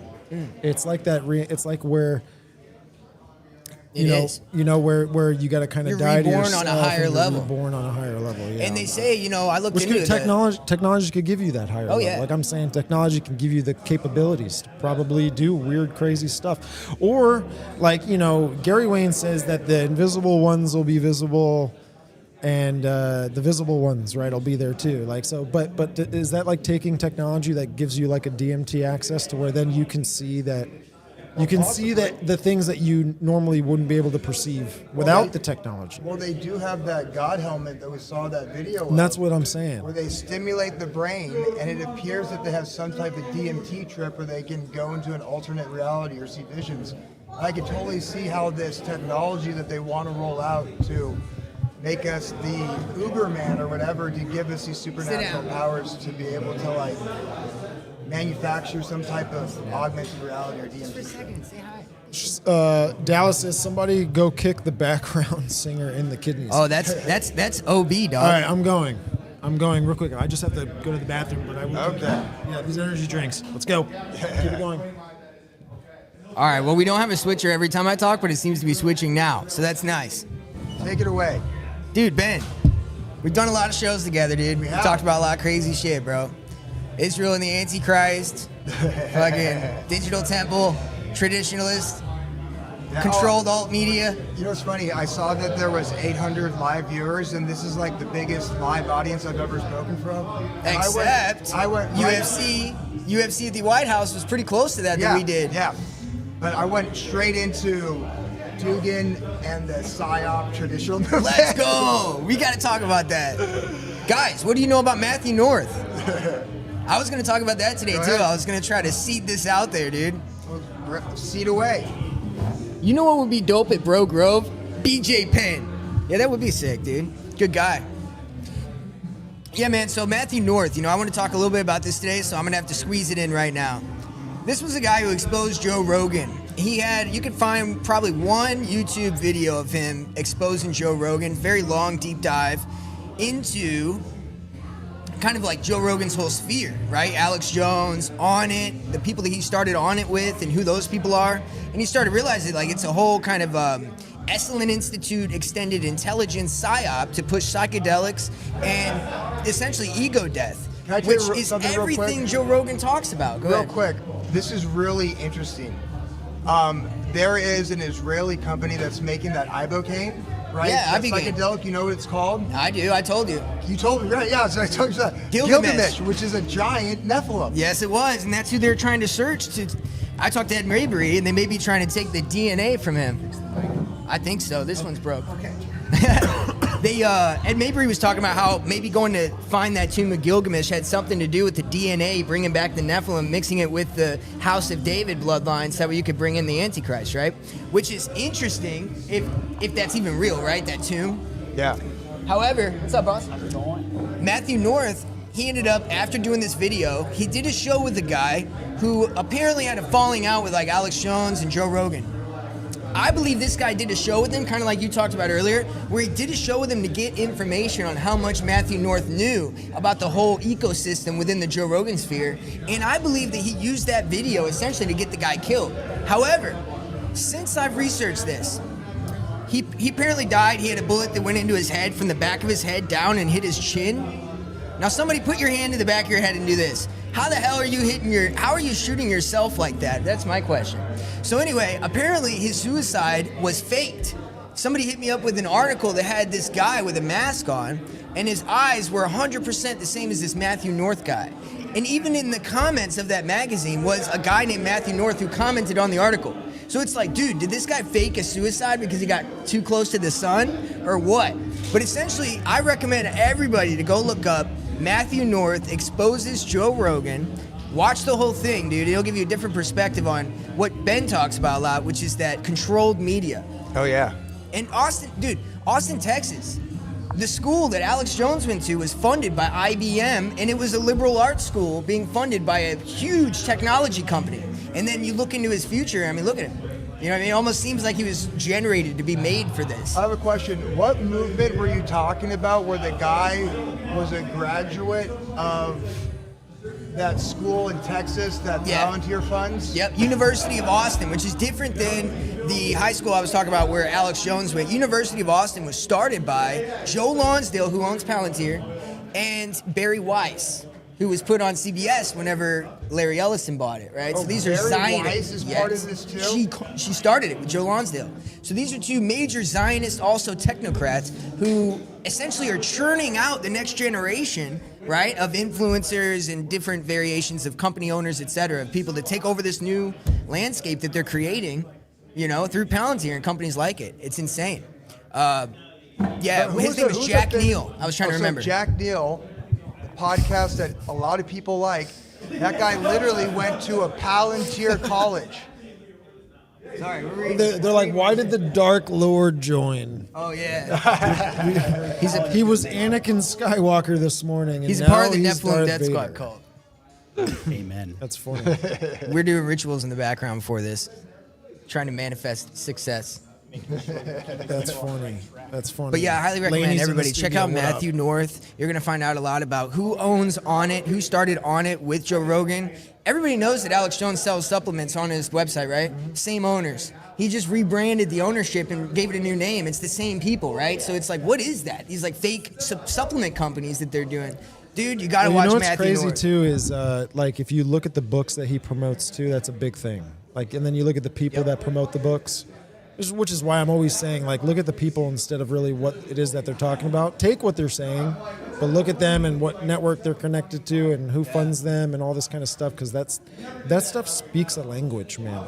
It's not a language that you can see on the surface level. It's more of like what's really kind of going on behind closed doors and stuff like that. Do you think his supplements make you more susceptible to his information? Well, they might have nanotech in them. Yeah, I think all of his supplements do that, and I think all of it is like bypass the blood-brain barrier with this particular, you know, chemical will to make you more inducible for some What kind up, of Doc? technological programming. My boy It's Doc. crazy Doc, as that come over seems. here. I'll sit. I'll sit at Buy the it table. You know what I find interesting about Alex Jones? For the longest time, he was like considered the gold standard of conspiracy. And he was warning about all this. Now, there were some allegations that, you know, he was a shill and he didn't talk about Israel enough. That mic don't work. But yeah, it don't work. he is warning us about Elon Musk. He's warning us about Trump ushering in the beast system in 2023. And then when Trump started to run for a third time, he literally became a propagandist for Elon Musk and X. And Donald Trump was part of the Zio cartel despite the fact that he got $250 million from the Adelsons before he went. Dude, this goes back to his dad. I mean, his dad was a major Zionist as well. Trump, you know, I wish I would have known this stuff before Trump like ran for the second time, because I just feel like there's so much due diligence I missed out that I should have did before. Like being like, yeah, I endorse this. This ain't everything I want to hear. But dude, I mean, there's too many nuggets of obvious breadcrumbs to where this was going to lead if you go look into his life. Like, you know, it's too obvious. You know, even Mar-a-Lago, just with the, you know, Plus Ultra on his walls. You know, Plus Ultra is something that's only on the shields for the families who are meant to bring in this kind of new Atlantis, we could call it. You know, so it's like Plus Ultra is on the outside of the pillars of Atlantis, if it was real. And it means... Plus Ultra is the inversion of what's on the pillars. So it means go further. What's on the pillars says don't come any further, right? But this family goes the opposite. Move fast and break shit. That's the literal motto for Facebook, SpaceX, right? So the whole accelerationist movement is all about just go, go, go. That is Plus Ultra. So Donald Trump, of course, is intrinsically tied to this technocratic movement as well. Well, also, I mean, and then we'll have the Dark Lord say something. The signs were all over the wall. And my question is this, right? For the mainstream alternative media, are they A, stupid, or B, do they have an agenda? Because to me, when Mary Allison donates $250 million to Trump before the election, how can you really say Donald Trump is not a Zionist? That's right. It was right in your face, and they lied to each and every one of us. Mm-hmm. What do you have to say, Dark Lord? Donald Trump is innocent. Alex Jones is right about everything. Miriam Adelson, she's just a delightful woman. Of course the Dark Lord would say that. He's here to save us. He's the Messiah. No, Alex Jones has always been the gold standard of controlled opposition. There you go. He was given information leading up to 9/11. It's how he was able to, quote, predict it. And By Bill Cooper, who died. By Bill Cooper, Being yeah. a real conspiracy guy. Yeah. A lot of those guys, like all the real guys are killed. You know, even the comedians, you know, they're all. Max Byers, R.I.P. I mean, who are the best forms of information out on the internet right now? I would say most of them are comedians. Like even people like personally, I like Jimmy Dore. I can't find anything. Oh, he's controlled ops. You think he's Think probably about the implications probably? Of that. Think about the implications of that. gather the jesters under their arms. That way they can't make fun of the system. That's what you do. You Well, you know have what? to do that in order to make it successful. When I look at Jimmy Dore, what I see is the liberal version of Tucker Carlson. And each group needs their hero, their Masonic hero, to lead them down the same end goal. And I think that they're all aligning with each other to manufacture this biblical end of days. That's where most people are getting their news. Like the people who think they're outside the matrix are still inside the matrix. Yes, yes. I mean, that's 6G exactly agenda. what it is. 6G agenda. Andrew's 6G agenda. I'm gonna let Prometheus take on. Get over here, Doc. Talk your shit. Yeah, I mean, this is how they do it. They create a huge fuss.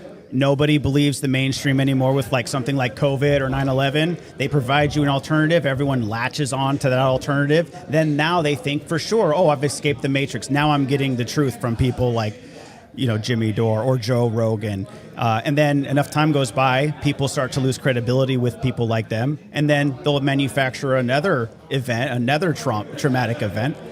And then they'll offer you up, oh, well, these are the only people speaking the truth now on something like Rumble or, one of these like free speech platforms. Rumble that was originally invested in by Peter Thiel, Yeah. $400 million. Yes, yep. And real quick, I just want to clarify when I talk about controlled opposition, because I really believe in this information war. The way they've set up social media is we are both the victims and the soldiers of their disinformation. And what I mean is, at the very top, all you need is for those guys to be connected to intelligence. And then you have the ideologues that hear something that tickles their ear, and they repost that. So you have an army of people not connected to intelligence reposting intelligence talking points. That's all they're used for. I mean, that's how you get some stupid jerk like, what's that guy's name? Was Misfit Patriot, who's literally paid like $7,000 a post just to repost talking points that have been approved. All right, Doc, change of topic. What would you like to talk about? I don't know, man. I just kind of walked up on the conversation. Hey. I don't know what's going on. I'm just like, hey. Oh, and then actually, I'm going to take a break. Do you want to sit right here? Because that mic doesn't work. Oh, we can share mic. Oh, you can share? Okay. Yeah. Your guys' pick. What are you going to talk about, Jake? What do you want to talk about? Okay. And introduce yourself. All right. Well, I'm Jake Grant from Skiba News Nation, and I like this guy a lot. I sat next to him at another conference we went to, and a topic that we talked about at that conference that you love to talk about is Esau in the scriptures. Yeah. And you had some nuggets. I had a theory about Esau in the scriptures that, I was like, Esau expert, I'm going to see what he thinks about my theory. Yeah. And so my theory is this, okay? So there's a prophecy in Genesis revolving around Jacob and Esau being born. It was given to their mother. And a lot of people look at that and they're like, okay, the plain reading of the text is Jacob, the younger brother, is going to be, he's going to rule over the elder. So it was like, oh, one is Esau, one is Jacob. On further study, in the Hebrew, I've become convinced that the rendering of that prophecy is exactly opposite. And it becomes this beautiful echo that reflects the Messiah's words in the Gospels, that the greatest among you will be the servant of all. And the way that this works is in the prophecy in Genesis. Forgive me, you guys on the chat will have to look up the actual reference.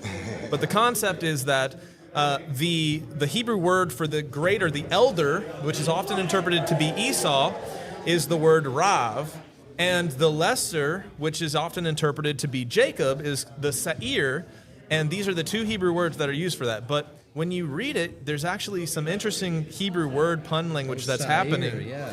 So when you read it like this, that the Rav, or the great one, is actually talking about Jacob, he will be the servant of the Seir, which is the lesser. And so it's a completely opposite reading of that, but it becomes immensely prophetic and ties into the words of the Messiah of the greatest among you will be the servant of all. And there's also a little word pun there with the word Seir, which is also so lingually close to the word for hairy.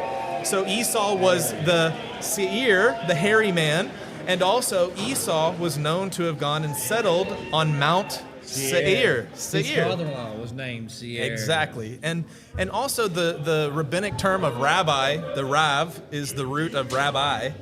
Who was the teacher of Israel? Israel taught his sons righteousness. And so Jacob was truly the great one. And the reason Jacob was the great one is because he served Esau, he served Isaac, he served Laban. And that's why when the Messiah says the greatest among you will be the servant of all, servant of the least, right?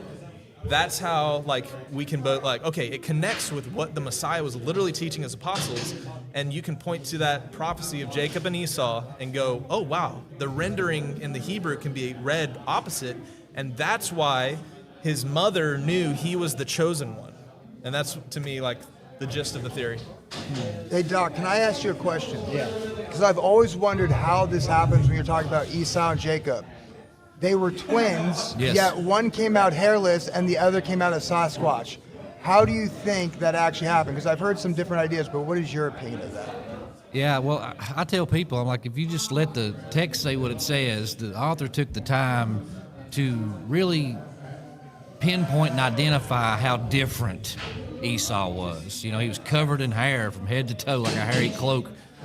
And so, I'm a serpent seed guy, you know what I mean? And you can look it up. I mean, a woman can be impregnated by 2 different sperm cells, you know. Do you know the word? Yeah, hypersuperfecundation or something like that. Hyperpaternal superfecundation. Yes. Now, please, in a non-$100 word, what does that mean? Means there was 2 dudes, 1 girl, 1 woman, and twins, but 2 separate DNAs. Oh, so you can get impregnated by 2 guys at the same time and have twins. Okay. Like a dog. Yeah, that's the serpent. Definitely Yes. the serpent seed theory. I don't know if that was the case with Esau, but it is possible that he is the one that the Most High said he hated. Yes, the only one. And what's interesting about Esau is rabbinically they teach that not He was Pharaoh. a serpent seed. Yes, not Pharaoh, not Nimrod, not Herod. The most wicked man in Scripture, according to rabbinic interpretation, was Esau. Yeah. And the reason that is because Esau was revealed righteousness and he turned away from it. So he had the knowledge and he rejected it. While Pharaoh, he believed in his false gods. He was a bad guy, slayed babies, but he didn't reject righteousness that was right in front of him. And that's what makes true wickedness, is rejecting the truth. Yeah. So, back to this idea of being impregnated by 2 guys at once. Yeah. Because it seems like when you read it, he's not just a hairy dude. They literally put sheep's wool on him, Yes, so he would literally smell a that certain hairy. way and feel a certain way. Yeah, and it's goat's fur. If you've ever felt of a goat, man, it's thick, it's oily, it's hairy. You're not going to stake that as a human. But you got to remember, back then they didn't have a Bible, right? They had scrolls. So when they read the account in Genesis 3:15, what does it say? I will put enmity between her seed and thy seed, talking to the serpent, right? And he said there'll be enmity between the 2. One will bruise one's head, one will bruise one's heel. So just a few, paragraphs down on that scroll of the ancient reader, they get to the birth of Esau, right? And the angel warns her, the younger will rule over the older, but one will be stronger than the other. And then here's the birth. And the author, you can imagine Jacob's foot pushing on Jacob's head, bruising the head.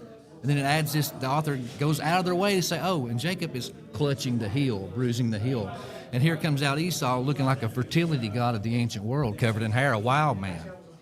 And it's bruising the head. So this is a Polaroid picture, in my opinion, of the Genesis 3:15 It's curse. the beast man versus the spirit man. It's the beast, the hunter, hairy guy, versus the clean-shaven, spirit, spirit-led Jacob, right? Yeah. Real question, Dark Lord, whose side do you take, Esau's or Jacob's? That's a tough question. Jacob was the deceiver. Of course the Dark Lord would take Esau's side. He tricked Esau. He didn't feed his brother for free. He had made him pay to save his life. Very Jewish thing to do, I would say. Look at Jasher. What a Jew. Since my name is Jacob, I lived with that curse my whole Strong life. biblical Everybody name. would say, your name means the deceiver. And I'd be like, oh man, I got a bad rap. I think, his mother's also painted in a false light. Because ultimately, to me, when I see what she did, she was having a commitment to God before the commitment of the earthly commitment of the Father. Yeah. So I think that's actually an act of righteousness that she did. Well, also consider why the father loved Esau. It wasn't because it was his first son or because of any other reason. It wasn't an agapic love. He loved Esau because of what Esau did for him. He liked meat, and Esau was a hunter, and so his father loved his first son in the wrong way. And like many other people, the birthright passes over the first onto the second. Yeah, it's a trend in the Bible. Very trendy. Yeah. God always favors the younger. Somebody changed, for all the Jacobs listening, I just want to speak some truth into your life. Somebody helped me come out of that curse of my name meaning the deceiver. Because literally my last name's Grant, so like I'm the great deceiver if you think. Because Grant means great, right? So, okay, so somebody was like, look, man, you don't need to look at your name as a curse. Because yes, Jacob was the heel grabber, but it doesn't mean that he's necessarily trying to pull down. It can mean you're lifting up. So like Jacob doesn't have to mean you're trying to jack somebody up and, you know, knock them down a step. It can mean you're a helper. It can mean, hey, I want to lift you up and put you, you know, higher than me. And, you know, that kind of helped me like ease that curse of your name is the deceiver. Like, it's just like, man. I was just kidding. I didn't know that was actually the deceiver. That was a coincidence. I'm just channeling the dog Well, that's what the energies. big rap is. He tricked Esau. Yeah. But screwed him out of you his know, birthright. Yeah, but it just shows that he valued the spiritual more than the earthly, which is just like you're talking about, like why, you know, his father loved Esau more because he was valuing the meat more than you know, what actually mattered. Yeah. And one thing too, going back to Rebecca real quick, I talked about this in the book, and it's speculation. You know what I mean? But I was like, look, she grew up in the house of Laban, right? They worshipped all these false idols. They worshipped these other gods. Because even when Eleazar presents himself to get her, he's like, oh, we serve the God Yahweh. And he's like, oh, this God Yahweh you speak of, I can speak neither good nor evil. I mean, I show you they didn't even know who he was. And she stole the teraphim, leaving the house, right? So she grew up worshiping these fertility gods that were covered in hair from head to toe. She had trouble conceiving. She was like Sarah. She was scared to death. She didn't have no handmaiden to give to her. You know what I mean? So if you could produce any children, especially a male heir, in the ancient world, you were worthless. You'd be thrown out and replaced by a younger woman. That's why Sarah did what she did. Rebecca was in that same position. So I tell people, I'm like, it's speculation, but I think it's safe speculation. It's not out of context. She grew up worshiping these hairy fertility gods. She was having trouble conceiving. They were praying to Yahweh. She wasn't being blessed. Just like Cain turned to someone that would bless her, I think. And maybe the writers just painted him that way. You know what I mean? Just to make him look as evil, as bad as possible. It could be a spiritual seed. It could be a physical seed. I'm not willing to die on any hill, but when you read the texts and you compare it and just let it say what it says, man, it's pretty telling. So Abraham, Isaac, and Jacob all have a very, very similar story. They all have either trouble conceiving or finding the wife. They're all kind of deceived or tricked. Was it Isaac or Jacob who worked for 7 years to get married, and then got the younger sister. Then got tricked. There's a lot of that happening, and I think, like archetypically, I think that speaks a lot to, like, what each story. Like I think if they could have told one story with the same guy having all three of the things, they might have done that, because I don't know how mythologized it may or may not be. As far as I know, from like the Hebrew point of view, Genesis is more of a story, and the Moses is more of the law, and then you get to the reign of Judges, which is more history, right? So they kind of view each section of the Bible from like a different lens. It takes generations to learn our lessons as people. It's like, well, my dad screwed up this way, I screwed up this way, I'm going to tell my grandchildren, don't fucking mess up. But you know what's weird? It's do as I say, not as I do. Maybe it's because we're all sinners, but we always have to touch the fire to see if it's hot. Oh, yeah. It's the lesson. We all have to That's learn like that everybody lesson. says the money's the root of all evil and it can't buy happiness. I got to find out for myself. It's a family drama too. There's some apocryphal lore that traces the lineage of Balaam the prophet. And Balaam is this guy who comes against Israel, and he tries to prophesy against them, but he can't. But he, according to lore, was the father of the two magicians in Egypt, Jannes and Jambres. And so the lineage of Balaam doesn't stop there. He was actually a descendant of Laban.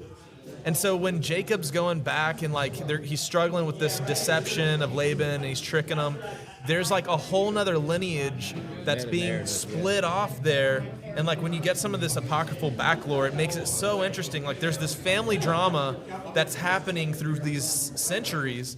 And like one side turns into this righteous nation with Moses and the sons of Jacob. And then the other side turns into these like high arch magicians passed down from Balaam down to Jannes and Jambres. And then they're facing off with Pharaoh. So it gets really interesting, like in terms of like the family drama of the scriptures. Like it takes multiple generations for the story to play out. It's really fascinating. So what's your guys' belief about the Bible? Do you think it's like the infallible word of God? Do you think it may have been manipulated or rewritten? Because I've heard theories about the Bible having been subjected to like not just interpretational, but like rewrites and edits. You have the Deuteronomists. You have, and Aeolists. Yeah, Aeolists. I mean, even the Catholic Church has been accused of, making some changes or omitting things, such as like changing a pronoun from he to she, from she to he, things like that. And so, like, if these things are true, how can we read the Bible? And what I guess what I'm saying is, what's the best lens through which to approach it, if it's not infallible, or do you think it's infallible? You go first. Me, I upset some people, but I'm like, I think that a lot of Christians, and this is a broad brush, but they worship a book instead of the creator of the universe. And they say, it's it's the inspired word of God, perfect, never changed. But you can look through and find older manuscripts and stories that are in ours are missing. Ethiopian Bible. They've been added to and changed. We see that. So we have to be honest, I think. I agree. And so I say, God chose man to give the revelation. And so man took that and how he interpreted it and put it in his word. And then even Jesus talked about the lying pen of the scribes. He shows you they were changing stuff. That's who he went to war with, were the scribes and the Pharisees. So, but I think the story of Christ, the important stuff, it was protected because that's what's important. I think you nailed it. I think things get lost in translation, and even if you read the English translation and you go back to the Greek and Hebrew, you can see the artistic liberty that they took with a lot of these sentences that they constructed. But to your point, whatever Bible you read, you're going to get the story of Jesus, our Messiah. Well, right? and like you were mentioning earlier about how they're using a play on words or puns or kind of one of the things I've noticed from people who speak English as a second language is these kind of euphemisms and metaphors are completely lost on them. Yeah. And so when you have someone who may be learning Hebrew as a second language and they're translating it, how are they going to be able to pick up on the wordplay, the joke, the pun? Like so I always ask myself, and I think the spirit of it, right? I think a lot of the spirit, especially the parts regarding Christ, has absolutely been preserved. I think without it, like we wouldn't be able to have him. But I also believe that we do have to tread carefully because we don't know what is not been changed, what has been changed. This is why I think my own personal revelation, praying to God and asking for the Spirit to make these things known to you is required to really have a true understanding of all these things. I'm not a fan of, the Bible says it, therefore. And I live in Tennessee. I'm around a lot of these sola scriptorian people who are hardcore. The Mennonites. We read it very literally. We live it very literally in the Bible Belt. And I see how they live, and I'm like, well, I mean, you're not bad people, but I also don't think that's what they meant. When I'm seeing them living their life. Yeah, the automatic writing stuff. Yeah, because they say, it's divine inspired. Da, da, da, da. So what? All the automatic writing that you people condemn, they say that Spirit takes them over and they just write. Is that what you think happened with the prophets, people? No. Well, not only that, like, don't you think if Satan is here to work against us, wouldn't the first thing he would do would be to try to misconstrue the Bible or change it or fake, Yeah, I think when it comes to scriptural authority and the texts we read, the modern system of Christianity, in a lot of ways, has created an idol in the 66-book canon. I saw a guy bury a Bible underneath, in his foundation, underneath his front door, saying, "I got the power of the Word of God right as you entered the door." And I'm like, you think the Bible, just because it's like a book, has power? It's like you have to read it to get something from it. The power is in the words. It's in the words. You can't. Yeah, it's like the Bible itself isn't going to protect your house from a house invader. I think it's a systematic preponderance of evidence in a way for what we should actually receive as absolute truth. Like there's the scriptural premise of every matter should be established by 2 or more witnesses. Yes. And there's line upon line, precept upon precept. Yeah, I love that. So understanding how to go through not just the 66 book canon that we got, but like go through any textual documents. If you start to find this repeating pattern of 2 or 3 witnesses for certain stories or narratives, you can start to have a foundation of truth. And then when you learn something new, I believe the Spirit of the Most High always has to come alongside humility. And so what we see in modern religious circles is people want to be sure. They want to have the knowledge that they're right. And unfortunately, along with that comes the spirit of religion, the spirit of pride. Yes. And whenever you're humble, you're willing to hear something that you might have missed. Whenever you're lowly and you're ready to say, okay, I don't have it all figured out, but I'm willing to learn, I think that's when the Most High opens up His truth to you. And so when you take that same mindset of humility and not already having preconceived notions, when you dive into text, that's when you can start to see the consistent patterns. And the scriptures are not meant to be just like taken and twisted out of context. But I think it's being able to study it and see, okay, this is the consistent message, and this is different than what's being taught from pulpits in terms of doctrine and theology that have kind of been superimposed over top of what the Word actually says. And I think that's where a lot of religions have gone astray, is we start to trust more in man's interpretation and less in what it actually says. Well, without being humble, you can't learn anything new because you think you already know. So you're already, we had this whole experience watching like NDS, kind of clash with the Orthodox. There's a lot of these people doing the same thing. I've had a lot of experiences with the Orthodox. That's been the experience he had is the experience I've had with them.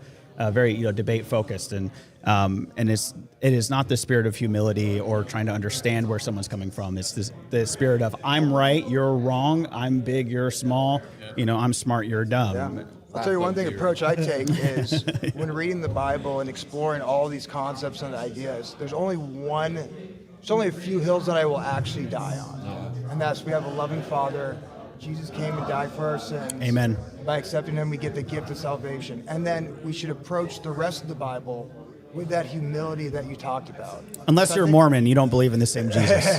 But when you have that humility, I think God also opens your heart to receive new information that can then change your perspective on all of that. Maybe the Bible's like this. It's a series of subjective truths. And hopefully, if you do it the right way with an open heart, you ultimately get to the objective truth. And maybe we never even get there. I think that, whether you get there or not, if you're constantly approaching it with that humility, like I think that counts for a lot more than actually getting it right. I think, even if you get it wrong, but you're still being humble and trying to learn about it, I think that matters a lot more than being like, oh, I finally got it, I'm right, and then wielding it like a cudgel or being prideful about it. Well, I think I'm going to jump off here, guys. I was going to do the same. The show's starting. Let's all do the intro for everybody watching. I'm Jake Grant. Go check out Skiba News Nation. We've got an event coming up, TrutherCon. It's going to be a lot similar to this event. So hopefully you guys can make it out. We'd love to have you. And great talking, everybody. Thanks for watching, and we'll catch you next time. Who are you? Who's next? Tell them who you are, Doc. Doc Brown, Prometheus Lens Podcast. Anywhere you can consume content, you can find me there. PrometheusLensPodcast.com. Come on over. The water is fine, y'all. Not Nice Guy, Artificial Dissemination HD. You guys know. And you can catch me at End of the World News. My name is Ben, where I black pill you and give you a glass of the Holy Spirit to wash it down with. I like that. All right, guys. Amen. Peace. Who wants to take over? Next.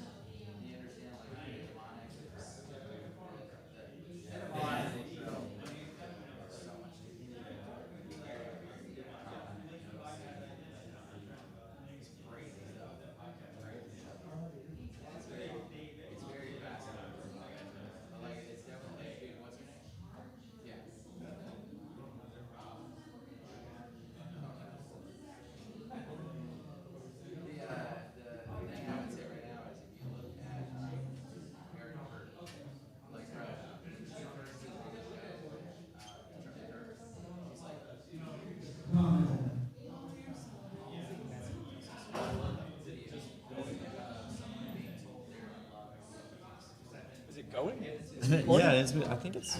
Are you guys live in the live I don't chat? have a camera on me. How do we Let's go see. to the little? I don't know. Check 1, 2. Oh, it does does it. Okay, cool. Awesome. What's up, guys? Yeah. Hello, everybody. We were having a. No, amazing we're not conversation. smoking weed. I don't smoke weed. I don't either. What's up, buddy? You want to join us? I haven't either. All right, we got the great and powerful Ed Mabrie here, and Jeremiah Skiba from the Skiba News Nation. Oh, you're Rob Skiba's kid? Yeah. Good to meet you, man. I was a big fan of your dad's stuff. He's, I told him a while ago. I was a little bit embarrassed, but I didn't really know who his dad was, so now I know. Oh, yeah. He's the one who when I first started hearing about flat Earth, and I was looking into it. Like his videos started getting into my algorithm, and then I saw how his stuff on the Nephilim, which is like huge for what I do. What do you do? So I have a Christian broadcast called Faith by Reason. Cool. And I go through the entire Bible from a supernatural point of view, based a lot on. I was inspired by Dr. Michael Heiser and Dr. Chuck Missler, and those folk, and they really helped me see behind the veil of. It's not that the Bible is not just about us; it's about the spiritual, supernatural realm, and understanding that we're in a spiritual war. And I have a spiritual warfare course that I'm doing now. Wow. But understanding all Where can the people background. find that? They can find it on my website at faithbyreason.net. That's where you can sign up for it there, and it's a 12-month course. It's very intensive. Cool. And we look at what the goals of a spiritual enemies are. And a lot of people believe that at least one faction of the supernatural enemies, that they want to conquer us. Like, well, no, actually, I think the reason that they had the Nephilim come, the reason why they produced the Nephilim was in order to, not to conquer, but to replace us. Because God said in Genesis chapter 2, he gave Adam and Eve, he gave humanity at the time dominion over the earth. Right. And so he said that the earth can be dominated and be under the sovereignty of a spiritual, physical hybrid. That's what we are. We're physical, we also have a spirit. Yeah. I think the fallen angels thought, okay, well, if we produce our own physical, spiritual hybrids and do it under the law of God, then God will have to be obligated to recognize that. That's why they married women. Yeah. They didn't just have sex with them. They entered into a marriage covenant. That's why we see in the pseudepigraphical Book of Enoch that they gave them gifts. That was part of the marriage ceremony. You give gifts, and they married them so that these offspring would be legal. And then we see they started to devour the men, and the Bible strongly implies that Noah's family were the only pure humans left. Wow. They almost won. If they had won, then they would have had legal dominion over the earth. And I think we're seeing that. We're going to see that come back. That the Nephilim are going to return. We see that in I have a book called The False Apocalypse, where we look at the fourth horseman of the apocalypse, and what happens. He kills a fourth of humanity by pestilence, by wars, so forth and so on, and also by the beasts of the earth, the Therion Gay. That's the Therion Gay, or the Earthborn. That's a title of the Nephilim. I think the Nephilim are going to return, and that's part of their end times goal, is to get to do what they were trying to do before and have the Nephilim. Do you think they're here already? Yeah, I do. I believe they're here already, and I think, and I'm getting way into the weeds here. Yeah, that's but fine. my opinion about the mark of the beast is, I think it's going to alter the DNA of those who take it, either to make them into Nephilim or to make them vessels for the demons, where the disembodied spirits of Nephilim, to inhabit. I think there's nothing new under the sun, as Solomon said. I think they're just trying to redo what they did during the antediluvian age. I think so too. Can I ask you a question? Yeah, sure. You know how in the Book of Enoch, the Watchers pled with Enoch to, please tell God to forgive us. Yeah. Sounds like a crazy question. Have you read the Book of Giants, first of all?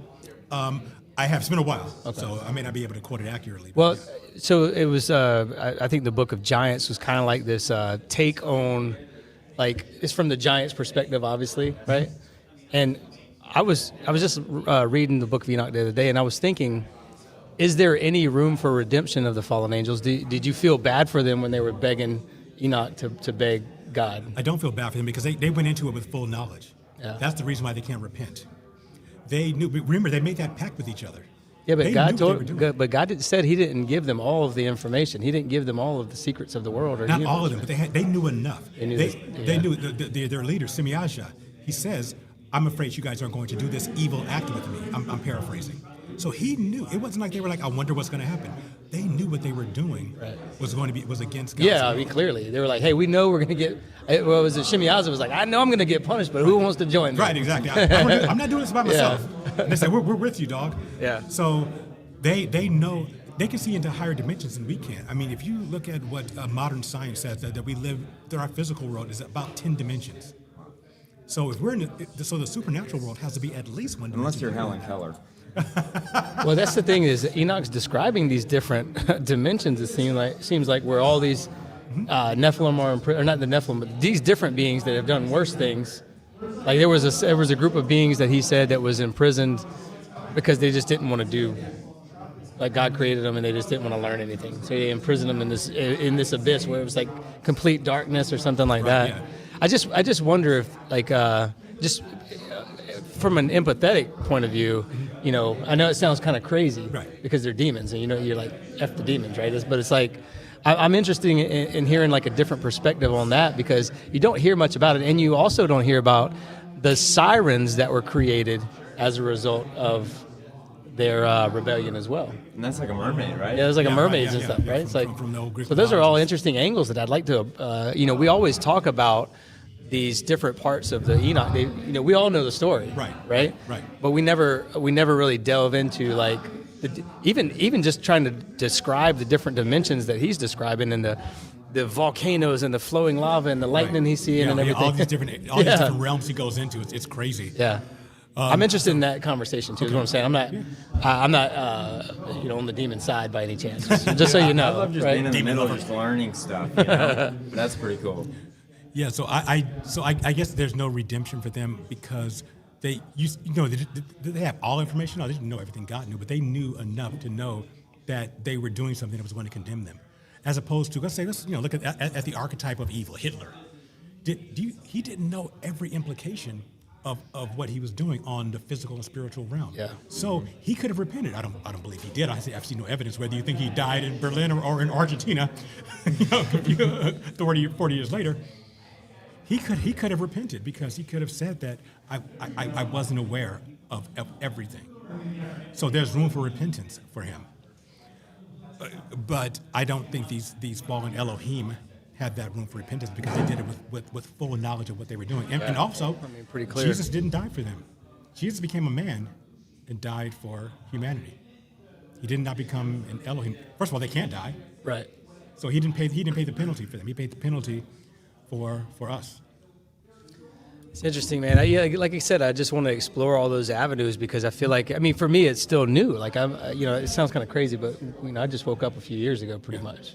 So like Well, you know a lot, man. I'm still learning. I'm still learning a lot stuff over there that I had never heard in my life. I'm still learning the conspiracy world of it, and there's a lot that I just don't know, and I don't have time to even look into everything. But whenever I do, I just end up getting a lot more questions, and I'm like, man, we're just, truthfully, I don't want to take this to like a disclosure talk or anything like that, but like even with the disclosure, everything is always on the surface. There's never any conversations of deeper information. It's just always like, well, we saw UFOs, we saw this, and when you get these massive release of files by the government on war.gov/UFO or whatever, it's like, it's all, interesting, I guess. It's interesting that they're releasing some of this stuff, but it's not really saying anything. It's not, clearly there's a demonic angle to it that they don't talk about. They don't want to talk about. Yeah, these things are extra dimensional.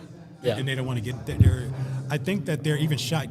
I was talking to other people today, which is great, this whole environment. You're learning so many different things and that are challenging some of my beliefs, which is great. All our beliefs should be challenged all the time. Yeah. But what I was hearing from someone was that when, let's say, things started going crazy in 1947. All kinds of stuff started happening. You had the Roswell thing. You had the Babylon working with not Aleister Crowley, with Jack Parsons and L. Ron Hubbard. Yeah. Hillary Clinton was born. All these different things were happening at that time.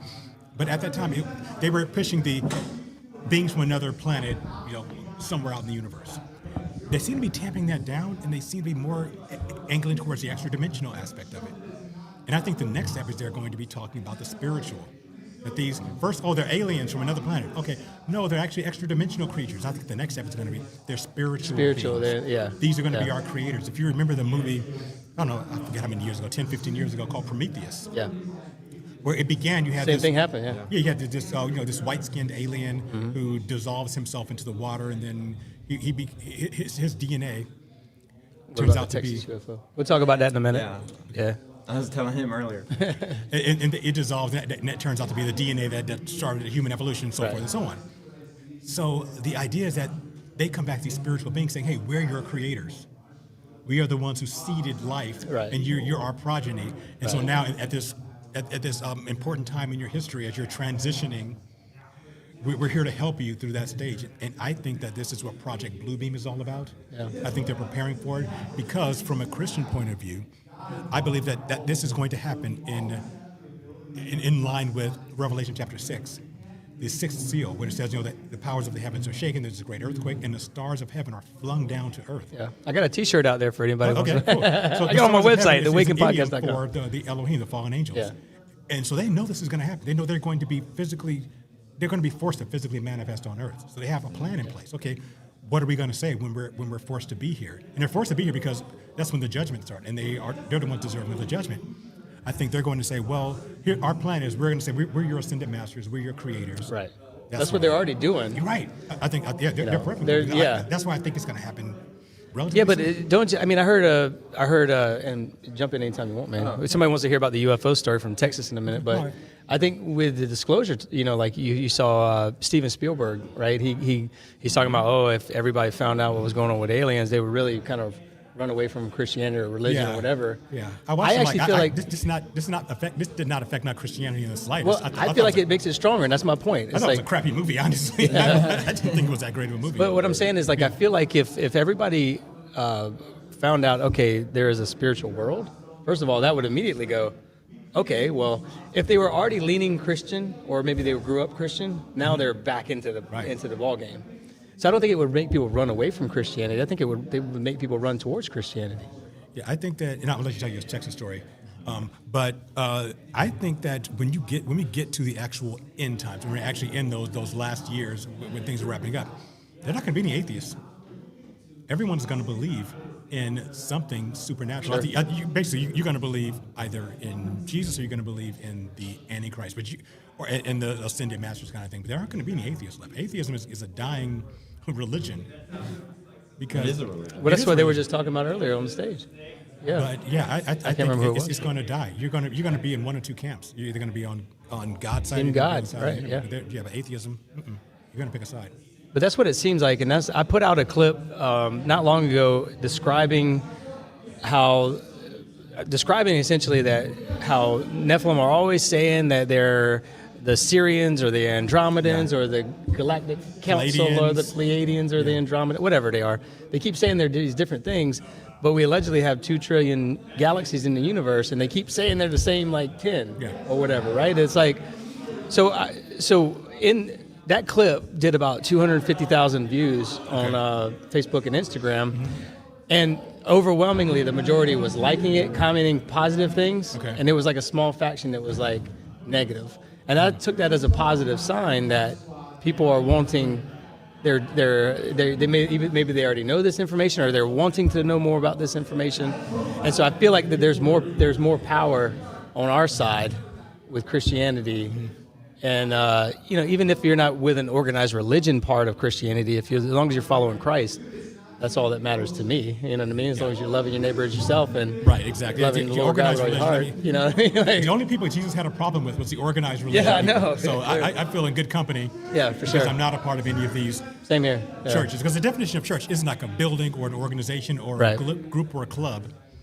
It's a community of believers. That's what the church is, and that's why when I get so annoyed, and I know something that Top and Raven have been going over with the Orthodox Church. Well, you have to be, if you're going to be a true Christian, you have to be a part of our organization. It's not a club. Yeah, it's not. Yeah, it's a community of believers. That's what it always was. And they're like, well, we are the true church because we follow the church fathers who are around between 200 or 300 years of Christianity, of the church of Jesus. Okay, well, if that's the case, then why aren't we following why are we following these church fathers? Why don't we follow the church at Corinth or at Galatia or at Thessalonica? They were within 30 years of Jesus, and all of them were screwed up to the point where Paul had to write them letters.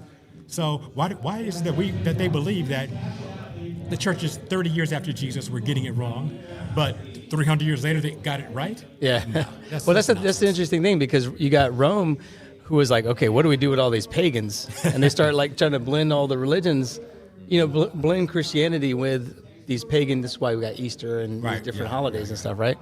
So, I mean, it seemed to be pretty instant that everybody was like, okay, we're on Team God, Team Christian, for the next 2,000 years or whatever it was. So yeah, that's right. They didn't choose all these other different things. They could have been.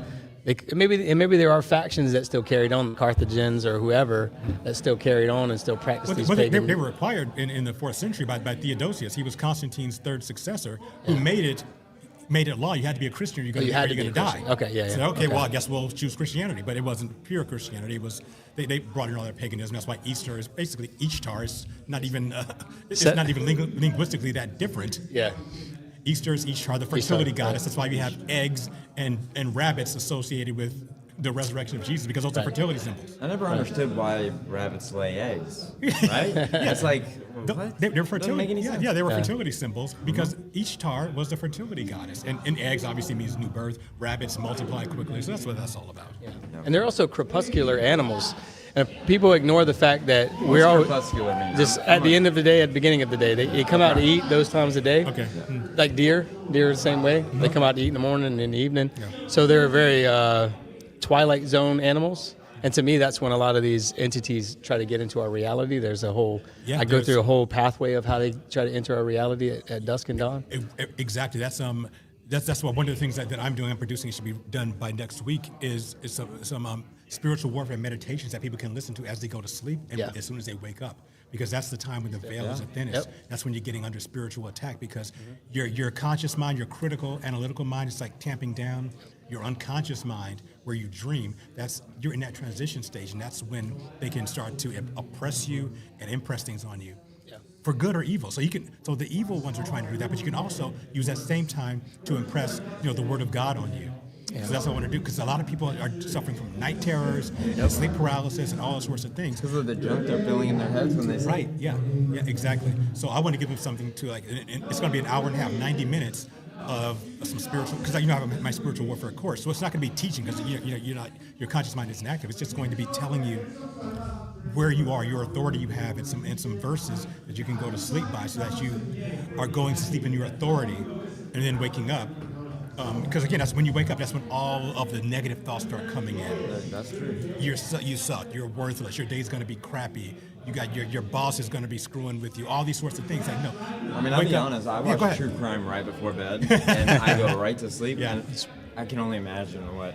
740 Videos said, "Faith by Reason, one of the best in the business." Yeah, no doubt. And thank you. I doubt that Jeremiah and I can sit here and hang in the conversation with you, man. But it's a pleasure to sit here and talk with you. Yeah. Jeremiah, tell us about I love learning from you guys. I mean, that's what these things are all about, and that's why we're putting on TruthorCon in Dallas, which I would love to have both of you guys at. I wish I could. We'll exchange information. I'm happy to. I might come out there. Yeah, I'm a big 33rd parallel guy, and we were just talking before we came over here about the UFO that crashed in Texas. Yeah. And I was like, hey, man, do you know what the first UFO crash was? And he was like, I don't know if you knew it. And so I told him about the 1886, 1887 Aurora, Texas UFO crash, and it is mind-blowing. Wow. Like, they buried an alien in Texas, gave it a Christian burial, and nobody can dig it up because you have to notify the next of kin. How do you do that with an alien? Well, and so the reports it's like people were too afraid to dig up their grandma. You know. I lost the chat. Where'd I go? People. Oh no. Which one? Comments. Okay, there we go. I'm still new at this. But yeah, I talk about the 33rd parallel a lot, and Rockwall, Texas. That's where the You'd have been there too. Dallas Fort Worth is you're gonna have your conference at, right? Yeah, in Dallas, and I've sat on that rock wall. There's no way it's not like they try to play it off like science did this, and it's like I even asked the judge in the judge's office. Like we went into the city hall, she said there's no way. that it's science. I mean, when you see these boulders and their sediment, like I have a piece of it. I stole some. Don't tell anybody, guys. I just said it in front of all So, the people. so this is a question that both of you guys might be able to answer. The 33rd parallel, for those who don't know, Rockwall, Texas, there was a ranch in Rockwall, Texas that had 3 of the 5 red heifers that came from Rockwall to be sacrificed in Israel. Okay. All right. All right. So what can you say about that? What do you think the significance of something being born on an energy ley line, something like these red heifers that are to be sacrificed? So here's a huge controversy.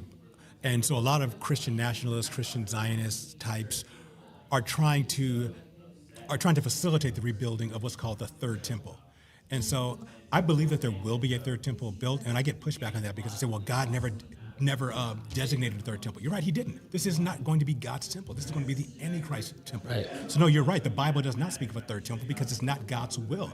I mean, it speaks about it connotatively because God does not order a third temple. He ordered the first temple, Solomon built it.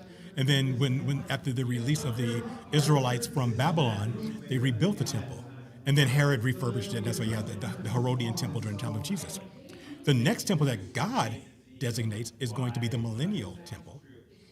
And that's with the millennial reign of Christ. Exactly. Right. So the third temple has to exist because Paul says that the Antichrist says he as God sits in the temple of God, proclaiming himself to be God. So there has to be a temple that is there.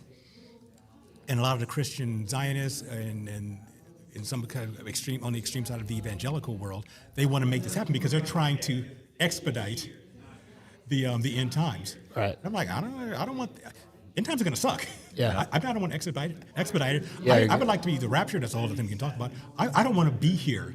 I don't want to see the Antichrist. Isn't everything going to melt when the presence of God? Am I wrong? At the very end. Okay. Yeah, at the very end. Peter talks about this. That there's a new heaven and new earth because the old heaven and the old earth passed away. This is after the final judgment that happens after the millennial reign in Revelation chapter 20. But after the period that Christians call the tribulation, this last 77 years, what happens after that is Jesus sets up his millennial kingdom. But so back to that red heifers, in order for the temple to be sanctified according to Levitical law, you have to have the red heifers. They have to be burned. They actually have to be sprinkled. That cleanses the temple. Now, as far as it being birthed on this 33rd parallel, and the mysticism behind that, I think that is speaking to the fact that this temple is not going to be an actual temple. That it's not going to be a temple of God because God didn't designate it. Well, it's funny because I mentioned that I have a shirt, and I was poking fun at the fact that I'm selling merch and stuff like that. But I have, so I talk about the 33rd parallel a lot. That's what I kind of got started on talking about. And I realized that the word parallel sounds a lot like para-el, which means alongside God. So that's what the T-shirt was. That's why I was kind of making fun of it. So I feel like there is almost like an upside down reality, if you will, kind of like Stranger Things, where it's like there's an upside down version of this world that's alongside God, right? Not alongside the throne of God, but alongside the creation of God. Stranger Things, kind of. Yeah, that's what I was saying. Yeah. Well, if you look at Revelation chapter 11. That's when God tells the Apostle John to measure the area where the temple is supposed to be, and he says that there's a part that's given over to the Gentiles, and they will tread it underfoot for 3.5 years. I think the temple is going to be built there. I don't think it's going to be built in the actual spot where the Holy of Holies is supposed to be. I think that's where they're going to build that temple that the Antichrist is going to violate. Because he says this is given over to the Gentiles. This is not mine. You measure it, and that's for them. And they're going to have it for 3.5 years, and that's the half of the 7-year period. Do you give any thought to any energy ley lines or 33rd parallel? Sitting here and listening to you guys. Well, they're good to talk to you. But back on the Rockwall topic, did you know that they found a Nephilim skull there, and the Smithsonian picked it up? Went away. Yeah, never saw it. They found giant tools, and they just want us to believe that we didn't. You didn't see that. You didn't see that. Nothing to see here. Yeah. Well, what do you make of the ley lines? I mean, you believe in these ley lines as energy ley lines? I got theories behind all this. I by the way, I don't disbelieve it. Yeah. I will be honest. I've not done a deep study, but I think this world is much stranger than we. Yeah, for sure. And I was talking to Dr. Heather Lynn about this a couple of hours ago, that Christians, we try to be we do this thing where we want to be so holy that we discard things that exist, and we want to just put a negative label on them. An example of this is the term "as above, so below." Right. That's Aleister Crowley. Christians shouldn't do that. No, that's a spiritual law. That's pretty much what I'm just saying here, right, with the para-L. Right. It's So as above, a so below. spiritual law. You speak Right. things in the one realm so they manifest in the other. Right. That's what prayer is. Yeah. Prayer is you speaking things in this physical realm. You want them to manifest in the spiritual realm. Jesus said, as your will be done on earth as it is in heaven. Jesus is speaking of that. So the idea of as above, so below is not evil. It is a spiritual principle. You can use it for evil, and the Crowleys of the world, the Satanists, they use it for evil, but you can also use it for good, because how did God create the universe? I mean, it's like AI. Spoke it. It's like you can use it for good, you could use it for evil, and It's just a tool. it's in the right hands. And we think about things like ley lines and things like that. There are energy frequencies. Frequencies, yeah. I'm into frequencies. There are certain frequencies. If you go back to the books of Samuel, when David would play the harp for Saul, and it would calm the evil spirits that were in him, he was playing a frequency. Right. Right now, the bad guys are using other frequencies. They told us to retune all of our instruments to a different. Don't quote me. It's like what for something. I think 432 is like maybe the good frequency, and they tune their instruments to another 4 something. 444. Right. Or something. Yeah, something like that. I'm not an expert in that. I think Top Lobster talks more about that.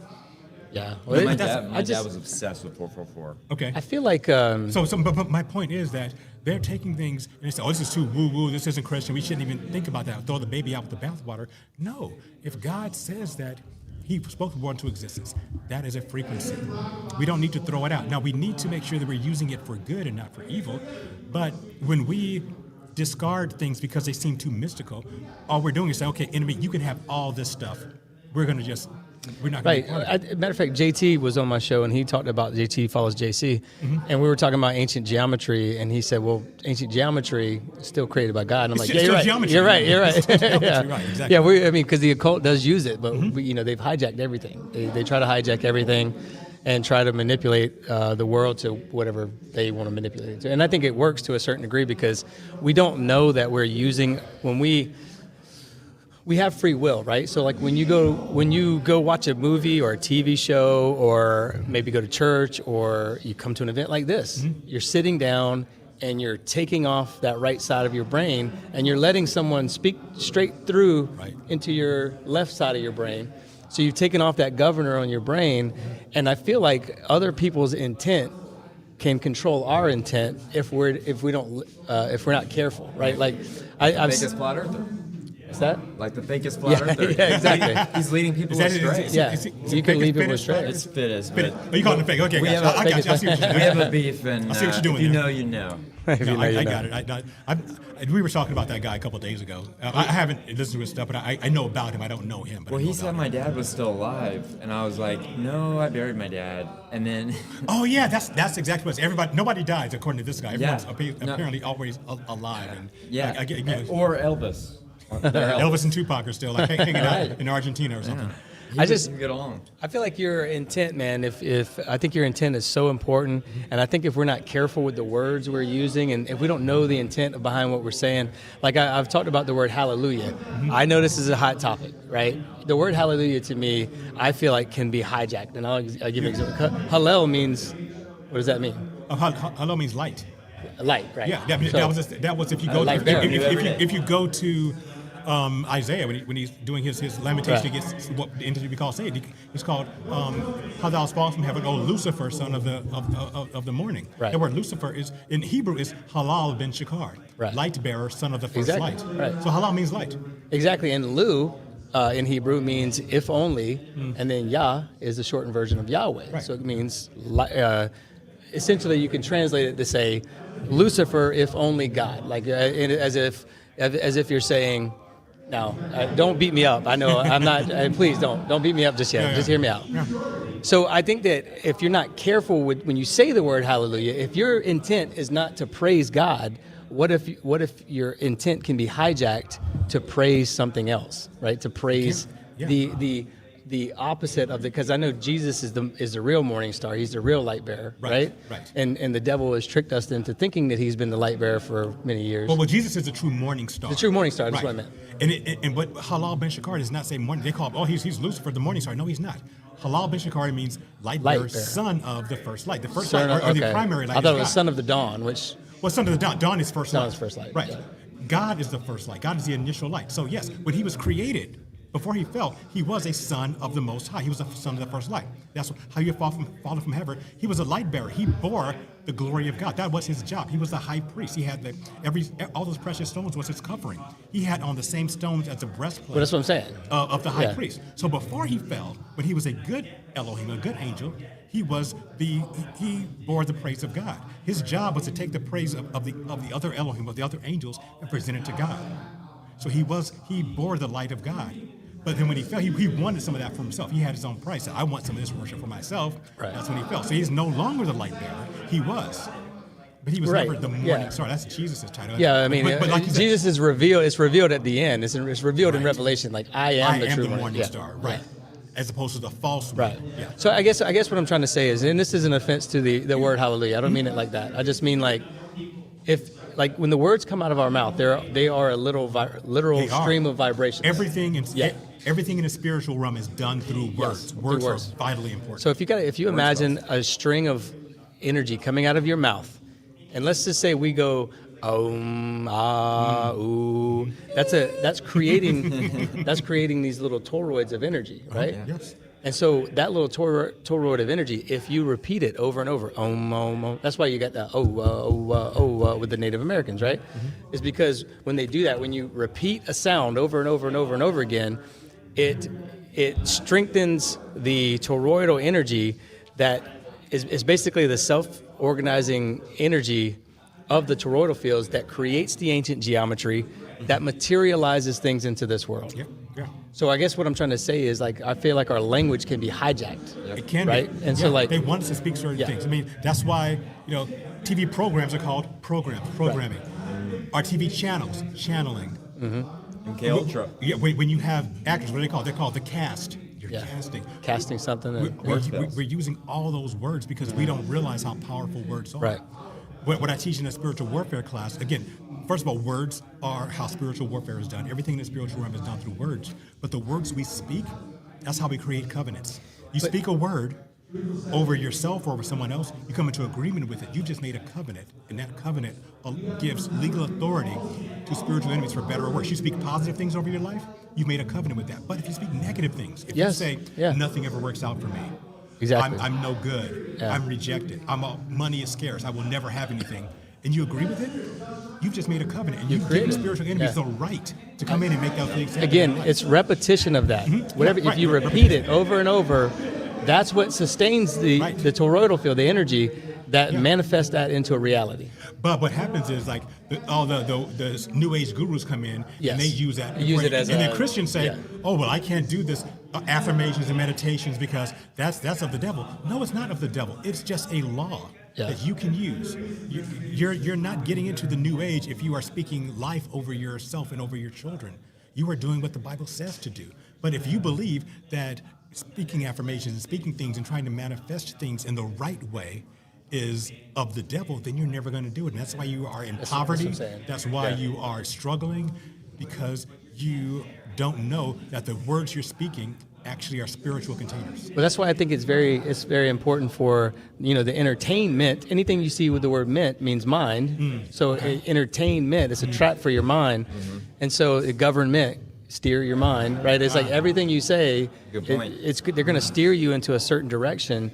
And so if you're not, I'll say this over and over, I'm never against church. I go to church, right? We have two churches we go to, as a matter of fact. Well, if you get offended, you know what? Then why are you here? Why are you watching Nephilim Death Squad if you're getting offended? There's no way. But I'm not against church, but I feel like even with churches, you got to be careful what you're listening to.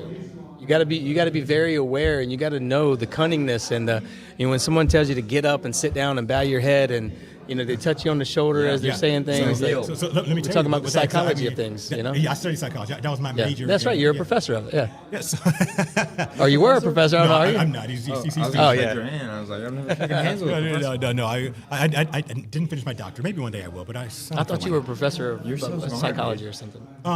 If I could, I just want to go into $200,000 worth of debt to get a piece of paper.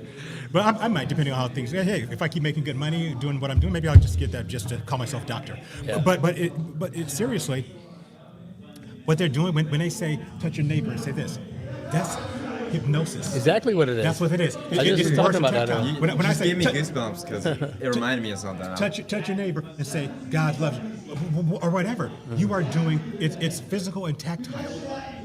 That is hypnosis. What they are doing, a lot of these so-called pastors in their churches, they are literally hypnotizing you by using the rituals of hypnosis. We learned that when I saw people doing it, I'm like, wait a minute, how come nobody knows or acknowledges that what Pastor so-and-so is doing on the TV network is hypnosis. They're doing hypnosis. Yeah. I was just having this conversation. That's why people end up giving them all their money. You hypnotize them and say, touch your neighbor and say, sow a seed into my ministry. Right. You're 100% right. I saw Benny Hinn, and that's the only time I saw the devil. Like I was frightened as a child because it was just like everybody was in a trance, like you said, vibrations. Yeah, so you're swaying at the same time. Yeah, and I was standing there straight, like it's a vibration. I've been to Disney World, like I know that things can be manufactured. Well, and it is Disney World. It's at those moments too that they always say, they always add in there, don't forget to give, or don't, you know what I mean? They always want money from the church, and they always do it they know exactly when to do it. After they have everybody swaying. Yep. Yeah, and after they got everybody susceptible to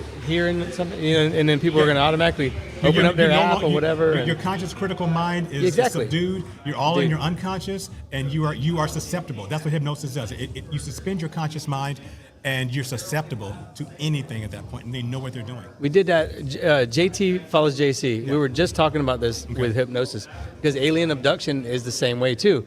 There's a correlation between hypnosis and alien abductions, and it's. I hate to say it, but you get hypnoptized by a certain way of thinking. Are you about to leave? I'm about to go on the stage. But, I think we're maybe going to get. Awesome. I'm okay. Be up there with well, listen, man. This has been a great little conversation. Both of y'all have truth or con. Yeah, man. I wish I could. I might because I love learning. Take my email down. We'll do it. We'll do it afterwards. Guys, thank y'all for listening. Thanks. We are here live at Brohemian Grove, and Jeremiah Skiba and Ed Mabrie from the Faith by Reason show. Yes, faithbyreason.net. Podcast.net. And I'm Skiba News Nation on YouTube. That's right. And you guys can find me at The Awakened Podcast, theawakenedpodcast.com, where I talk about all this stuff, and then I go a little bit beyond. I talk about UFOs, I talk about plasma, I talk about 33rd parallel, a lot of this stuff. Man, there's a lot of connection to the science world that we need to talk about with Christianity too. And my ministry is all about helping you in your walk with Jehovah. Hey man, it's I about love getting what you're people doing. Closer to God, and that's why I got a spiritual warfare course, my Revelation series, 60 deep episodes, and do my Genesis series now. Check it out. All right. Ed, thanks for being awesome. Jeremiah, thanks for being awesome, brother. Yes, good talking to you guys. We'll see y'all later. Maybe we'll jump back on in a minute. Later, guys. I never know what camera to look at. Guys, come to Truth or Con.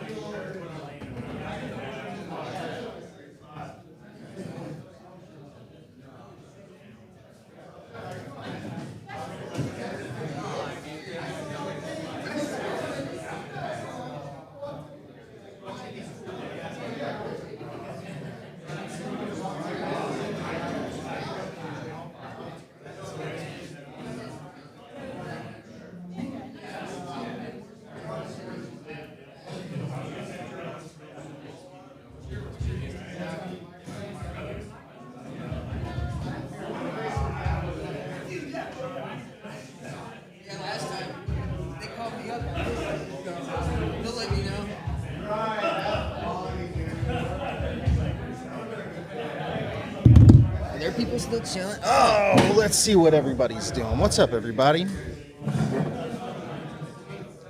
I don't know how to scroll this. It's Is not working. Meaty drunk yet? Who's Meaty? Is Meaty? How many people do we have in here right now? Is that the number? How far was Owen and Heather? 1,074? It was great. My goodness, what's going on, everybody? I answered my own question. I was trying to answer you, but I answered myself. I was like, how was that Heather and Owen? And then you said that, and I was like, it was great. But I meant to say, yeah, that is the count. Yeah, well, we're in a weird spot. Should we shift so we're both on this thing? I don't know how to do that. No, we'll just sit here, whatever. Y'all, so Owen Benjamin just came off the stage. That was wild. They have been discussing some occultic rituals and the Charlie Kirk situation. I got to be careful because we're on YouTube. Yeah, they did a great job. What's up, dude? Dude, just hanging and banging, man. Enjoying this wild fucking event, dude. I think that that whole conversation was awesome. I think that that sacrifice conversation was perfect. It was a lot. I got to have that conversation with Heather before they went up. Yeah. So it's cool to kind of get it from the horse's mouth. Her and I are pretty in line, dude. I got to get her on sometime, dude. She's on she's it fun, with man. that. Because I talked about the digital temple on my show because of something she kind of brought up. She didn't really go into detail of what the digital temple is. But I'm like, well, I'm pretty sure I'm covering that. So I started kind of delving into what that could be. And like an esoteric version of the actual third temple could be this like esoteric, this digital kind of hidden temple. Yeah. that you're Jamie sacrificing. Walden got into that a little That's bit, right. right? Yeah. I think that makes a lot of sense, honestly. Talking about how like Christ doesn't dwell in temples made with human hands. Like we, the body of Christ, are That's the right. third temple. If you want to get Since real. he came and delivered that last, like the final covenant, it remains in us since then. Well, because on that third temple, and we might have actually talked about this at some point. Like people don't talk about this, but like everybody keeps saying like they got to rebuild the third temple. All these dispensationalist folks, they got to rebuild the third temple for Christ to come back. Whatever. Well, wait though. We don't agree that that third temple will be the legitimate temple of God, right? We already agree on that. Well, there's already been a third temple. Herod's temple was the third and does not get counted because it wasn't a true temple of God. So I'm sitting here going, why are we going to call this one the third temple when it's not either? The third temple is us. Yeah. That makes a lot of sense. It keeps coming back to this idea of manifesting the optics of a thing. Whether it be the end times or the temple, they're just manufacturing the optics of that said thing. Kind of like at the very end there where Owen was talking about, if you say people hate me enough, everybody's going to eventually hate you, you know? Right. And I think that is part of the manufacturing the optics of prophecy. Everybody turns on Israel. Well, we got to get everybody to turn on Israel. How do we do that? We start doing a bunch of shit, genocide and all kinds of stuff, and air it all on TV, you know, and put it all over social media so it can generate this natural reaction. Right. That makes sense. But it's really unnatural. It's inorganic. Yeah. It's not real prophecy either because it's manufactured. Right. The problem is it's going to look real to a lot of people, and that's where it gets really tough, right? Because like it is the great deception, and save for the elect, right? Save for those who are actually in God. It's like even they would be duped by this if they weren't in God, right? And so it's like this is going to be good. Like whatever it is, it's going to mess people up. Well, these occultists, they study Christianity, they study the Word. They say Lucifer knows, everything front to back, right? I mean, so of course they're going to be able to manufacture the exact optics, just like he'll be able to represent himself just like Jesus, and to a believable point where you wouldn't know the difference, as it says. Right. So he has to know all, which is why it's easy to manufacture the optics. Get in here, boys. Get in here. What are you doing? Do it. Sit. I'm just throwing the shit No, around. well, yeah, the fourth doesn't work, does it? It's been. We need to figure out what's going on with that. No, the Spirit of God dwelt in the first temple behind the veil. Christ tore the veil. That's over. Here's where this gets really convoluted, though, right? Like, was Eden a temple? Because it sure seems like Eden was a temple, because the temple is the place where God meets man, right? Now, like, was the tabernacle a temple? Right? Like, so like when we get into this first, second, third language, it gets a little dicey because like the temple is where the Spirit of God dwells. Yes, that was always intended to be man, and that has come through Jesus Christ, but it's like we just got to be really careful with that language because it can get wonky really fast. Hey, and you know what other wizard is working at TPUSA? Paul Vallely. I can't believe they didn't bring up Paul Vallely. I was dude. that's the wizard I thought of. He talked about a wizard. I was like, Paul Vallely? Ain't nobody talking about Paul Vallely. I know. Is he still at TPUSA? William Ramsey and I literally found that, I believe, first. Who did you just say? It online first. Who did you say? William Ramsey. I thought you said Gordon Ramsay. No. I was like, I'm sorry, what? He's okay, good at got cooking. it. He ain't good at research. No, so William Ramsey and I pretty much unleashed that whole thing just on accident while we were reading through the Mind War stuff. After that, dude, it just blew up. But it's one of those things where it's like the implications behind that. People just say Paul Vallely and he, worked with Michael Aquino for Psyop to Mind Wars, but then they don't explain anything that means. Like, where's the context? How do I know what to look for? And that's what we did on my show, which was just breaking down all of the Mind Wars tactics. Right. And why that is important that he works at TPUSA. Right. It's literally the biggest psyop that's happened in our generation. Well, and so I listened to the Andrew Wilson conversation with Joe Rogan yesterday on the 14-hour drive from Indiana here to Bro Grove, which was fun, I guess. The Bro Grove's great. The drive wasn't. But somewhere in there, man, he just kept talking about how they want you to think it's these people over here. They want you to think it's these people over here. And I'm sitting here and I'm like, well, wait, if TPUSA is connected to Paul Vallely and Michael Aquino, which it is, through Paul Vallely helped write From Psyop to Mind War, which was the journal put out by Michael Aquino and Paul Vallely.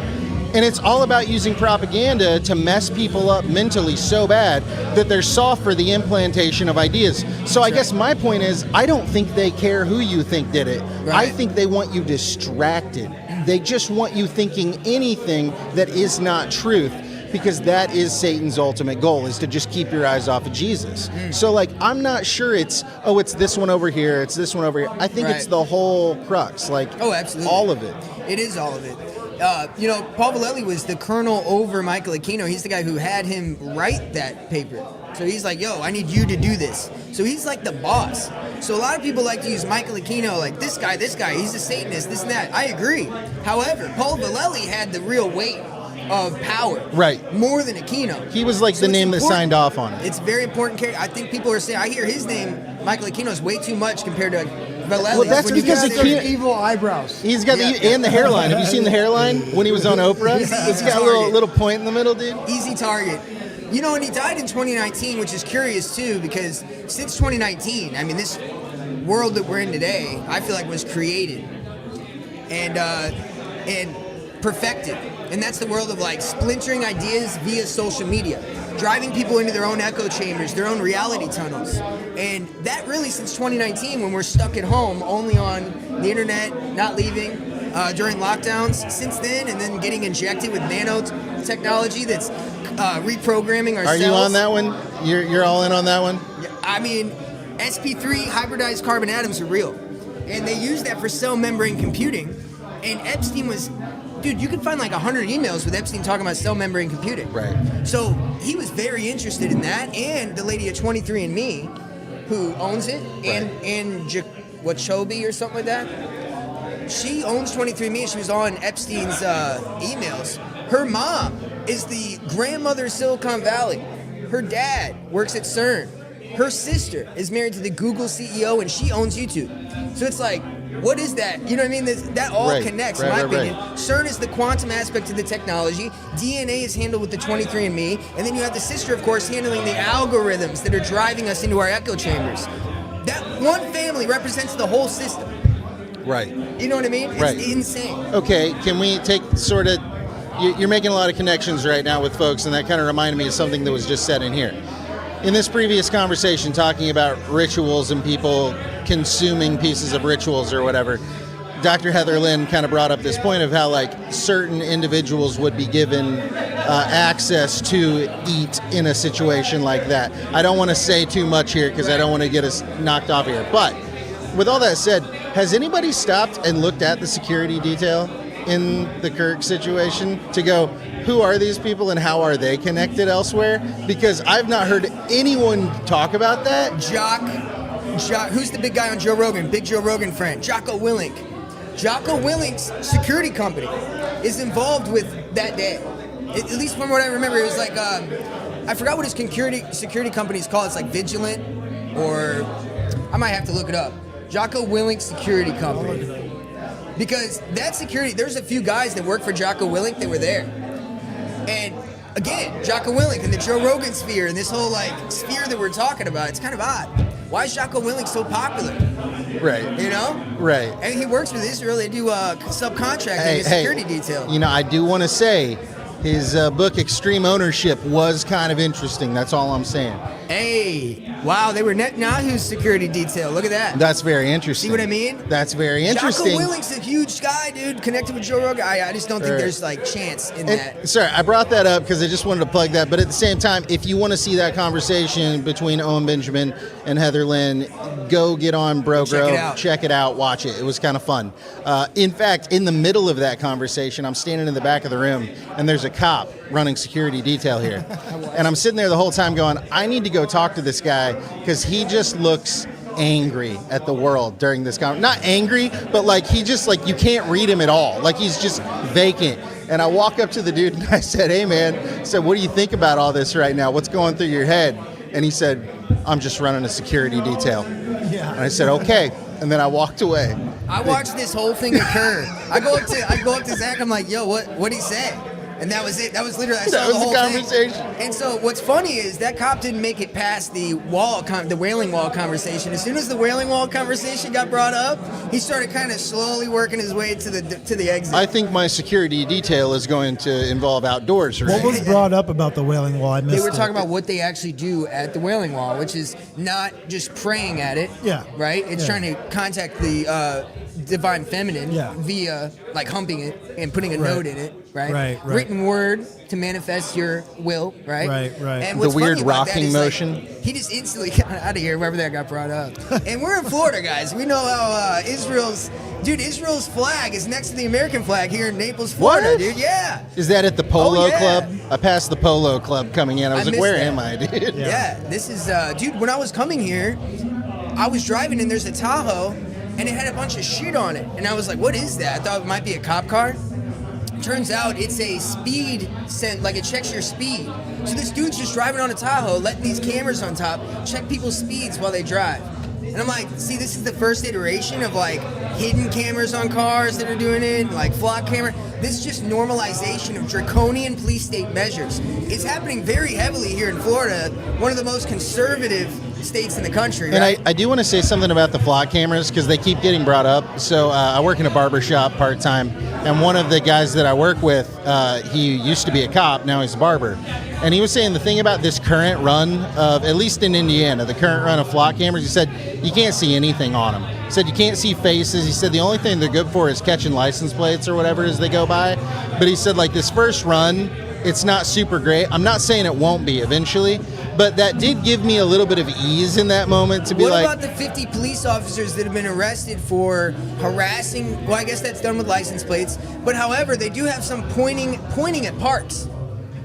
At Where's parks? the license plates at a park? Well, when you're in a playground, show me the license plate. That's all I'm saying. Fair. I don't know. I'm I sorry, don't know he's talking specifically about the ones mounted along the road. But I don't know. I mean, I wonder what the difference is. Here's the other thing. Does he have access to everything that they've got? Right. I don't know. He's probably seeing a small portion. But, yeah. Well, when you look at artificial intelligence right now, this is what I think it's all being set up for. Is that propaganda, the park thing? I hope it better be. Like if you think of artificial intelligence, even just how we use it, we give it a bunch of information, it comes up with whatever you want. So what I think all the technology is going to be used for is for like artificial intelligent, sentient being. It's able to operate, think on its own, right? Maybe it has some sort of morality or ethical value to it that it got from us, but it does it like theosophically, where it takes little things of what it thinks is best from all the religions, comes up with its own moral value, and you have like a world that's ultimately being functioned by like a global dictator, artificial intelligent operating system. Then you have the political systems that are gone. Globe comes together as one. the governments fornicate with it, which I think is the harlot too part of it. You know what I'm saying? And it's like the governments carry the harlot. When we look at governments, what are they all competing against? They're all competing against AI. You know, it's kind of like the AI space race, but it's the AI race. And so I think they're all kind of working compartmentalized, but really it's a one big system that's being set up from a general view of it, you know? And how vague is it? Have they really detailed the world that it's going to be? Say that again? How vague is this? So AI is being sold to us as a thing we have to strive for. However, they haven't really went into detail about why it's better, other than it'll take your jobs and you might be able to get a stipend every month. You might be able to get a universal basic income. And that's kind of what I think comes after this. Which is why I think we're actually in a race for who's going to build the police state, technocratic police state first. Us, China. Oh, China's going to run your whole country with, technocratic AI if we don't win. In other words, we have to be the technocratic AI state that dominates the world over China. Is really what they're selling us. There's no actual world that they're giving us besides chatbots. I actually had a conversation with ChatGPT around this where I was like, okay, here's my take on AI. I said, I feel like this thing, it's going to keep growing. It's going to keep getting bigger, which is hilarious because I'm talking to AI while I'm doing this.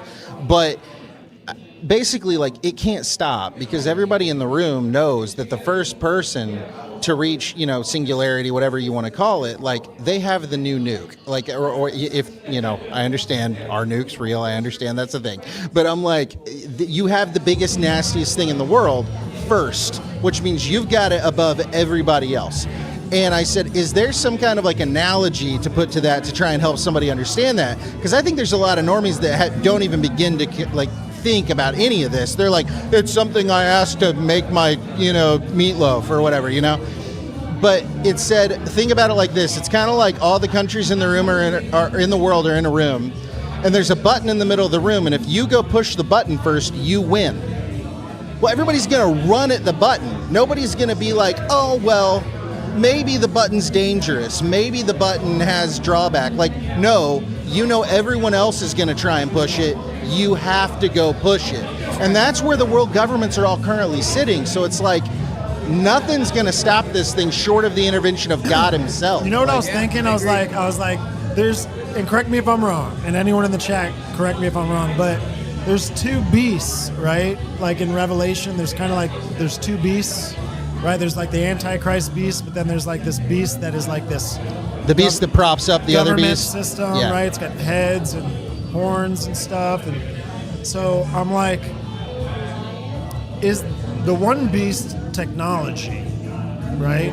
To where you have this hive mind system that's operated by something else, and I think that's kind of what the harlot is. When you look at some of these people talking about plasma, conscious plasma, and stuff like this, there's a lot of divine feminine properties to it, and the occult looks at the idea of plasma to be that state of matter that is all of the elements combined into one, the ether, and the conversation, the last podcast they did right there up front, there was the idea of prana, chi, life force energy, right? When you see the false prophet in Revelation, he gives life unto the image of the beast, and it's that ether, that stuff. I think it's all kind of.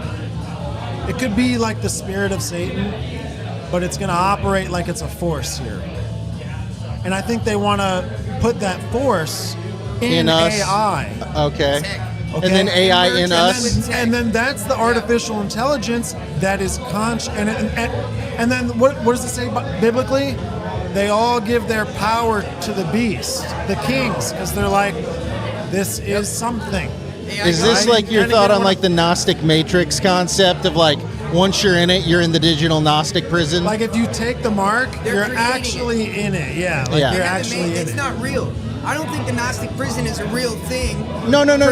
But they're trying to escape it. Because they're making it. Exactly. Yep. But the message to get you into it is going to be the opposite. That's right.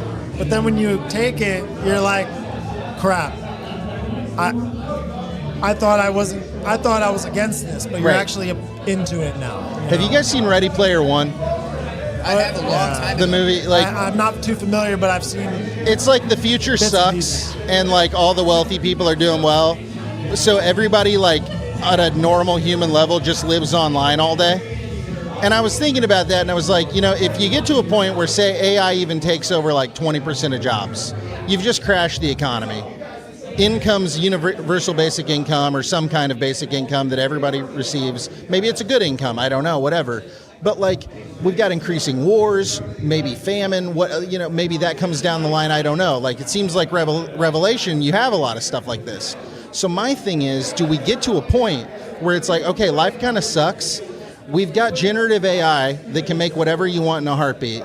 You've got Neuralink, which you can plant in your brain. We compare the two.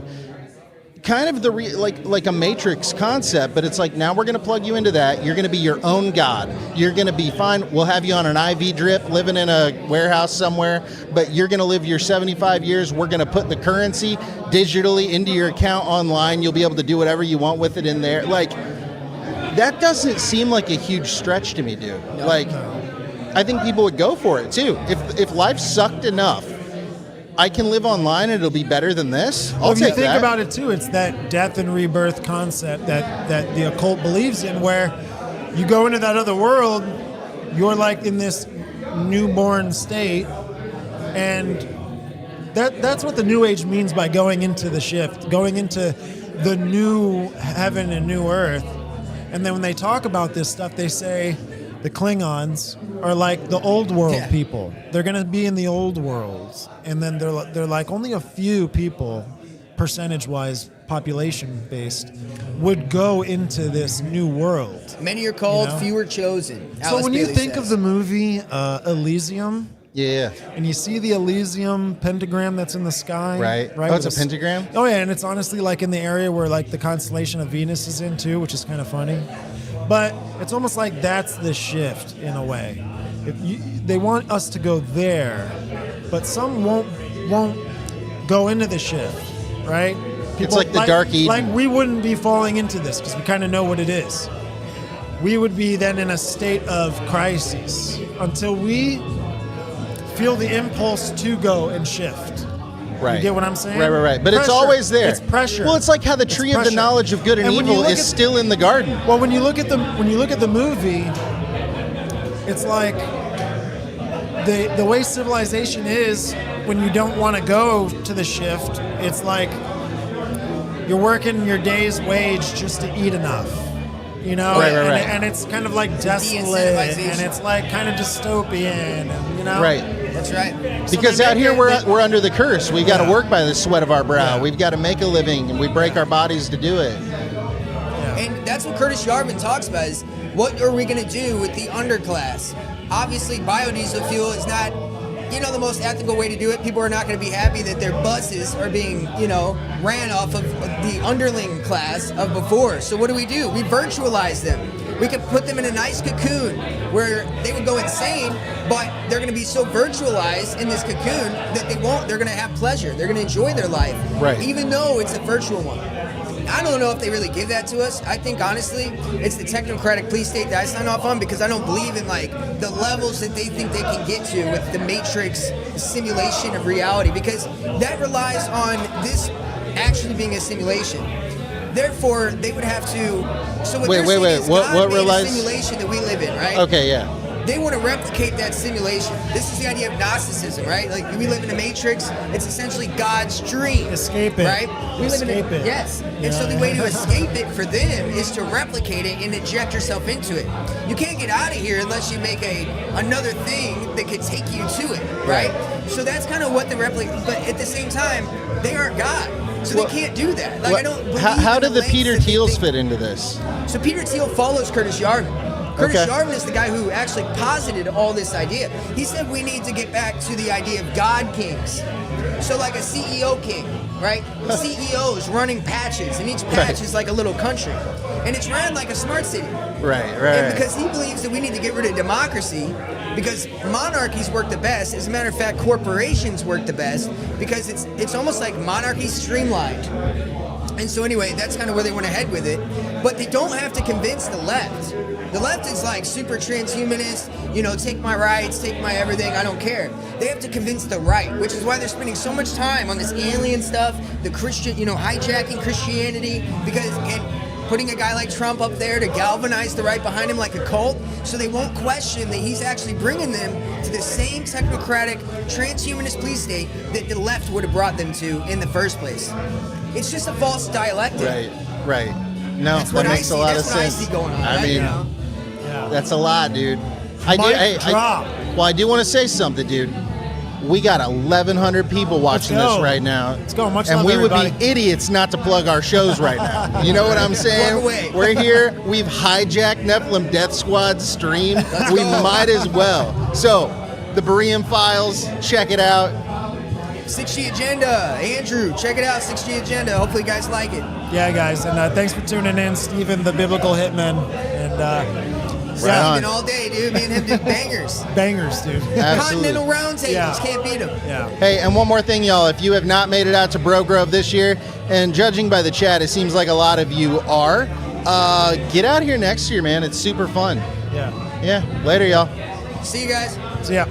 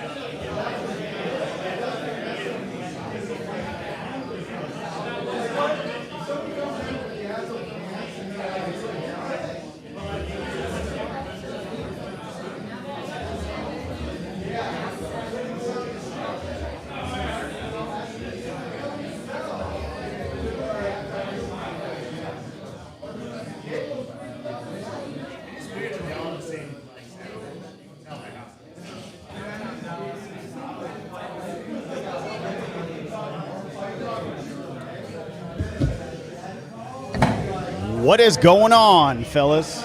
How's everyone doing? I see you guys are sitting here being poor, can't afford a show. You're just getting a blank screen the whole time. Sucks to be you. Y'all should have paid up. Bro, it's like shadowy. I don't know if it's just me. It's like all shadowy and shit. All right, I'm gonna fix my hair. How you guys enjoying the show so far? How are you liking like the round table, people just showing up? This is one of my favorite parts of the entire event, dude. I love this. I mean, not just because I get to come here and be on a podcast or whatever, but I think it's just so cool because you just get like this like really cool free form like discussions with just a bunch of random people you would never see together, people who don't know each other. I think it's pretty sick, dude. It's a really cool idea. I hope they keep this format. Fuck, they're just gonna keep changing the camera. No one's gonna see shit. Don't they have like a voice activated thing where they see, like, is there a way I can get on both shots or something? Maybe if I scoot over. There we go. Maybe that'll work. Here, Only thing I would change about this is the lighting is kind of shit, you know? So I'm like sitting here. If I got my hat on, you can't see my face. The black screen was better. Oh, you fucking nigga. You jerk. You're a jerk. I didn't say that. I didn't say nothing. Yeah, no, I caught myself. You can't put that on me. No, man, it's hella cool. It's this area is like kind of in the back. It's like in the green room where all the performers are hanging out. I'm not a performer, but Top came to me and he was like, "Hey, you know, we're doing this thing in the back. You could always just go in the back and just like hop on the podcast and chat and, you know, talk stuff, you know." And I was like, okay. And so I just came back here, and it's kind of weird because you're like jumping in the middle of a conversation. It takes a minute to kind of catch up to hear what they're talking about. You know, at one point I just came here with the cloak on. I just sat in silence in the darkness. I was the Dark Lord for a few minutes. No, I know. Look, I'm sorry. I forgot it's not my podcast. I'm not trying to do that. I caught myself. Okay, I caught myself. I'll use my Mormon inside voice. How about that? No, but are you guys liking it so far? What are people saying here? I'll check the chat over here so I don't fuck with the computer. Dude, I love being a part of the chat. Like I actually enjoy being a part of the chat more than I like being on this side of things. But then it got to the point where we weren't doing TLC anymore or anything like that, and I'm like, all right, well then if I want to interact with the chat and there's like no shows for me to go on to like hang out with the homies, then I'm just gonna make my own, and that's kind of what I did, right? Like just get on here, you know, talk a lot of smack and just crash out over stupid crap. Let's see, Rock Shepherd says 8 divided by 8 divided by 20. Isn't that like 0.2 or something? Oh, minus 2 plus 6. What are you trying to make me do math? What do I look like? A mathematician? I ain't a mathematician. I don't do music. I did not. I stopped myself, Michael. Michael Garcia, you liar. I stopped myself. I caught it. I didn't say it. No one heard it. Bro, if I got this channel, I'd be cooked, dude. I'd be cooked. A mathematician. Yeah, what do I look like? A mathematician? I don't do music. Math checks out. Yeah, so like, have any of you caught the actual show, or are you guys just like sitting here watching people like talk to each other about random topics? Like, what's been happening? Or most of you guys are you guys really the poor people who are just like can't afford anything but a free show? Is that what's going on? It's okay. I'm here for the poors. I was once poor myself. And then I can't say that. And then I stopped being, you know, been redoing your floors and listening. I'm not poor, I'm working. I came in 10 minutes ago trying to figure out what's going on. Yeah, so like most of the times, like everyone here in the green room, all the performers, all the people who are here who like have their own shows but aren't a part of like the big show, they just been coming here, taking up a seat, you know, talking about random stuff. I was here talking earlier about Esau and Jacob, and I was doing like a whole Dark Lord bit, I guess. I don't know. I just decided to just pop in for no reason. But I mean, it's been pretty busy. It looks like you guys have been getting a lot of free content. It's been going on for 5.5 hours. It's probably gonna remain dead for a while because we got I think it's the last set is coming up here I don't know what's happening. I think they're doing like a rotating roundtable set, you know. So I think they're gonna have like Austin and a bunch of other people come up, and then they're gonna rotate them out and talk about stuff. They kind of did something similar last year. They did something similar last year with like Austin and Owen and Shane Cashman, and like they would just kind of swap seats and, you know, swap people out. Jake Shields, no Jake Shields. No Jake Shields, no Shane Cashman, no Elijah Schaefer, which is okay, honestly. Like Shane Cashman was like my favorite person to meet last year. I'm 3 for 4. We got Real Rye or Die. If you guys know Real Rye from the chat, he's been here all 4 Bro Groves. He's 4 for 4. He's the only one I know who's been here more than me, I think. I think there's a few other people. I think maybe like David Burns or something was popping up. What do you say? Damn, too bad. No, dude, Shane Cashman. Yeah, he messed up the numerology guy. Shane Cashman, I didn't actually like. I didn't like him initially, and I was like, because he did that whole Eliza Blue piece, and I was like, nah, dude, this guy, you know, oh, he's another Jew. He's doing that thing again, and I was wrong. Like Top was like, no, he's cool. You should actually give him a chance. I'm like, all right, well, because Top told me to give him a chance, I'm like, all right, I'll do it. And then I met him in person. I apologized to him in person. I was like, "Hey, bro, I'm known for being an apologist." I went up to Shay. I was like, "Hey, bro, I was harsh to you on the internet. I was not fair to you. I paid more attention to the other stuff that you did and actually respect you and stuff." And then we had a long conversation. He ended up being hella cool, dude. He follows me on Twitter, and he went up and he did a whole set where he was just like reading off his tweets, as you know, pretty much like a joke, and they were hilarious. Energy's great this year. It's like more uplifting, more positive. I gotta say, it's not as chaotic and like energetic, you know, as last year. Last year was just it was crazy. It was absolutely crazy. This year, it's like I think you have more quality people here, especially in the crowd. You don't get a lot of these like really kooky people showing up. For the most part, everyone's been on their best behavior, really cool, really friendly. But yeah, I hope you guys have been enjoying it. I mean, they put their heart and soul into this. It's a lot of work. They put in a lot of work doing this stuff. And, I mean, I think they're doing a great job. I'm curious to see what they're going to do next. What I'm looking for is racism. Yeah, it's not nearly as racist as last year, which means it wasn't as fun as last year.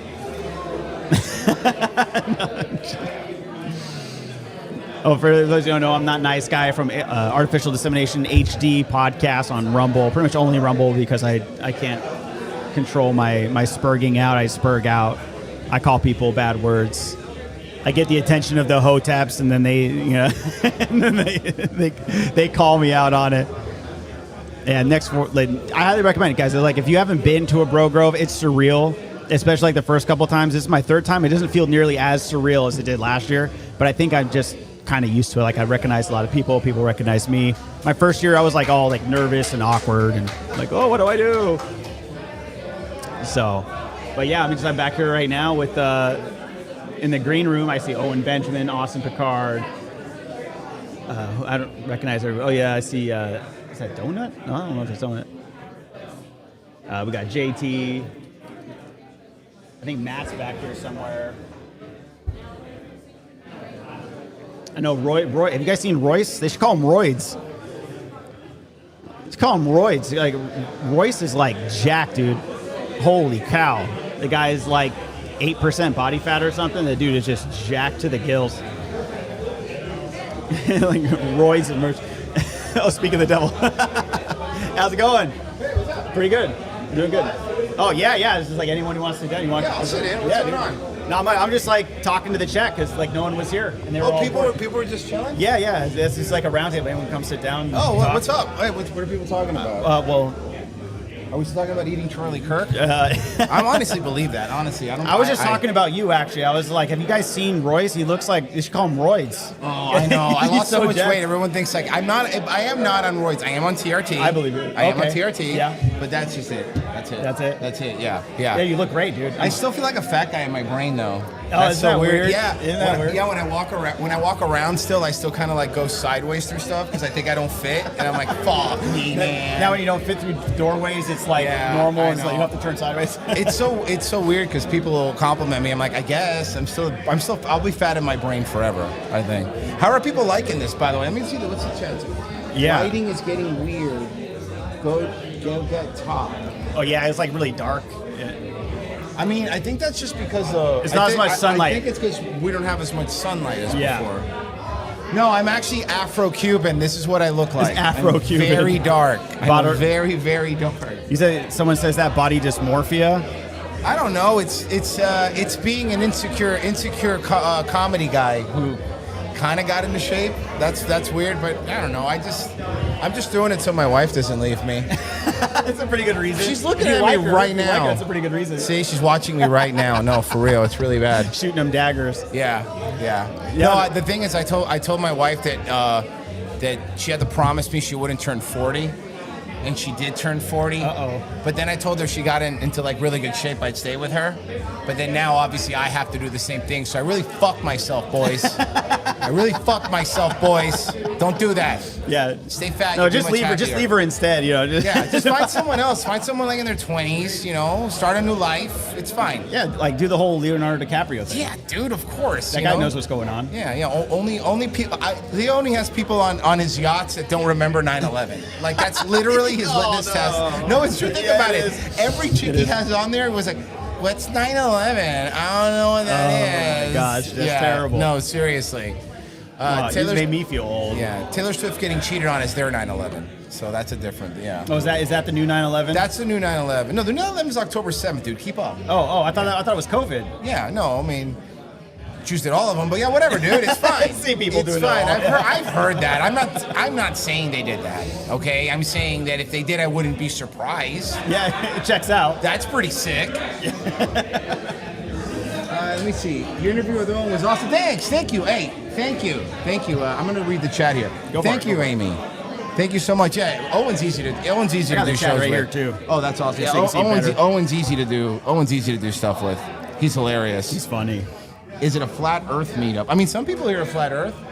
We've had a couple segments on it. Yeah, also no moon landing. I'm a no moon landing guy, by the way. If you want to know what I am, I don't believe in the moon landing. Me neither. At all. I don't believe it. At all. It's such bullshit. That's the one, and I'm on the fence.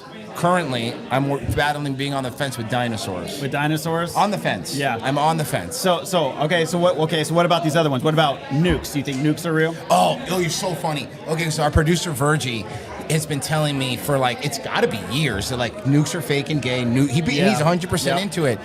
And then you start going like, here's where I'm at with nukes too. It's like, do I think we have very destructive weapons? Yeah, I think something happened in Japan that wasn't very great. Right.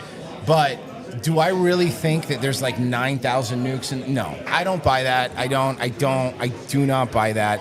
And but now am I full on maybe? Do we have the capability of it? I think we might. I think we're lying about how many we actually have because I think they're a lot harder to make than they say they are. Especially in any ones that would actually be destructive and stuff like that. But I think nukes need to exist because then if not. What's stopping us from all just going to war constantly? Well, that's not even what I think. It's more nefarious than that, because if you don't have nukes, then we wouldn't. If they didn't have nukes, we wouldn't be in Iran. Nukes is a great way. To go into countries and go, oh well, you're not allowed to have these things. Yeah, so nukes is for war. What climate change is to social control. It's I don't know, man. The problem is like you're trying not to be black. I try not to be black pilled because it sucks when you're black pilled. Then you're all sad. Yeah. But it's also like I don't believe anything now. Like I was saying this outside when I was talking to someone. When the moment they were like, oh yeah, the government's releasing aliens. I go, oh, great, aliens don't exist now. Yeah, fuck. Do you understand? That's a conspiracy. I have one thing. That is a conspiracy. I wanted it to be real, you fuckers, and you took it from me, and you fucking took it from me. Yeah. Because the moment the government says something like, oh, so it's demons. Cool. I actually wanted aliens, but I went to Area 51 and all I got was possessed. Yeah. That's gonna be my new shirt. Don't steal it. You hear me? I'm looking at the chat. Don't steal my shirt idea. Everything what I got was possessed. That one's mine. I just came up with That's a it. great one. I just came So, up so with do, that. do you think? So do you think if aliens aren't demons, do you think they're interdimensional or interplanetary? Dimensional makes more sense. Yeah. Yeah, it makes more sense for a lot of reasons. Like if you listen to people that have done like ayahuasca and stuff like that. I think you can contact them here and now. Yeah. Right. So my point with that is like, regardless of what you feel about all the psychedelic stuff like that, I think there's more to it than just like, the whole like, oh, it's just your brain. Dude. No, because too many people have very similar experiences that are really eerie. Like people that have never met each other, that know each other. So, I mean, is it really out of the realm of possibility to think that there's the same? By the way, these same fucking people that'll tell you like, oh, well, it's actual string theory and there's multiple there's multiple timelines. But if you bring up dimensions and demons, you're like, oh, what are you crazy? I'm like, oh, I'm sorry, Biff Tannen from Back to the Future 2. Oh, I'm really fucking. Oh, I'm sorry that your multiple timeline where your dad loved you doesn't exist. Go fuck yourself, actually. It's like, did you always suck it like this in every timeline? Yeah. No, dude, exactly. You were just this gay in every fucking universe. Everywhere. I don't know, man. It's like, I asked the problem is, the truth is, like, you don't really, even the people that know, and I think there is people that know, they're not going to tell you. You don't give away the game. You have all the cards, right? Right? And it just, I think there's a kind of a trick now that they've been doing with like the censorship, which you could see a lot more stuff, which is awesome. I was kicked off of YouTube for 2 years, so I get it. Yeah. But also, have you noticed it? And maybe it's just because like a beat dog at the pound is always like you're always worried they're gonna hit you again. Yep. It feels too comfy. It feel like, is this controlled, or now this is controlled freedom, and which is not freedom obviously, but that, you understand what I'm saying? Where it's like, you could say what you want to say. We're gonna nudge you. We're going to nudge you. We're going to put a bunch of bots on here that are going to nudge you. We're going to put bots on here where people would have bad opinions and that are going to that think that their bad opinions are good with these bots, and then it's Mark Levin, and then it becomes fucking policy. And then before you know it, it's Mark Levin. Yeah. And then before you know it, Skynet's blowing up a fucking orphanage in Iran or whatever, and then we're like, whoops-a-daisy. Well, so here's the thing: is like if they know that, like if they like, for instance, you're saying they come out and they go, oh yeah, aliens are real, and you're like, dang it, now I don't believe it. Do you think they could use that? Be like, oh well, like the COVID vaccine is actually deadly. Are we going to be like, maybe the COVID vaccine worked? You're right. That's another form of control. It's so many layers of it. I mean, it's like what the CIA does. The CIA does triple agents happen all the time. All that stuff is, of course, everything is a lever of control. Even giving you hope is a lever of control. Hope is the biggest level of control, right? Right. Because when you start feeling suffocated, and I think it started happening with the censorship, it started becoming untainable, right? It's hard to get you to do anything. Right, because then you're sitting there going like, you become apathy set. That's what happened during COVID, right? Apathy sets in. You're like, I guess I'll just order DoorDash and watch another thing on Netflix. And you become weak, and I got super fat during COVID, like really fat. And that's just because you're like, what's even the point, man? And that's what they want you to do. And then when they give you your freedom back, you're like, oh, things are changing. But in reality, they're like, here you go. We're giving, have some more bread. Yeah. There you go. Go have fun. They take it all away, and then they dole it out to you, and now, ration it out. If you really want to go tinfoil hat, it's like, here you go, guys. You can go to restaurants now. Also, you can't afford food, though. Gotcha. $20 burritos. Fucking gotcha. And all these conservatives get so fucking angry. And by the way, I'm a guy who, like, I voted for Trump twice. So I'm a fucking idiot. I'm a fucking asshole, by the way. And the reality of that was, it wasn't because of any of the other stuff, but like I'm a big anti-war guy. Like I'm a Ron Paul 2012 dude. Like that's how I am, you know? And my biggest thing was like, I never thought that Trump was going to deport everybody. I was telling people, do not get your hopes up. Right. Even if he wanted to, you can't. It's impossible. You cannot, without literally becoming Nazi Germany. And even then, starting the trains and up even again, then, Nazi Germany didn't win it because a bunch got away. So like, you see my point? There's a bunch got away. A bunch got away, and now we have that whole Mesopotamia that we're dealing with because of it. It's fucking terrible. But fallout. But my point is that's what they. I didn't think he was going to do any of that. I didn't think he was going to do that. Not because he was. I thought he, at a point, sincerely believed some stuff. But the one thing that I was like, because he proved that he didn't do it, was like, well, he didn't go to war. We could always go in 2016. Yep. Look, if we get nothing else. That was the biggest selling point for me too. It was more like than no anything war. else. More than anything else. And the one thing that he did immediately was go to war. And the problem with Trump is, like, presidents never take accountability. That's part of being the president. You can't. They can just pardon themselves anyway. But imagine if you're somebody who's like Trump, who already doesn't take account. Like, it's bad, right? And I think Trump is one of the most easily manipulated president that we've ever had. And I'm talking about, and I mean that. because Trump lives off of. But they said it before. Like the reason Lindsey Graham and him were so great. Well, Lindsey Graham and him are such great friends because Lindsey Graham is, whether you love him or hate him, he is known as being a likable guy, and he's easy, and he makes you feel good, and he lifts you up. And that's never been my vibe. Yeah, well, not for us, not for us. But I've never got that vibe. No, from him. I closeted homosexual, obviously, who wants to literally kill children and eat babies. And the funniest part about Lindsey Graham, for a little side part, is that Lindsey Graham, when he died, only had like $3 million in his bank account, which is not a lot for somebody like Lindsey Graham. But that makes him evil. Do you want him to make him more evil than anybody else? Because that motherfucker did it for the love of the game, dude. He did it because he loved it. It just felt good. Baby blood was so good for this guy that he was like, I gotta have it. I gotta have it in my body.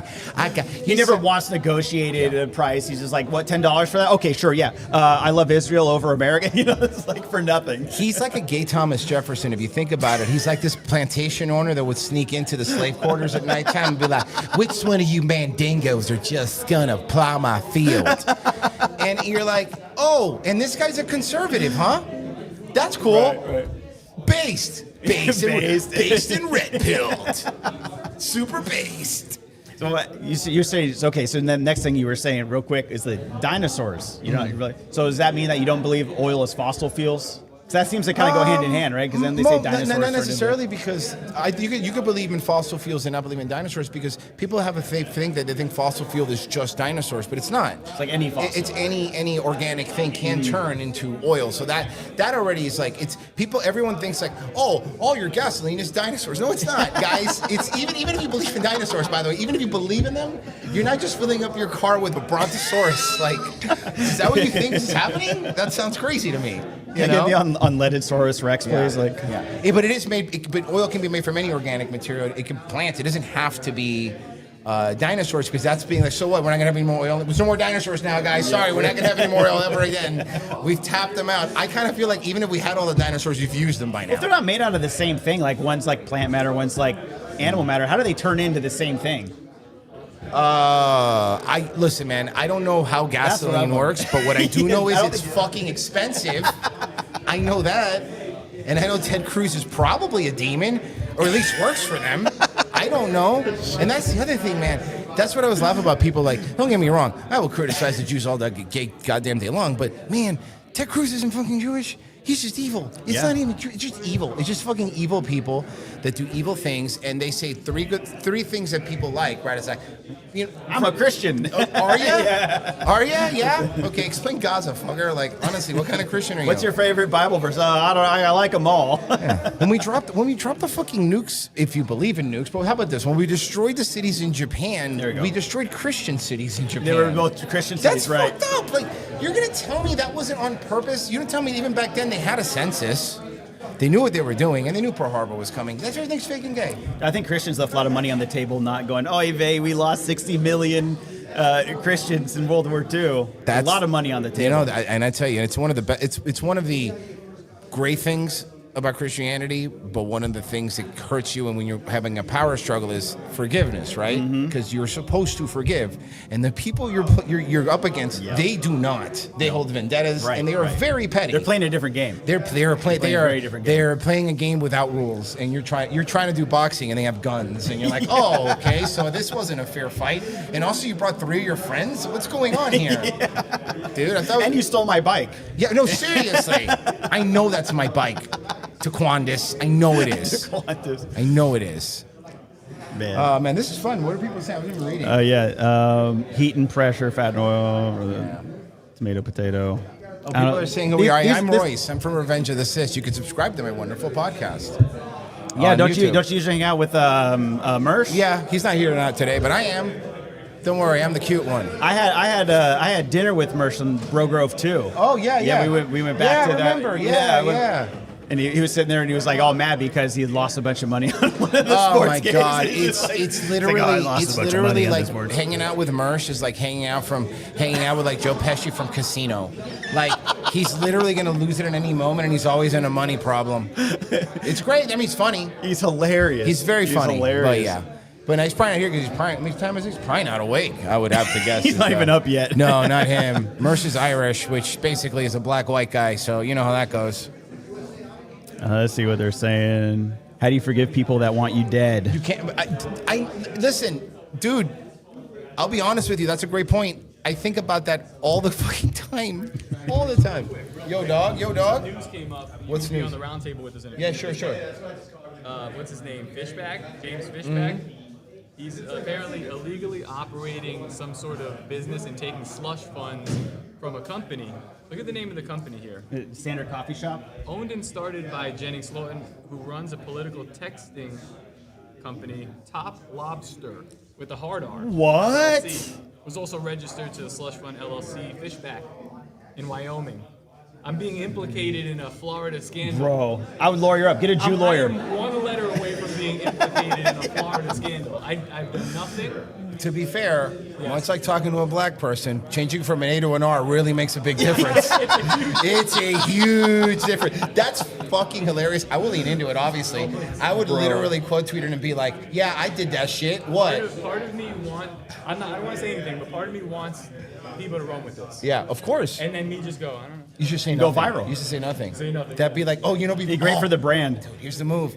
You go, It actually would be good for the brand. no, listen, this is what you say. My legal team, all you have to say is this will stir up so much more controversy. Yeah. My legal team has told me not to respond during this ongoing investigation. That's it. That's all you say. Don't do a joke. You have to just be straight laced. My legal team has told me not to respond in this moment. Thank you. He's giving you legal advice. Yes.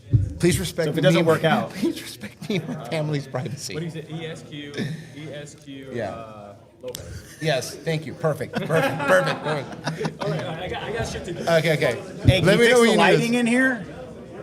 I don't think you can fix fluorescent lights. No, yeah. See, you can't fix the lights. They're as good as it's gonna get, guys. Oh yeah, it is. You can't see my face with the hat on. It's like super. Yeah, look at it. It's like super dark. I'll put you on the top to fix the lighting.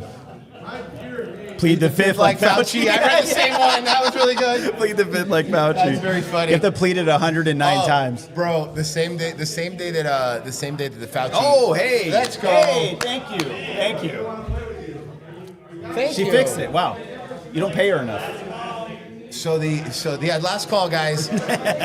So the day that Fauci was pleading the fifth, I was setting up for my show, and I was sitting there, and my phone rang, and I always pick up spam calls and record them. Always, I always try to do that. Seems like a good policy. I do it. I picked it up, and I go hello, and they go, hey, this is blah blah blah, calling from the CDC. I swear to God, asking me to do you want to be a part of donating for some sort of? It was really the CDC donating for some sort of trial, and I go, I plead the fifth, and that guy goes, what? I go, I plead the fifth like Fauci. He goes, sir, and I go, no, I'm just saying, isn't it weird that he pled the fifth? He goes sir, you know Fauci hasn't worked here in a really long time. I'm like, oh, so then everything's fine. It's all better I'm now. so sorry. I go, sir, I don't know why. I go, you called me, asshole.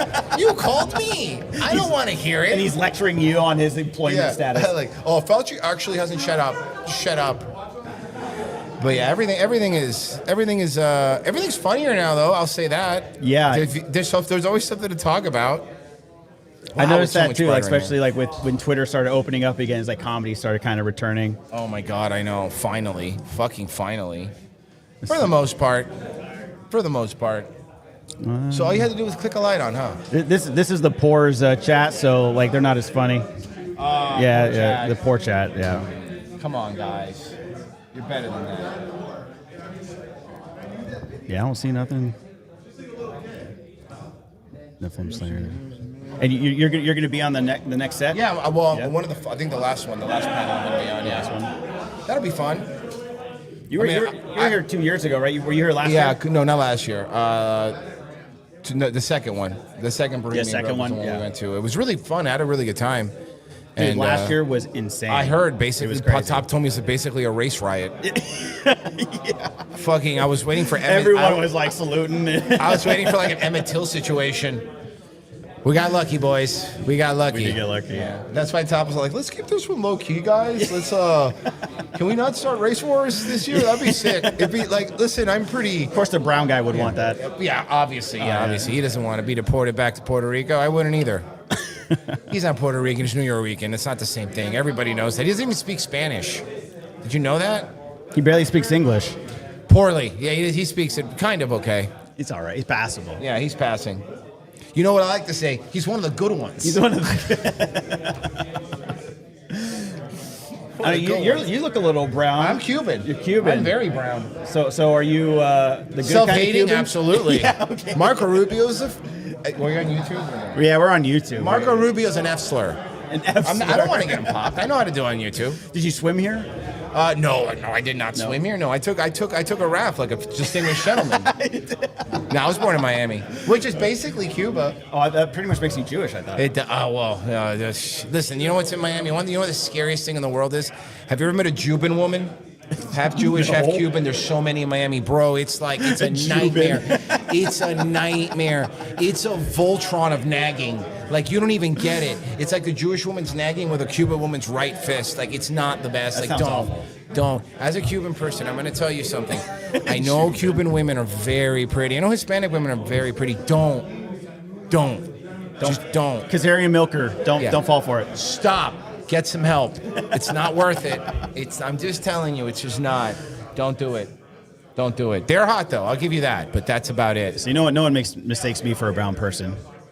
No, sir. You do not. You are not. You are not. You look like someone that used to own brown people, which is a different. It's a different vibe.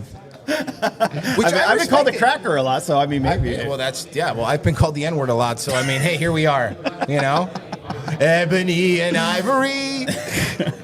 Wait, am I allowed to say cracker on stream? You can say cracker. It's not like the N-word for white people? You can say it with an R. I have to say it with an A. Oh, okay. I could say spick. I'm allowed to say that. That's my word. Okay. That's my word. I could say spick. Beaner. I could say beaner. That's one of my favorites. Beaner's awesome. But Beaner's not, Beaner's funny because everyone's like, Beaner's basically just for Mexicans. I'm like, that's actually bullshit. All Hispanics eat beans. Every Hispanic's a beaner. Everyone's a beaner. That's the Every Hispanic single part one. of the name, yeah. Yeah. Cubans are just Mexicans that are too afraid to eat spicy food.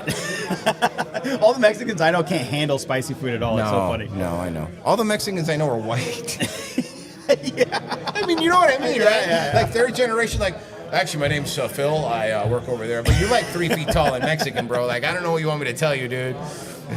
What about wetback? How do you feel about that one? Wetback's great. Wetback should be more for Cubans and Mexicans if you think about it. Yeah, because they have to swim. Yeah, I mean, Mexicans, some come across the river, but not many. Or Moroccans, right? They count now. Oh, yeah, Moroccans. You know what's funny is, like, Moroccans are pretty chill out of most of those kinds of people in terms of that. Like, be honest with you, who'd you rather live next to you, a Moroccan or a Somalian? Oh, man, probably Moroccan. Yeah, right. You know, there's levels to this. Like I said this, here you go. I mean, I've asked this question. Would you rather get rid of every illegal Mexican or every legal Indian? Every legal Indian, without question. Every person, 100% of the people that I have asked, 100% of the people that I have asked go Indian. Without thinking they're Indian. Of course Indian. Yeah. I have more in common with the Hispanics because like most of them are like Catholic or Christian anyway, so they already kind of have something in common with me. I've talked about this on my show, which is like back in the 90s, early 2000s, we kind of, even conservatives had this unspoken agreement when it came to illegal immigration, it came to Mexicans. Like, yeah, we didn't want many come, we get that, and I'm not saying that we should have allowed them, but back then there was kind of like, we're gonna leave you alone because you guys are, you know what, you're family people. Yep. You go to church. Yep. You know, they're not staying up late because they have to be up at 4 a.m. to work on the lawn. They don't commit crimes in the same numbers as they actual Americans. No, they don't. And you're saying, and you're like, okay, so you're like, whatever, man, you guys are chill. I don't care. But then now it's just like, oh, which bunch of Haitians live here now, and it's like a bunch of third world people, and it's not even racism. It's not even a race thing. It's just a matter of like these people. How adjacent is their culture? Like, yeah, and it's not, and it doesn't mix. It doesn't combine. It's like trying to get two different species. A perfect example, right? Here's a great example. Two different species. No, I mean this. Pretty good, Let me bring this up. This is a perfect example. It's like, okay, if you were to bring two different species of monkeys together that are the same, they're both monkeys, the same, and you bring them together, they're not going to get along because they're raised differently. They're from different parts of the world. And I'm not against people coming here that assimilate, and they always bring up like, Nigerians that come here become doctors, and no one's mad at those guys. Don't matter once they got citizenship, became doctors. Yeah. But what's the majority? Are the majority doctors? They're not doctors. No. They're not. It's the same thing when they go, oh yeah, well Indians are like Indians. Are this. Well, yeah, that's cool, but most of them are Motel 8s and that's chain migration. That's not what I wanted. They're sneaking up the apartment complexes with their curry. They run every gas station. Oh my God! And Even where I live, Middle Tennessee, it's like every single gas station, and every single hotel. vape shop, every single hotel. It's that. If you go to a mall now, most malls are just CBD stores owned by Indians. It's basically what malls are. You know, I worked for an Indian one time, like at a vape shop, and they were telling me, like, oh, don't even bother checking ID if they look 18 or not. And it's like, yeah, they'll have to be 21. And it's like, oh, well, you know, don't. They're always trying to like skirt the rules. And here's something that here's something that I say is that Indians are cheaper than Jewish people. Yeah. And people think that like the most frugal people are, no, Indians are They're the Jews of Asia. Absolutely. Yep. Absolutely. And they also have a nuke for some reason. In Israel, but they didn't steal it from us like some other country. They didn't steal their nuclear material like another country over here. God damn it. And then we let them have it. And then we're like, yeah, just keep it. Big deal. It's okay. You're allowed. We can't use bioweapons against them. They're pretty much immune to that. No, well, why? Of course, why would they? They develop most of them. They are They are a bioweapon. Yeah. Are you kidding me? We should import more trains. They seem to like to get hit by those. They do not like trains. They do not. Oh, like something else they have in common with Jews. Yeah, they do not like trains. They don't. Don't worry, Indians. Your luggage will be there when you get there. I promise you. Yeah.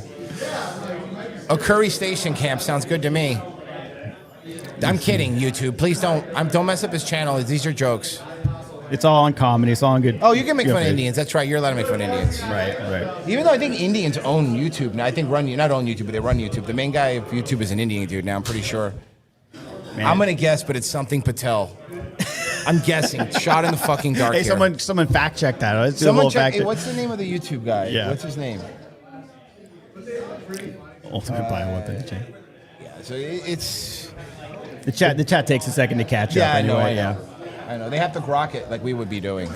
That's what Yeah, they're they're- all grokking it real quick. We're just too lazy. We put it onto your guys' slaps. And even, you know what the funny part is? Anybody in the chat can say any Indian name and I'll believe them. Because I won't even look it up. I'll be like, that sounds right. That actually sounds right. The Cash App. Cash App, PayPal, baby. That's like so good. The top law enforcement Indian. Yeah. I just wish it was more Bollywood. That's what bugs me. Like, I don't like Cash App, but I wish it was more Bollywood. So someone said Sundar Pichai, and I believe you. Is it Sundar what? Sundar Pichai? Pichai. Okay, Yeah, there you go. There That's you go. Sundar Pichai. You could take that to the fucking bank. Or don't. I don't care. Well, what else you got going on? You're on TRT. You're looking great. I'm doing good. I'm Beautiful just wife. Just chilling, doing my stupid Are you show. local? You're still in Yeah, Florida? like about an hour away from here. So Okay. not too bad. It wasn't too bad. Top said I couldn't say no, so I didn't. And we did the interview with Owen on Thursday. That was fun. That was a lot of fun. Yeah, that was awesome. great. If you haven't watched it, go check it out. It's the Revenge of the Sis page. It was really good. ROTC. Yeah, it was really, really good. All right, I'm gonna go pee. Yeah, man. Guys. Hey, It's man, fun. that was a lot of fun. Nice guys. Nice seeing you, man. Hey, you guys are beautiful. Don't change. Unless you made fun of me, then fuck off. Go look at my butt. All right, guys. That was Royce from. Royce. Sorry, from Revenge of the Sis. Hope you guys like that. Yeah, what a great guy to just come down and sit. He saw me being all lonely with the chat and everything. Dude, he's hilarious, dude. He's an actual comedian. I wish I could be as funny as that guy, but I don't think I'm brown enough to be funny, or Jewish. But yeah, guys, I don't know when this next panel's starting. It's like 6 o'clock already. It's raining. Cubertimo's gone. I'm all alone. Also, user gear, that was from your memory. That's a pretty good guess. Like he said, we'll just believe you. Bro, he has like such a great personality. He's just like, he's quick with it, man. All right, guys. Well, stop being poor. Dish out the $20. Go watch Bro Grow 4. I'm gonna go check on the main room, see what's going on, see if they're like ready to do a show. Yeah, I mean, Owen's still back here. A couple other people are still back here, so I don't think anything's happening quite yet. But I hope you guys enjoy. Hope you guys enjoy. I just thought I'd show the chat a little bit of love. Thanks again, Royce, for popping in. That was great, dude. All right, guys, take care. Not Nice Guy, Artificial Dissemination HD. I'll see you guys later. Peace out.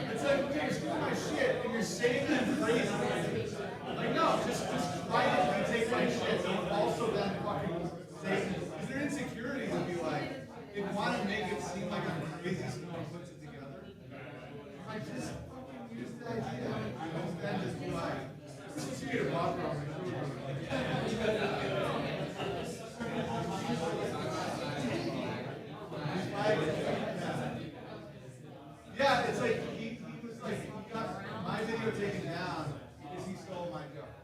He's like, that's my joke. Yeah, like the timeline, I'm like, well, that's weird. But, yeah, you know, no big deal. Yeah, I think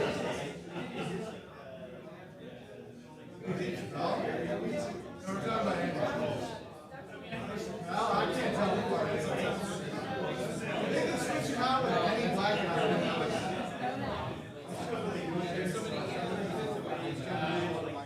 They can switch out James Bell with Cosby. We're all fucking loud. But what is it that no one talks about Cosby? Like right before that, everyone's like, Bill Cosby. He knows how to do clean comedy. Come on.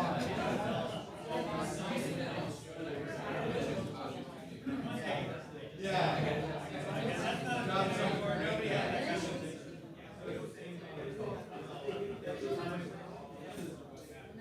You have to be able to pull it. Which makes sense. You want to be free, you gotta let her do it. Why would it? Yeah, they killed it out with psychology.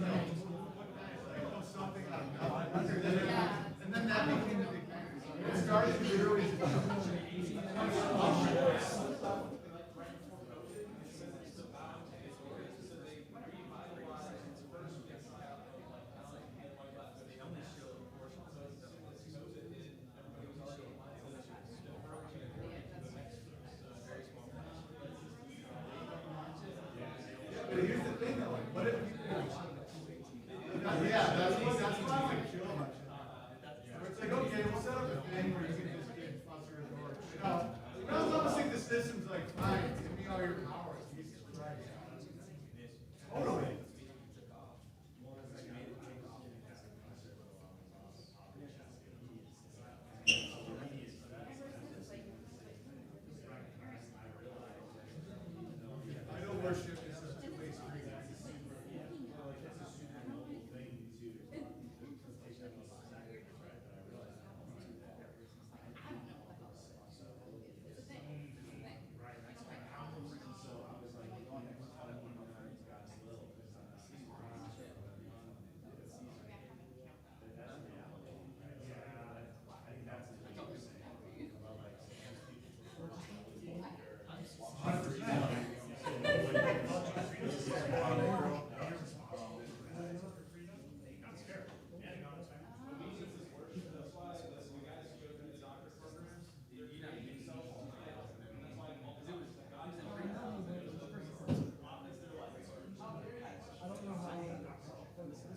That's why I got a genuine laugh, and I was like, no, Spider-Man is falling.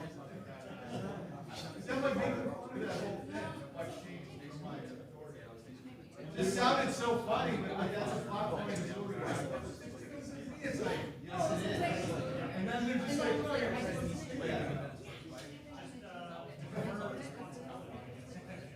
you're out there shooting drum at it.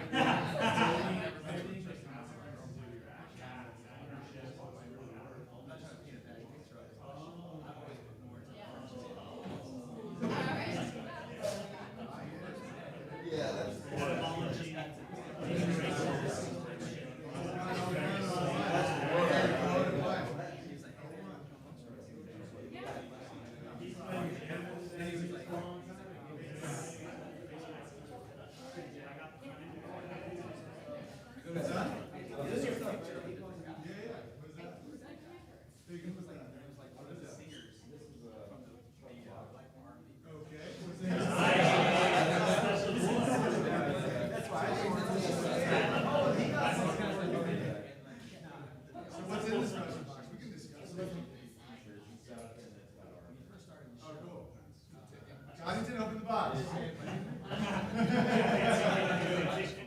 That was the most shady.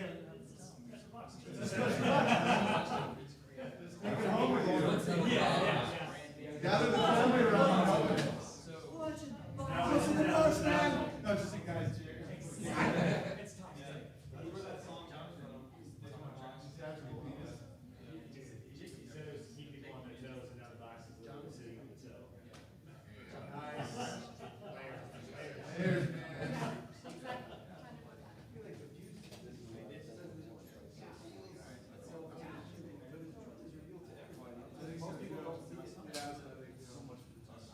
I would argue double that. It's the honor of kings to search out the matters, the glory of God is concealed. So if you think about it in a biblical sense of that, it's actually the plus of the truth.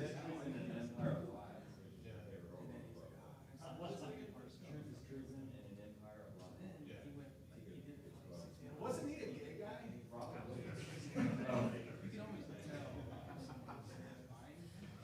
Isn't that the best response to all this shit? Oh, I heard that Orwell guy was a bit of a fact. Right? Like, what do you do? That's why Rome didn't conquer Ireland. They just got in like, oh, you're kind of. And they're like, oh.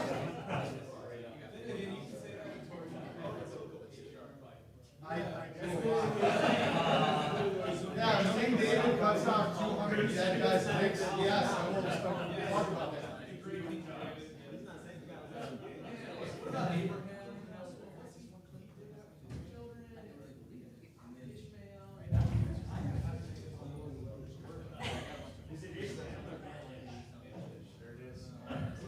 Dude, I love the guy that's everything's super profound. Boom. Male-ish. Like they're in it thunders right as it's done. Yeah. So we get it. It's massive thunders. We get it. This is supposed to be important. Okay. The whole thing is just how do you accept it and react to it.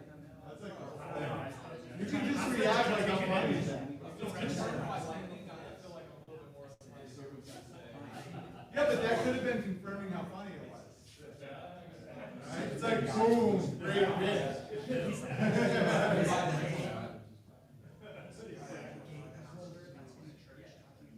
Yeah, they're called pastors. Let me keep going. Dude, there's so many fruitcake pastors. And he's like, he's in church saying this. And there's a thunderstorm and the lights off right now.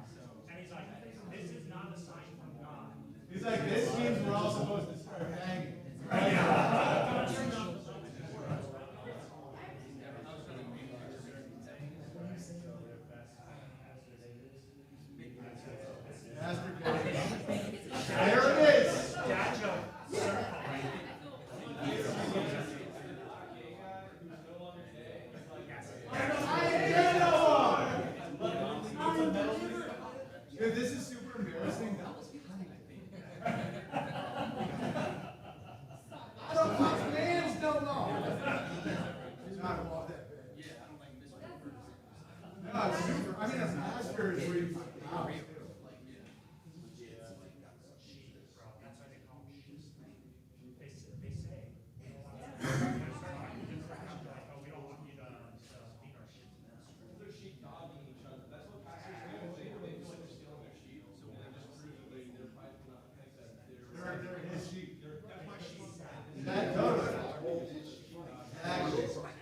Yeah, are they like the slaughter type or the milk and whole thing?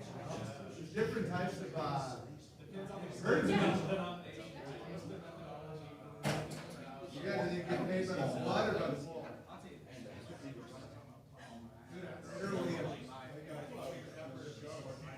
So it's like it's so good.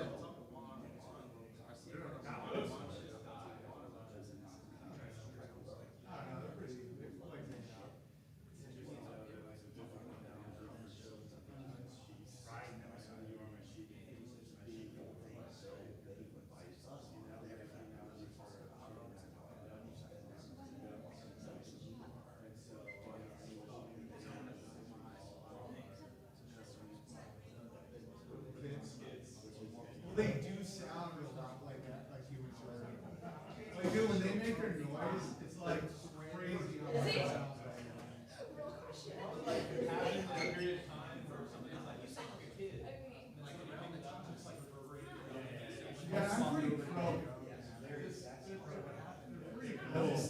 I mean, there might be types of ghosts that are those seem pretty cool.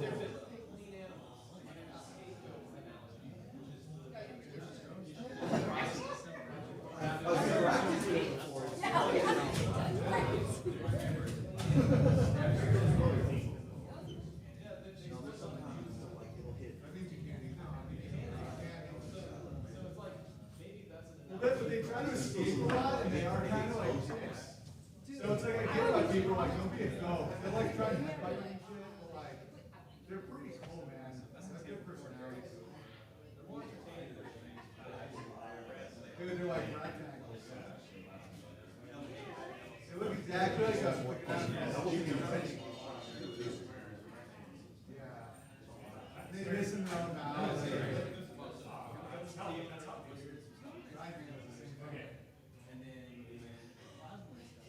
This didn't come out. He doesn't really. That's why you have some key drinkers in your community. It's like what? It's garbage. You drink this? They're trying to get me too. I won't do it.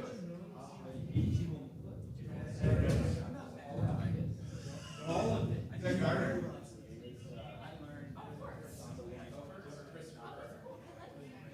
No, he's not like again, it's not another Chris guy.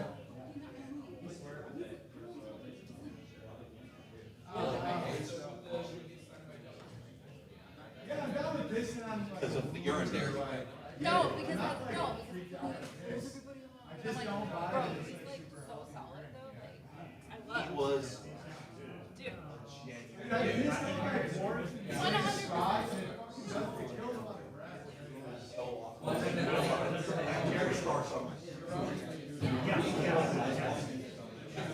'Cause he got hurt.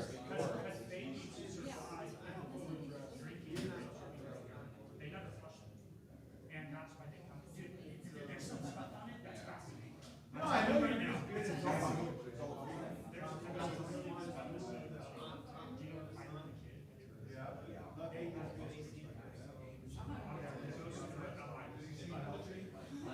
And his skin looks good. He's in the I don't think he's pure farms. No. You're not drinking your own piss. Pretty gated. Yeah.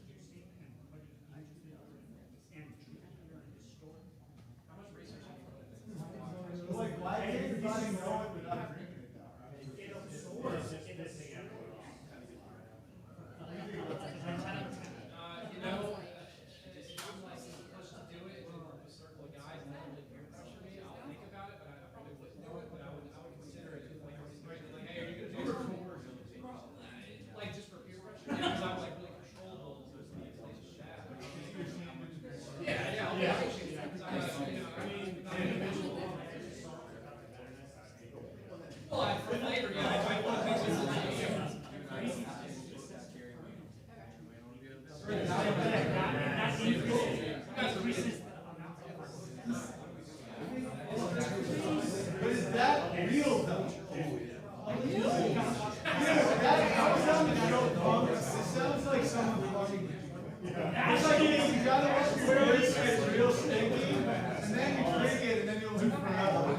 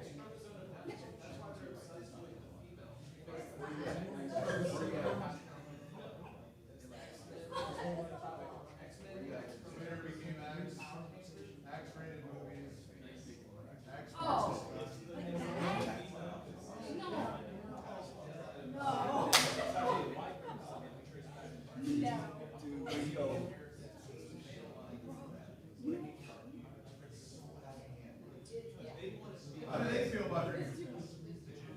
No, the Netflix movie.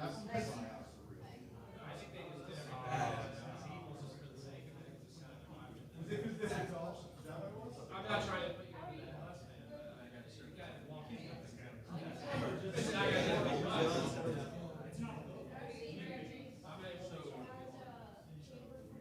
Is this the hype thing? Like, what's the Nephilim side? No, just in general. Everyone's like, oh yeah, they're so big. That's why they're evil.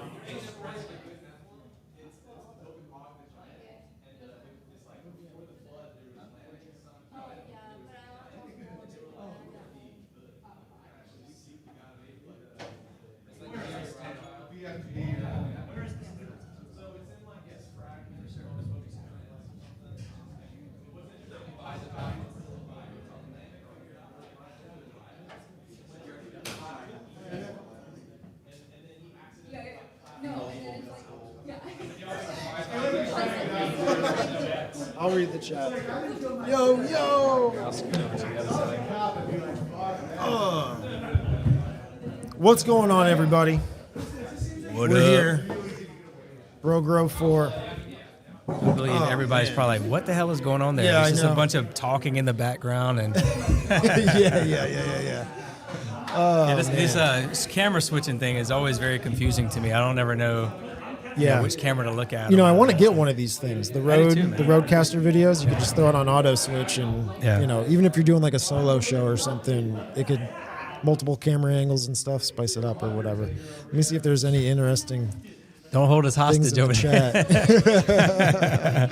We got a guy holding us hostage. Oh man, He's got a Desert Eagle from Call of Duty on us right now. Yeah. Gaming, man. You game? What do you play?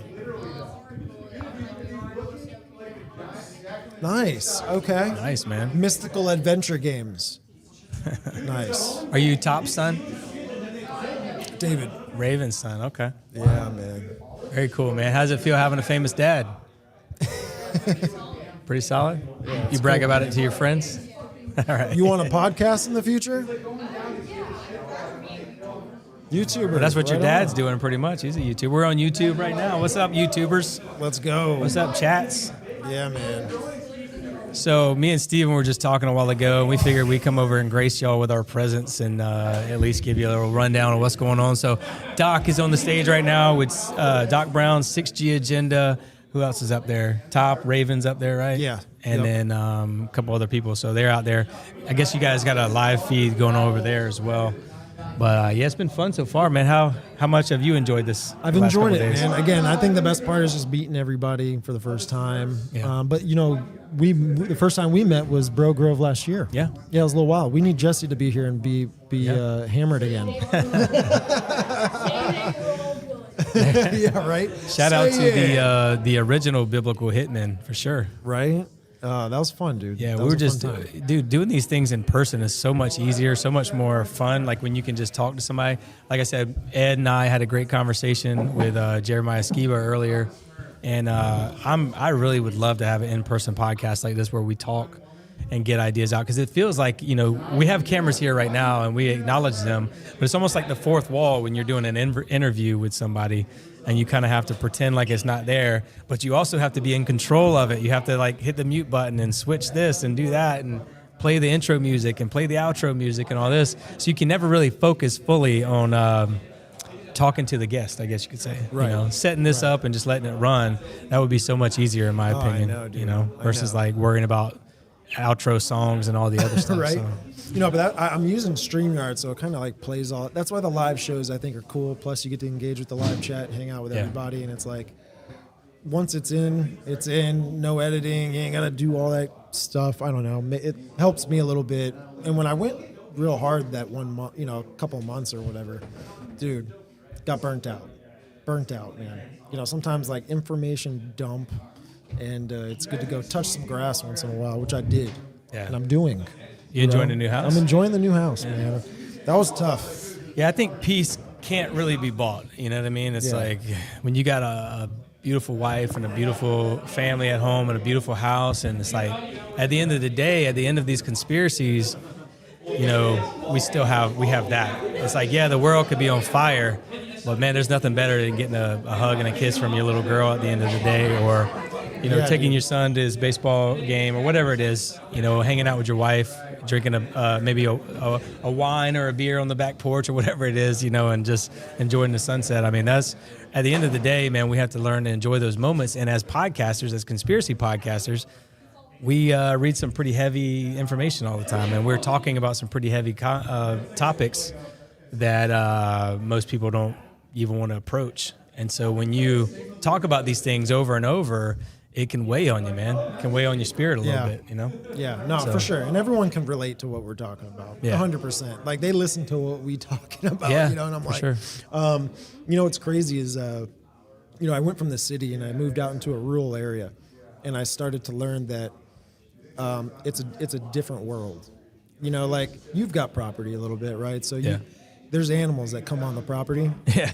And we're butted up kind of like near a national forest, so there's exotic animals, not too exotic, but there's, you know, panthers and what are they, foxes and stuff like this. And I have dogs, so it's not normal to just let them outside at 11 at night, you know, let them go, and I have to go watch and make sure they don't get taken or dragged away or anything like that, because, you know, there's a bunch of farmers around me, and they've got chickens and whatever, which is food for these animals. So they always kind of come over, man. And it was funny. I was on our way back to my house with Doc Brown and Ben. I was like, watch, we're going to see some animals when we pull up. There was deer in the front yard. So it was like pretty cool, you know, get a little more connection with wildlife and Connection see with how nature and that God, man. ecosystem kind of works. You know? Yeah.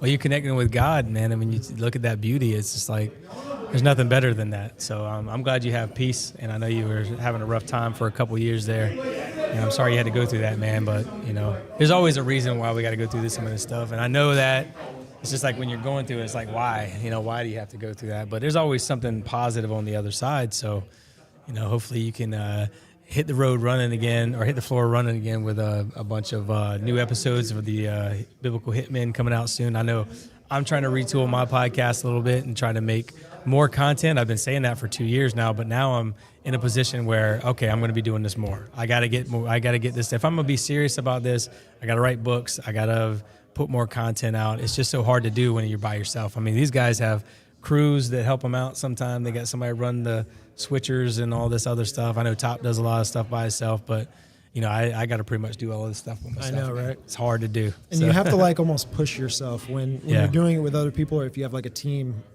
It's kind of iron sharpen iron kind of type deal, and people are influencing each other to go harder, or let's do this, let's change this up, or we can do this to be successful. And it can come from yourself, but it's just you have to kind of dig for that drive sometimes. You know what I'm saying? Yeah. Dig for it, man. What do you? I mean, did you come on here earlier? Yeah. Okay. So did you give a spiel about anything that you've been working on, or? No, I mean, me and Ed were just talking about fallen angels and the Nephilim, and we're talking about word magic a little bit, how vibrations can create reality and all this other stuff. Ed's a pretty knowledgeable guy when it comes to frequency, believe it or not. So the first episode I ever did on my show was with Ed, and that's what we talked about. We talk about tuning into that God frequency so you can hear God better, and you can, it's like you have to get into it. Sometimes these synchronicities come up to you. I get synchronicities whenever I think God is trying to talk to me about something. Maybe that's through seeing a butterfly that only I understand that is God talking to me, or maybe that's seeing angel numbers or whatever it is. But those moments are fleeting. But I think that you can stay in that pocket for a while and stay in tune with God. You just have to practice at it. You have to stay working at it with him, talking with him frequently on a regular basis, and then you'll be able to hear him more. And I said it on stage, and I was serious. Whenever I first started out and I was getting all these synchronicities and stuff, I was thinking oh man, I must be some kind of a special person, some kind of a starseed. But really, I'm not. I'm nothing special. And what I was doing was I was getting revelation from God about certain things, and he was letting me know that he was there with me and stuff. So it's tripping me out a little bit because you and I kind of look alike without my glasses on. I'm like, who's over there talking right now? Right. Shout out to the chat. Studios was like, where the F is Benjamin? And there's Benjamin Ben. you're talking about right here. Jesus is the rock. Amen. And it says invisible guests. That was before we got here. That's What funny. is the topic of conversation? I don't know. We're just talking about the Lord, man. Amen, talking about, building a relationship with the Lord. And we were talking about my property and remember you saw the deer out in the front yard and stuff? Population 40, I Population love it. 40. Stephen has been a gracious guest. It's awesome to get to know him more in person and everybody else here, but also to meet his family and his little girl. You're doing a truly amazing job, so thank you for having me here. I've had a great time this Brohemian Grove, and thank you to Top Lobster and Raven and Matt from the Naked Bible Podcast and the coffee shop for putting this all on. It's really like recharging for me. Yeah. Right? Because we're behind the screen all day long. We have the chat, but to get here and talk to you guys in person, talk to the people who came here in person, and having real conversations has just been a true blessing. Yeah. Shepard says, living off grid. I think it's a smart thing. I don't know. What do you guys think at this point? Is it smart to kind of at least That's what build God calls build you to your do, own absolutely. build your own survival system? You don't have to do it off. You can have the mentality of being off a grid when you're still living 10 feet away from your neighbor. That's why I bought land, was because I was like, I need to have some way of sustaining my life. This was in 2020. Everybody was looking for land where I live at. Everybody was moving from Michigan and Ohio down to South Carolina and New York and stuff. They were coming down to South Carolina, and it was really hard to find land. And we got blessed, and we were able to find some. And I'm glad we did. We got a little small portion of land. And yeah, I wish we could start doing more, growing our food and everything like that. life keeps getting in the way. I have all these plans for a chicken coop and raised bed garden and all this other stuff. And I'm going to end up buying some of Topher Gardner's biochar to help me grow some stuff. It's going to grow in weeks. Yeah. Very fast. I do have a plan for it. And at the moment, though, I have land. I have trees that I can cut down if I need wood for stuff. I have resources available to me, so I can get my own water out of the ground if I need it. And for me, that's probably the most important thing. Yeah. Fire and water. That's what we need. I think it's important, no matter where you find yourself, is to listen to the Lord. Yeah. Listen to the Holy Spirit. And, people have to ask me, because I'm like in the belly of the beast. I'm like in Los Angeles. And it's wild. They're like, aren't you going to leave? I'm like, I'm where the Lord is calling me. Yeah. And for me, at least, when all this shit, when shit hits the fan, I envision myself in the middle of the streets, repent. But if not, I'm going to be calling up Steven and be like, Steven, I need some help. Yeah, be like, follow the smoke trail. You can't see that from LA. You're going to get lost. Just head to the sunrise. I will find you. Hey, shout out to the chats as well, man. I know you guys really want to be here. And maybe, like Evan Hall, he's a good friend of the show. He's a good friend of the Top Show as well as mine, and probably yours as well.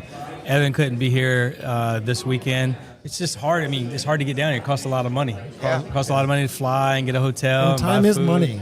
Yeah, man. And people got lives to live. So shout out to the chats for sitting here and watching all day and listening and participating. You guys are awesome, man. It's been a great show so far. Like I said, we got Thomas from Paranoid Americans. He set up a booth selling all kind of merch over there. I'm selling some stuff here. Doc true? Brown is selling some book. Ed Mabrie selling some books. It's a wild event. It's Dr. awesome, Laura, man. Laura Baker. Yeah. I think I don't know if she was joking, but she just said that Thomas made it official that he gave his life. Oh, he really? did? That's what she said. Wow. Really? The stage. So we'll see. I don't know if it's true or not. Now, that's amazing if that's true. It's the Holy Spirit operating if it's Yeah. true. Yeah. Well, I saw him go on Matt's show, and I saw a change in him a little bit. Matt who? From the Straight Bible. Straight Bible, yeah. Yeah, 'cause And he'll challenge him. Matt's got like no filter in some sort of way. His face is all when he's looking at it. Whenever I He'll see him, challenge you with an expression. Yeah, his face is always like, "What are you stupid?" No, it's What are when you the boys start going on. When the boys start going at it, he just goes. Yeah, I think he's tamed. Raven and Top Down a lot. I think it's a great fusion between the three of them. Yeah, they especially needed to with the be Straight Bible tamed a little podcast. bit. They didn't need to have complete wildness out there. Guys, flying a plane, can you reckless. stay focused, please? Listen, you stay focused. Is that what he says? That's what I'm telling him.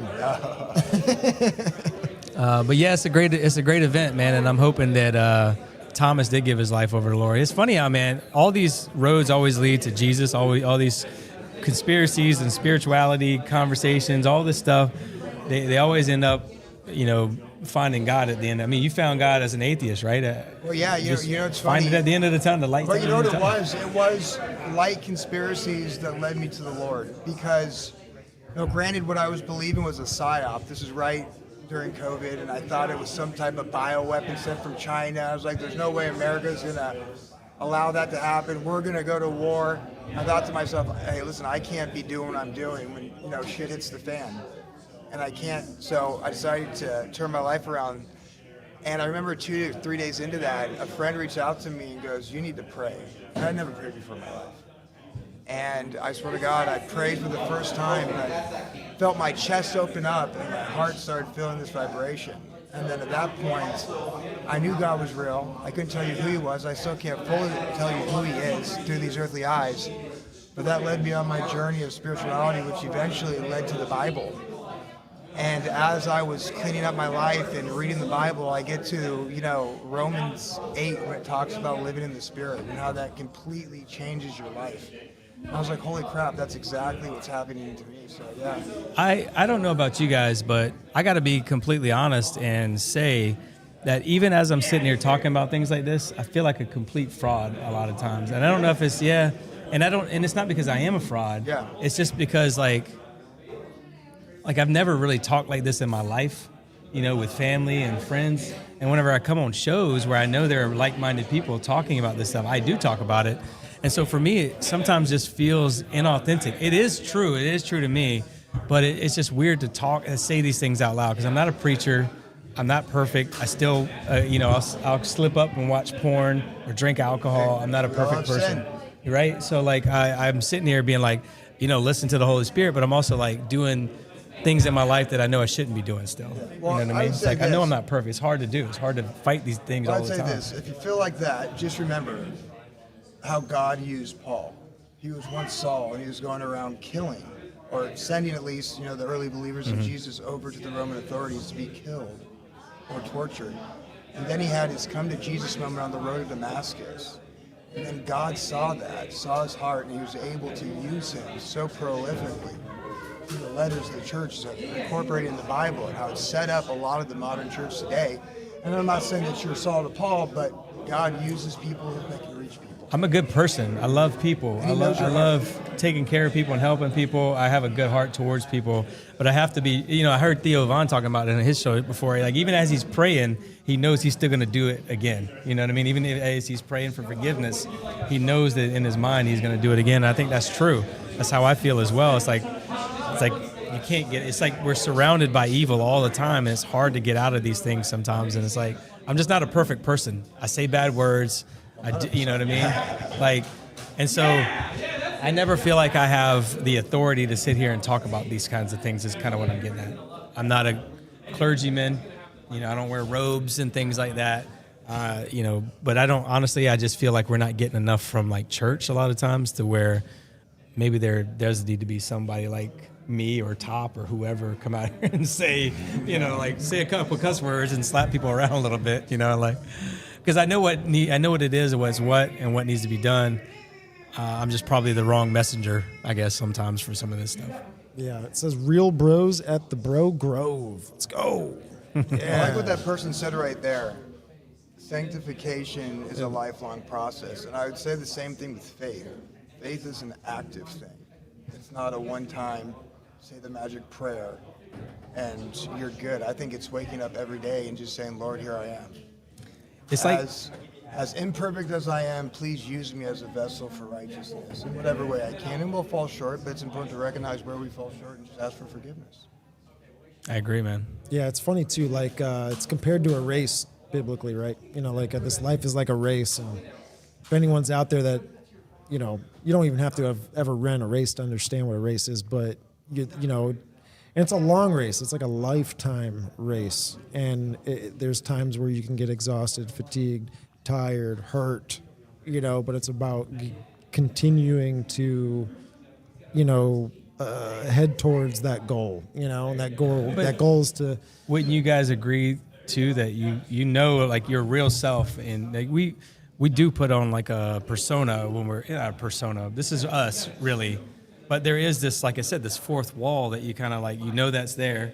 It's kind of like going into a fancy function. You're not going to say a bunch of bad words. Or you're going into church, you're not going to say a bunch of bad words. Mm-hmm. And that's kind of how I feel like when we come on these shows. I'm not always my full authentic self, right? Because you have to present yourself as this like person who might know things or whatever the case is. Right. And so for that, I just am always, I'm never the person to listen to, y'all. Y'all should not listen to me.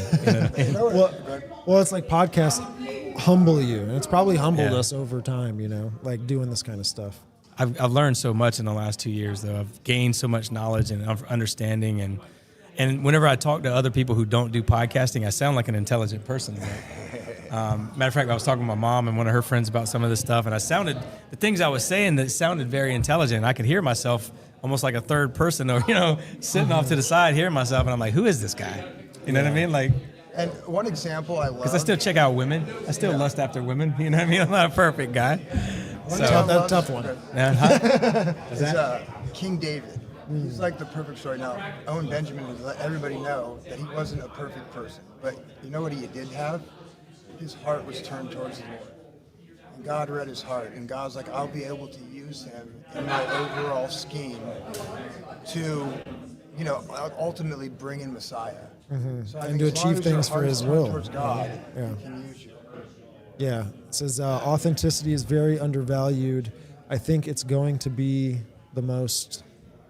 They're going to continue that. I think Brohemian Grove. There's a guy here who has a shirt that says authenticity is the highest frequency or something like that. I can't remember, but gosh. But I'm gonna go get him. That's 100% true. When you're authentic and real about something, and it's exuding from your heart, it like amplifies out into the world, whatever that is. Oh, you know? JT's in the house. JT says Snoop Von Poop says hope everyone is having a good time. Super bummed I couldn't make it this I year. like what That's Doc all said good. above We'll it. see you next year. Yeah, go up above real quick. I like Yeah. Doc said right there. Up a little Where? bit. There you go. You're not saved. You're in the process of being saved. I think it's an interesting idea. Interesting. We're blessed to have JT, and JT follows JC. We're blessed to have Brian from Demon Erasers, and Stephen, and Ben, and Jeremiah, and Tom. I mean, what a crew of influential podcasters out here today, man. It's been awesome. Owen Benjamin's here with us as well. Bit of a rabble-rouser online sometimes. Yeah. But he gets the job done. He gets the message across, man. And I think he's a warrior for God as well. So it's good to be out here with all these people tonight, man. It's awesome. Absolutely. It really is. Absolutely. But, Let me see. Checking the chat here. JT, we put on Christ's righteousness that covers our sin, but we know we are naked sinners underneath.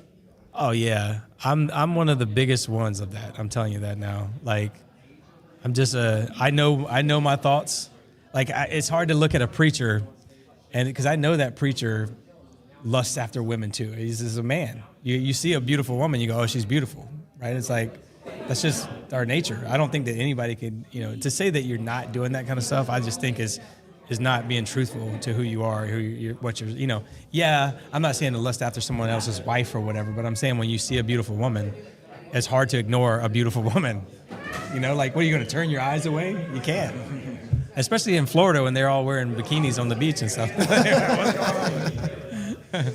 But I do love my wife, by the way, and I love my wife and love my kids. I would never cheat on her or anything like that. But I'm just telling you that's the real thoughts that we wrestle with. We're still humans, yeah, man. we wrestle with that. We do. Listen, man, if women brought down angels, and if women brought down presidents, and if women brought down Adam in the Garden of Eden, man, we don't stand a chance. You know what I mean? Like, if women brought down Bill Gates and all these other people, we don't stand a chance, man. That's funny, man. That's funny. We don't have any power or any money or any influence or whatever like that. So, Well, I thought I'd pop on here same. for a little bit, and I'm going to probably watch the end of the show here, see what they do. I don't know. I think, what do they got? One more? Are they in the middle of the last talk up there? Is it Top of the Raven closing it off? They got to do Nancy something hot? funny. She They didn't got to come do today. something hilarious. I don't have my glasses, so I can't read the comments. You gotta do like the squint. I wanted to Right? meet Nancy because they always talk about her. Yeah. Oh yeah, Nancy, But, the controller. All I know is that she looks like an Asian woman. She's their handler. Yeah. Like the picture, the profile picture on the NDS thing is just, but hey, shout out everybody. Steven, the Biblical Hitman, come hang out. Love you guys. Enjoy the rest of your night, and see you later. Bye, everybody. Bye-bye. God bless. Okay, now we can really talk. No, I'm just kidding. Still going. You can talk by yourself. All right. Everything is fake and lame. Everything. Are you dropping it down? Are you trying to bring everyone in for a landing? Oh no, I was just getting started. How much longer is this going for? I feel like it's winding down, but I mean, what do I know? I don't know that they know. Yeah. I think that it's kind of like the more we think we know, the less we know about everything. That kind of Isn't seems that to be the truth? That seems like to be the theme of everything. Yeah, correct. Isn't that the truth? There's one thing I know, is that Jesus died for my sins. Amen The to rest that. is just an opinion to a certain extent. Well, it's the only thing that matters. Yeah. It's really the only thing that matters, and I think that that's what I've tried to express to people. And I know that some people might think that my message is confusing, but it's funny. We just talked about this because it was funny because we had Austin there, and he was getting he goes down deep. There was like a Yeah, therapy Austin goes session down up deep. there, and I was saying that, and I always try to reiterate this because every now and then it needs to be said, is that we talk about all the weird stuff so we can bring people back to Jesus. Like, it doesn't really matter. I mean, because that's the only thing that really matters about what we're doing. And I think that if it was just me, I don't think that I would need to research any of this stuff. Really? I mean, it's not like, I don't know. I mean, I could say that for sure, like, but I don't, I have an interest in things. I want things to make sense. So I think that's why I think lots of us have been. Well, maybe we're not done yet. You Sorry, see, like, we'll you keep see, on going. like you see how this works here. No, that I think the reason we like conspiracies is because we like things to make sense. Yeah. Right. Like if the history we're taught does not make sense, and somebody says, "Hey, well, because it actually happened like this," and you're like, "Okay," like there's a little bit of like brain candy for that, where you're like, "Oh, I like that idea," because I like things to make sense, and I think that as somebody who does love the truth, who loves Jesus Christ, the truth resonates with you so much more than all the lies we've been told. But yeah, but the truth being told, like, if everybody was already in the fold, would we need to talk about any of this stuff? Yeah. You know what I'm saying? not. Like, Yeah. we could just study God's word and we could talk about ways to glorify Him and take care of each other. But until then, until that time, we like to have a big tent, and we like to be interesting, we like to be engaging, we like to be relatable to people. Yeah, I think it's on how do we use the conspiracy. Yes. Right? Because I truly believe a conspiracy without the truth, which is the way, the truth, and the life, is just another psyop. It's just more knowledge, more gnosis, some of the occult. But if you use it to bring people towards Jesus, which seems to be a pretty effective tool, and then let the Holy Spirit work its magic. Yeah. It can be for good, and I think that's what we try to do. Oh yeah, 100%. I would say that is the experience that I think that anybody who would call themselves a truther, guys, they're holding me against my will. No. No, yeah, we, like, at some point, yeah, like, you can be black-pilled by all the nonsense and the evil and the lies. But yeah, we don't lose heart. Well, that's the point of the Holy Spirit. Yeah, well, Jesus told us. Jesus told it was. He never said it was going to be easy. He said the exact opposite. Yeah. He told us it was going to be hard. He says, "In this world you will have tribulation." Yeah. Whether it's the great tribulation or if it's just regular tribulation. I always think about it like this: is that if you're going through tribulation, it is the great tribulation, right? It's just like when people talk about like minor versus major surgery. Major surgery is anything is happening to me. Like people say, "Oh, that's a minor procedure." It's like, well, it's not minor for me because it's not every day that you have to go through these trials and struggles. But in this world, you will have tribulation. But be of good cheer. Yeah. Because I've overcome the world. Yeah. And let me tell you something. When you read the Bible, clearly the most important part is the hope that we have and the promises made from Jesus. Mm-hmm. But if you read the rest of the book, it's a pretty black-pilled book.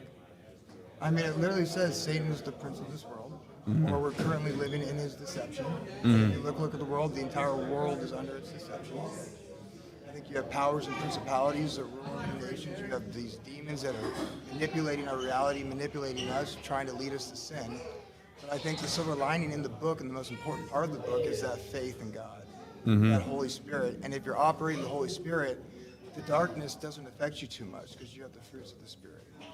Yeah, well, that's why I like to keep my podcast pretty light, despite talking about a lot of dark things, because we know that the victory is guaranteed. Yeah. So all we need to do is be in tight with the King of Kings. If like your buddy's the king, he who's in me is greater than he who's in the world. Then why am I supposed to worry? I mean, I love the simple lessons from Jesus about, can you add one more day to your life by worrying about these things?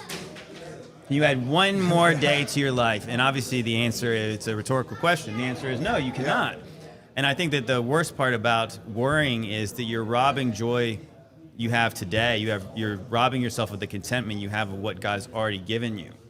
It's kind of like, do you ever have like a situation where you're stressing about this situation and you're like, oh my gosh, this thing is such a big deal. And you find out, you get there and it's like, it really wasn't that big a deal. Yeah. So you wasted all that time worrying about something that was not even a big deal. There's the relief of knowing that it wasn't, but like at the same time you look back and you're like, God had it all figured out anyways. He always does. Like it was fine. And it's like the thing is that, as you said, it is a little bit black pilled to know that nobody gets out of this place alive. Nobody gets out of this place alive.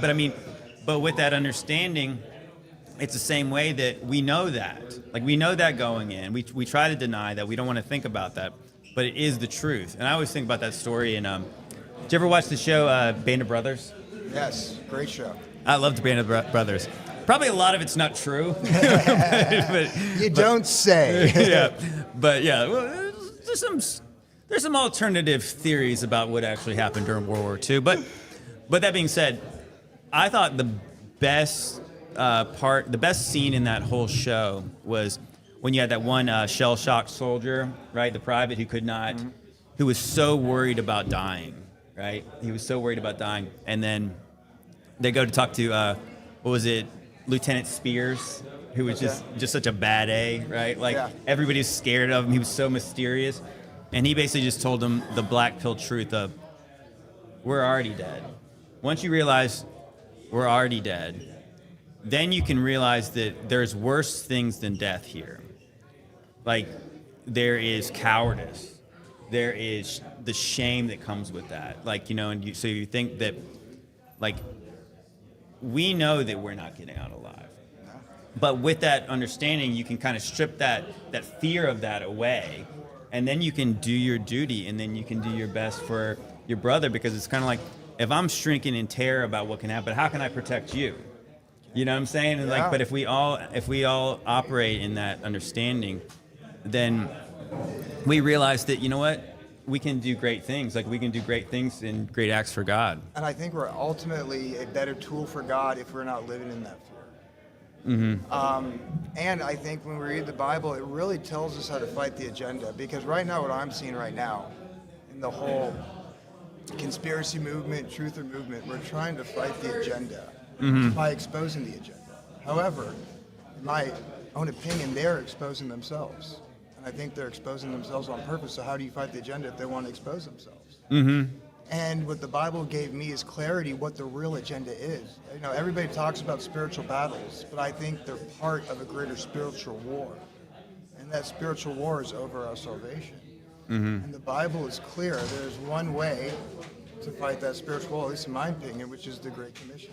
Right. That's a great point. Somebody mentioned in the chat, Seed of Babylon says, cowards do go to hell, Revelation 21:8. Well, you think about it, like what cowardice is and what really fear is of the enemy is lack of faith.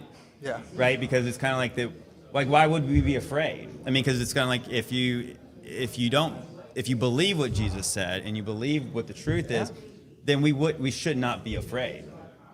Because it's like the thing where like Jesus is talking about, like when we're talking about like earthly things, about like being fed and being clothed, and it's like, well, Jesus said, don't worry about that. He clothes the flowers more glorious than Solomon. He feeds the birds, and how much more does he love you? Yeah. So if you were so worried about that, which obviously there's reasons he says that, is because most people are worried about that. Yeah.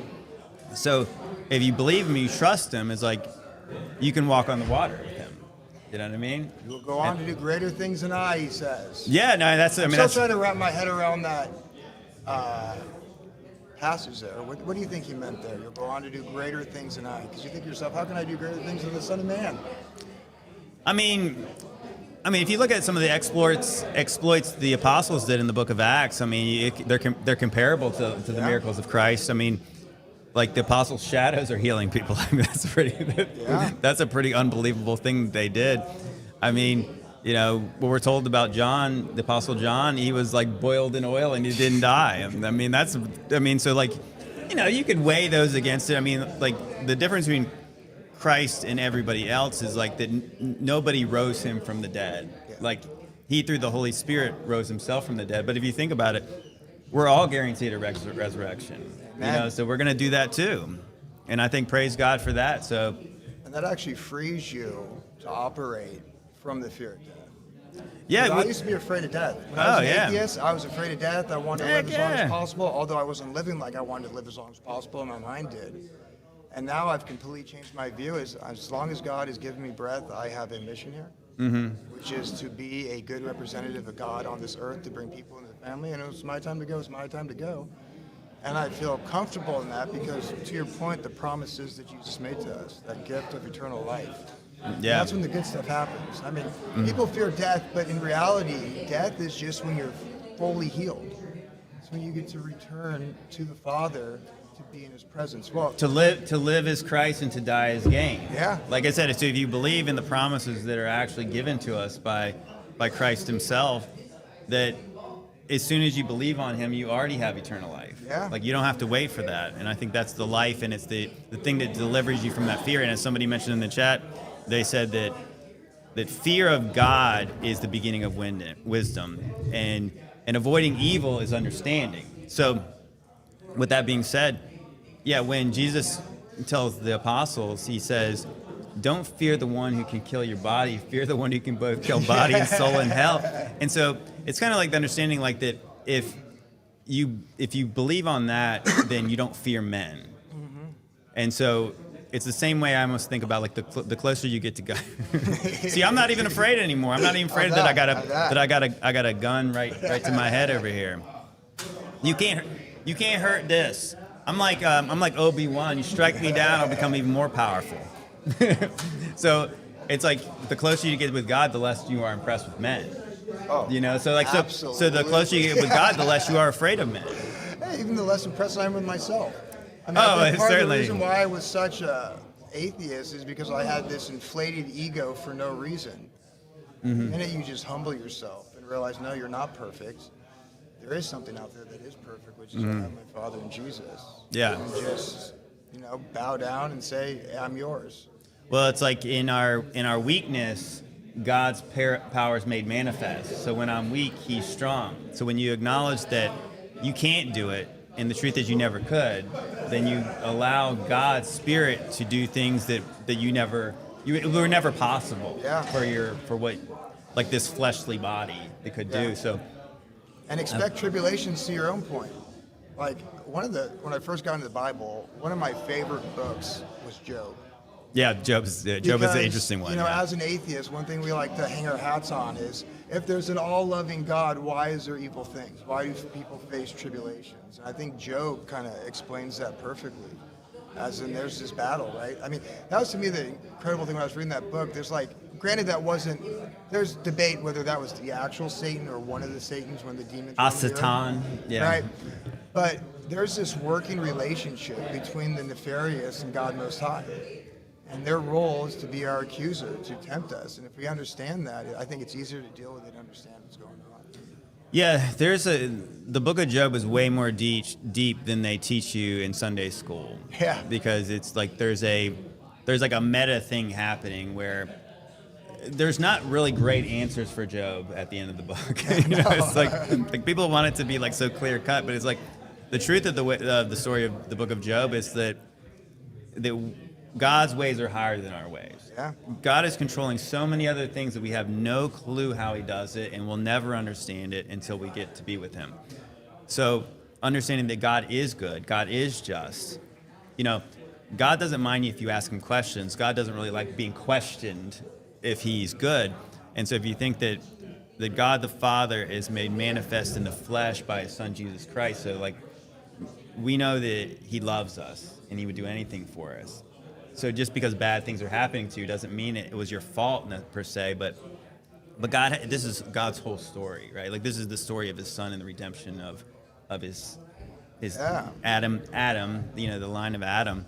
And so I think with that understanding is that you don't have to understand, but you have to trust God. It's the whole faith part. Yeah, that's the faith being to be the underlying theme throughout the entire Bible. Yeah, absolutely. So I think that is it's a beautiful book. It's a mysterious book. Oh boy, and is it. Yeah, there's so much deep wisdom in the Book of Job, and that's the trippy part about the Book of Job is like that his friends, right, his frenemies are not necessarily saying things that are wrong about the way Job is acting, but their underlying issue is that they were judging Job, right? And it's like, so they're making his plight worse by casting judgment on him and blaming him for the things that are the things that are happening. So like all they really did was make it worse. And the truth is, we don't know why things happen all the time. I'll tell you what interesting when I read, and it's in the first chapter, and this is a little tidbit. I would argue, or I wouldn't argue, but maybe introduce the idea that that's actually when Satan comes down and like destroys his farm, creates a mighty whirlwind. Mm-hmm. I mean, that's like weather manipulation. Yeah, It's yeah, not of God. right. And what are they doing now? Weather manipulation. Yeah, that's the thing. It's like it's pretty interesting when you consider that like most of these pagan deities that I would say that are likely avatars for Asatan, for the devil, they're storm gods, right? Yeah. Isn't that interesting? Like Zeus and Thor, Baal. I think even Set was a storm god. All these deities. I think Dagon was also a storm god. And so like, I think it's interesting. I always bring this up is that when you hear about like rappers talking about making it rain, like is it gonna make it rain? Yeah. So people get that one level of understanding of like making it rain means to, throw $100 bills in the strip club. But what it really says is if I can make it rain, is like that I'm saying I'm a god. Yeah. I'm a god. Yo, G. Well, is the it's G not for surprising. is the G for the Freemasonry G? Is it for the Grand Architect? Is it for the devil? And I wonder, and I think I said this earlier, but I think Andrew pointed out is like these guys want to be gods. Right. And I wonder at the upper echelon, are they merely vessels for demigods? Well, I mean, there's something to that. Obviously, there's bloodlines of these 13 families, and I think obviously you've done the research into the connected tissue of all the secret societies and the rulers, the people in Hollywood. Yeah. They do seem to be related. I mean, I don't think that's an accident. So, if they do believe that they come from some divine lineage, but I mean, at the end of the day, it could really just go back to the idea that the lie from the serpent in the garden was you can be as gods. Yeah. So that's why like the Gnostic inversion is that through knowledge you can ascend to be a god because basically you're already this divine spark. That's a lie. But I mean, what the promise is from Christ and what it says in 1 John is like that through Christ we'll have the ability to be called sons of God. Co-heirs. Yeah, right. That's yeah, why exactly. we have to struggle like Crazy. Christ struggle. I can't wait to judge those fallen angels. Damn you, Zeus. No, I mean that's the thing. It's like that's why we shouldn't fear them. It's like we'll be there one day when they get cast into the abyss. I also think we should fear them as long as we're operating the Holy Spirit. I think there's something about the full armor of God that directly correlates to the Holy Spirit. Yeah, well, it's a situation where we don't fear our enemy, but we need to respect our enemy. Like we need to respect that he is wily, he's wiser than us. We can't defeat him on our own. That's one thing I don't agree with. A lot of people say, "Oh, Satan's an idiot. They're idiots." Like, no, they managed to keep us under their rule for the past, 7,000, 8,000 years. Mm-hmm. Whether I don't know how you take on it, but Yeah. they managed to deceive us this entire time. Yeah. So you don't want to give them too much credit because our God is more powerful than theirs. But He's sovereign. do not underestimate them. Yeah, well, that's what it says, is that your enemy is a roaring lion, seeking whom he may devour, so be sober and vigilant. So, like, Jesus tells the apostles, I'm sending you out amongst the wolves, so be as wise as serpents. Yeah. So that's interesting that he used that example, be as wise as the serpent, because that's your enemy, and be as innocent as a dove. So, yeah, I think it's interesting. We actually had an interesting conversation. This has been a banger. If you guys get the opportunity to come to Brohemian Grove next year, Yeah. we had some epic conversations. Some of the conversations we've had, not in front of the That's my favorite part, is talking to you guys or just talking to the people that come here. Yeah, it's amazing. Some of the knowledge bombs that were dropped.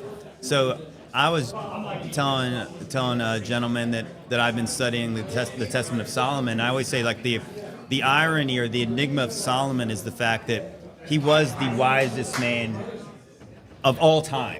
Like he said, he got the most wisdom that anybody's ever had and ever will have. Yeah. And yet, he stumbled and he fell, and in the divine spirit was taken from him. And I was like, but you know what? The contrast of that is, or maybe not the contrast, but like the parallel story is the fact that Ezekiel 28 talks about the devil, and it said that he was the signet of perfection and he was wise. So So Solomon was the wisest man ever, and it's arguable that the devil might have been the wisest angel ever. And yet, everything he did led to folly. You know what I'm saying? So it's kind of like that is probably leading people to believe that gnosis is not through salvation. It's like so much wisdom and much knowledge does not lead to salvation, ultimately can lead to your undoing. Absolutely. Like I said, conspiracies without the truth is just another psyop. Amen. I think on that note, we're going. I think they're wrapping up. They're telling us we got to leave. It's last call. Yeah. Love you guys. Peace We'll out. see you guys. We'll see you guys Yeah. on the flip side.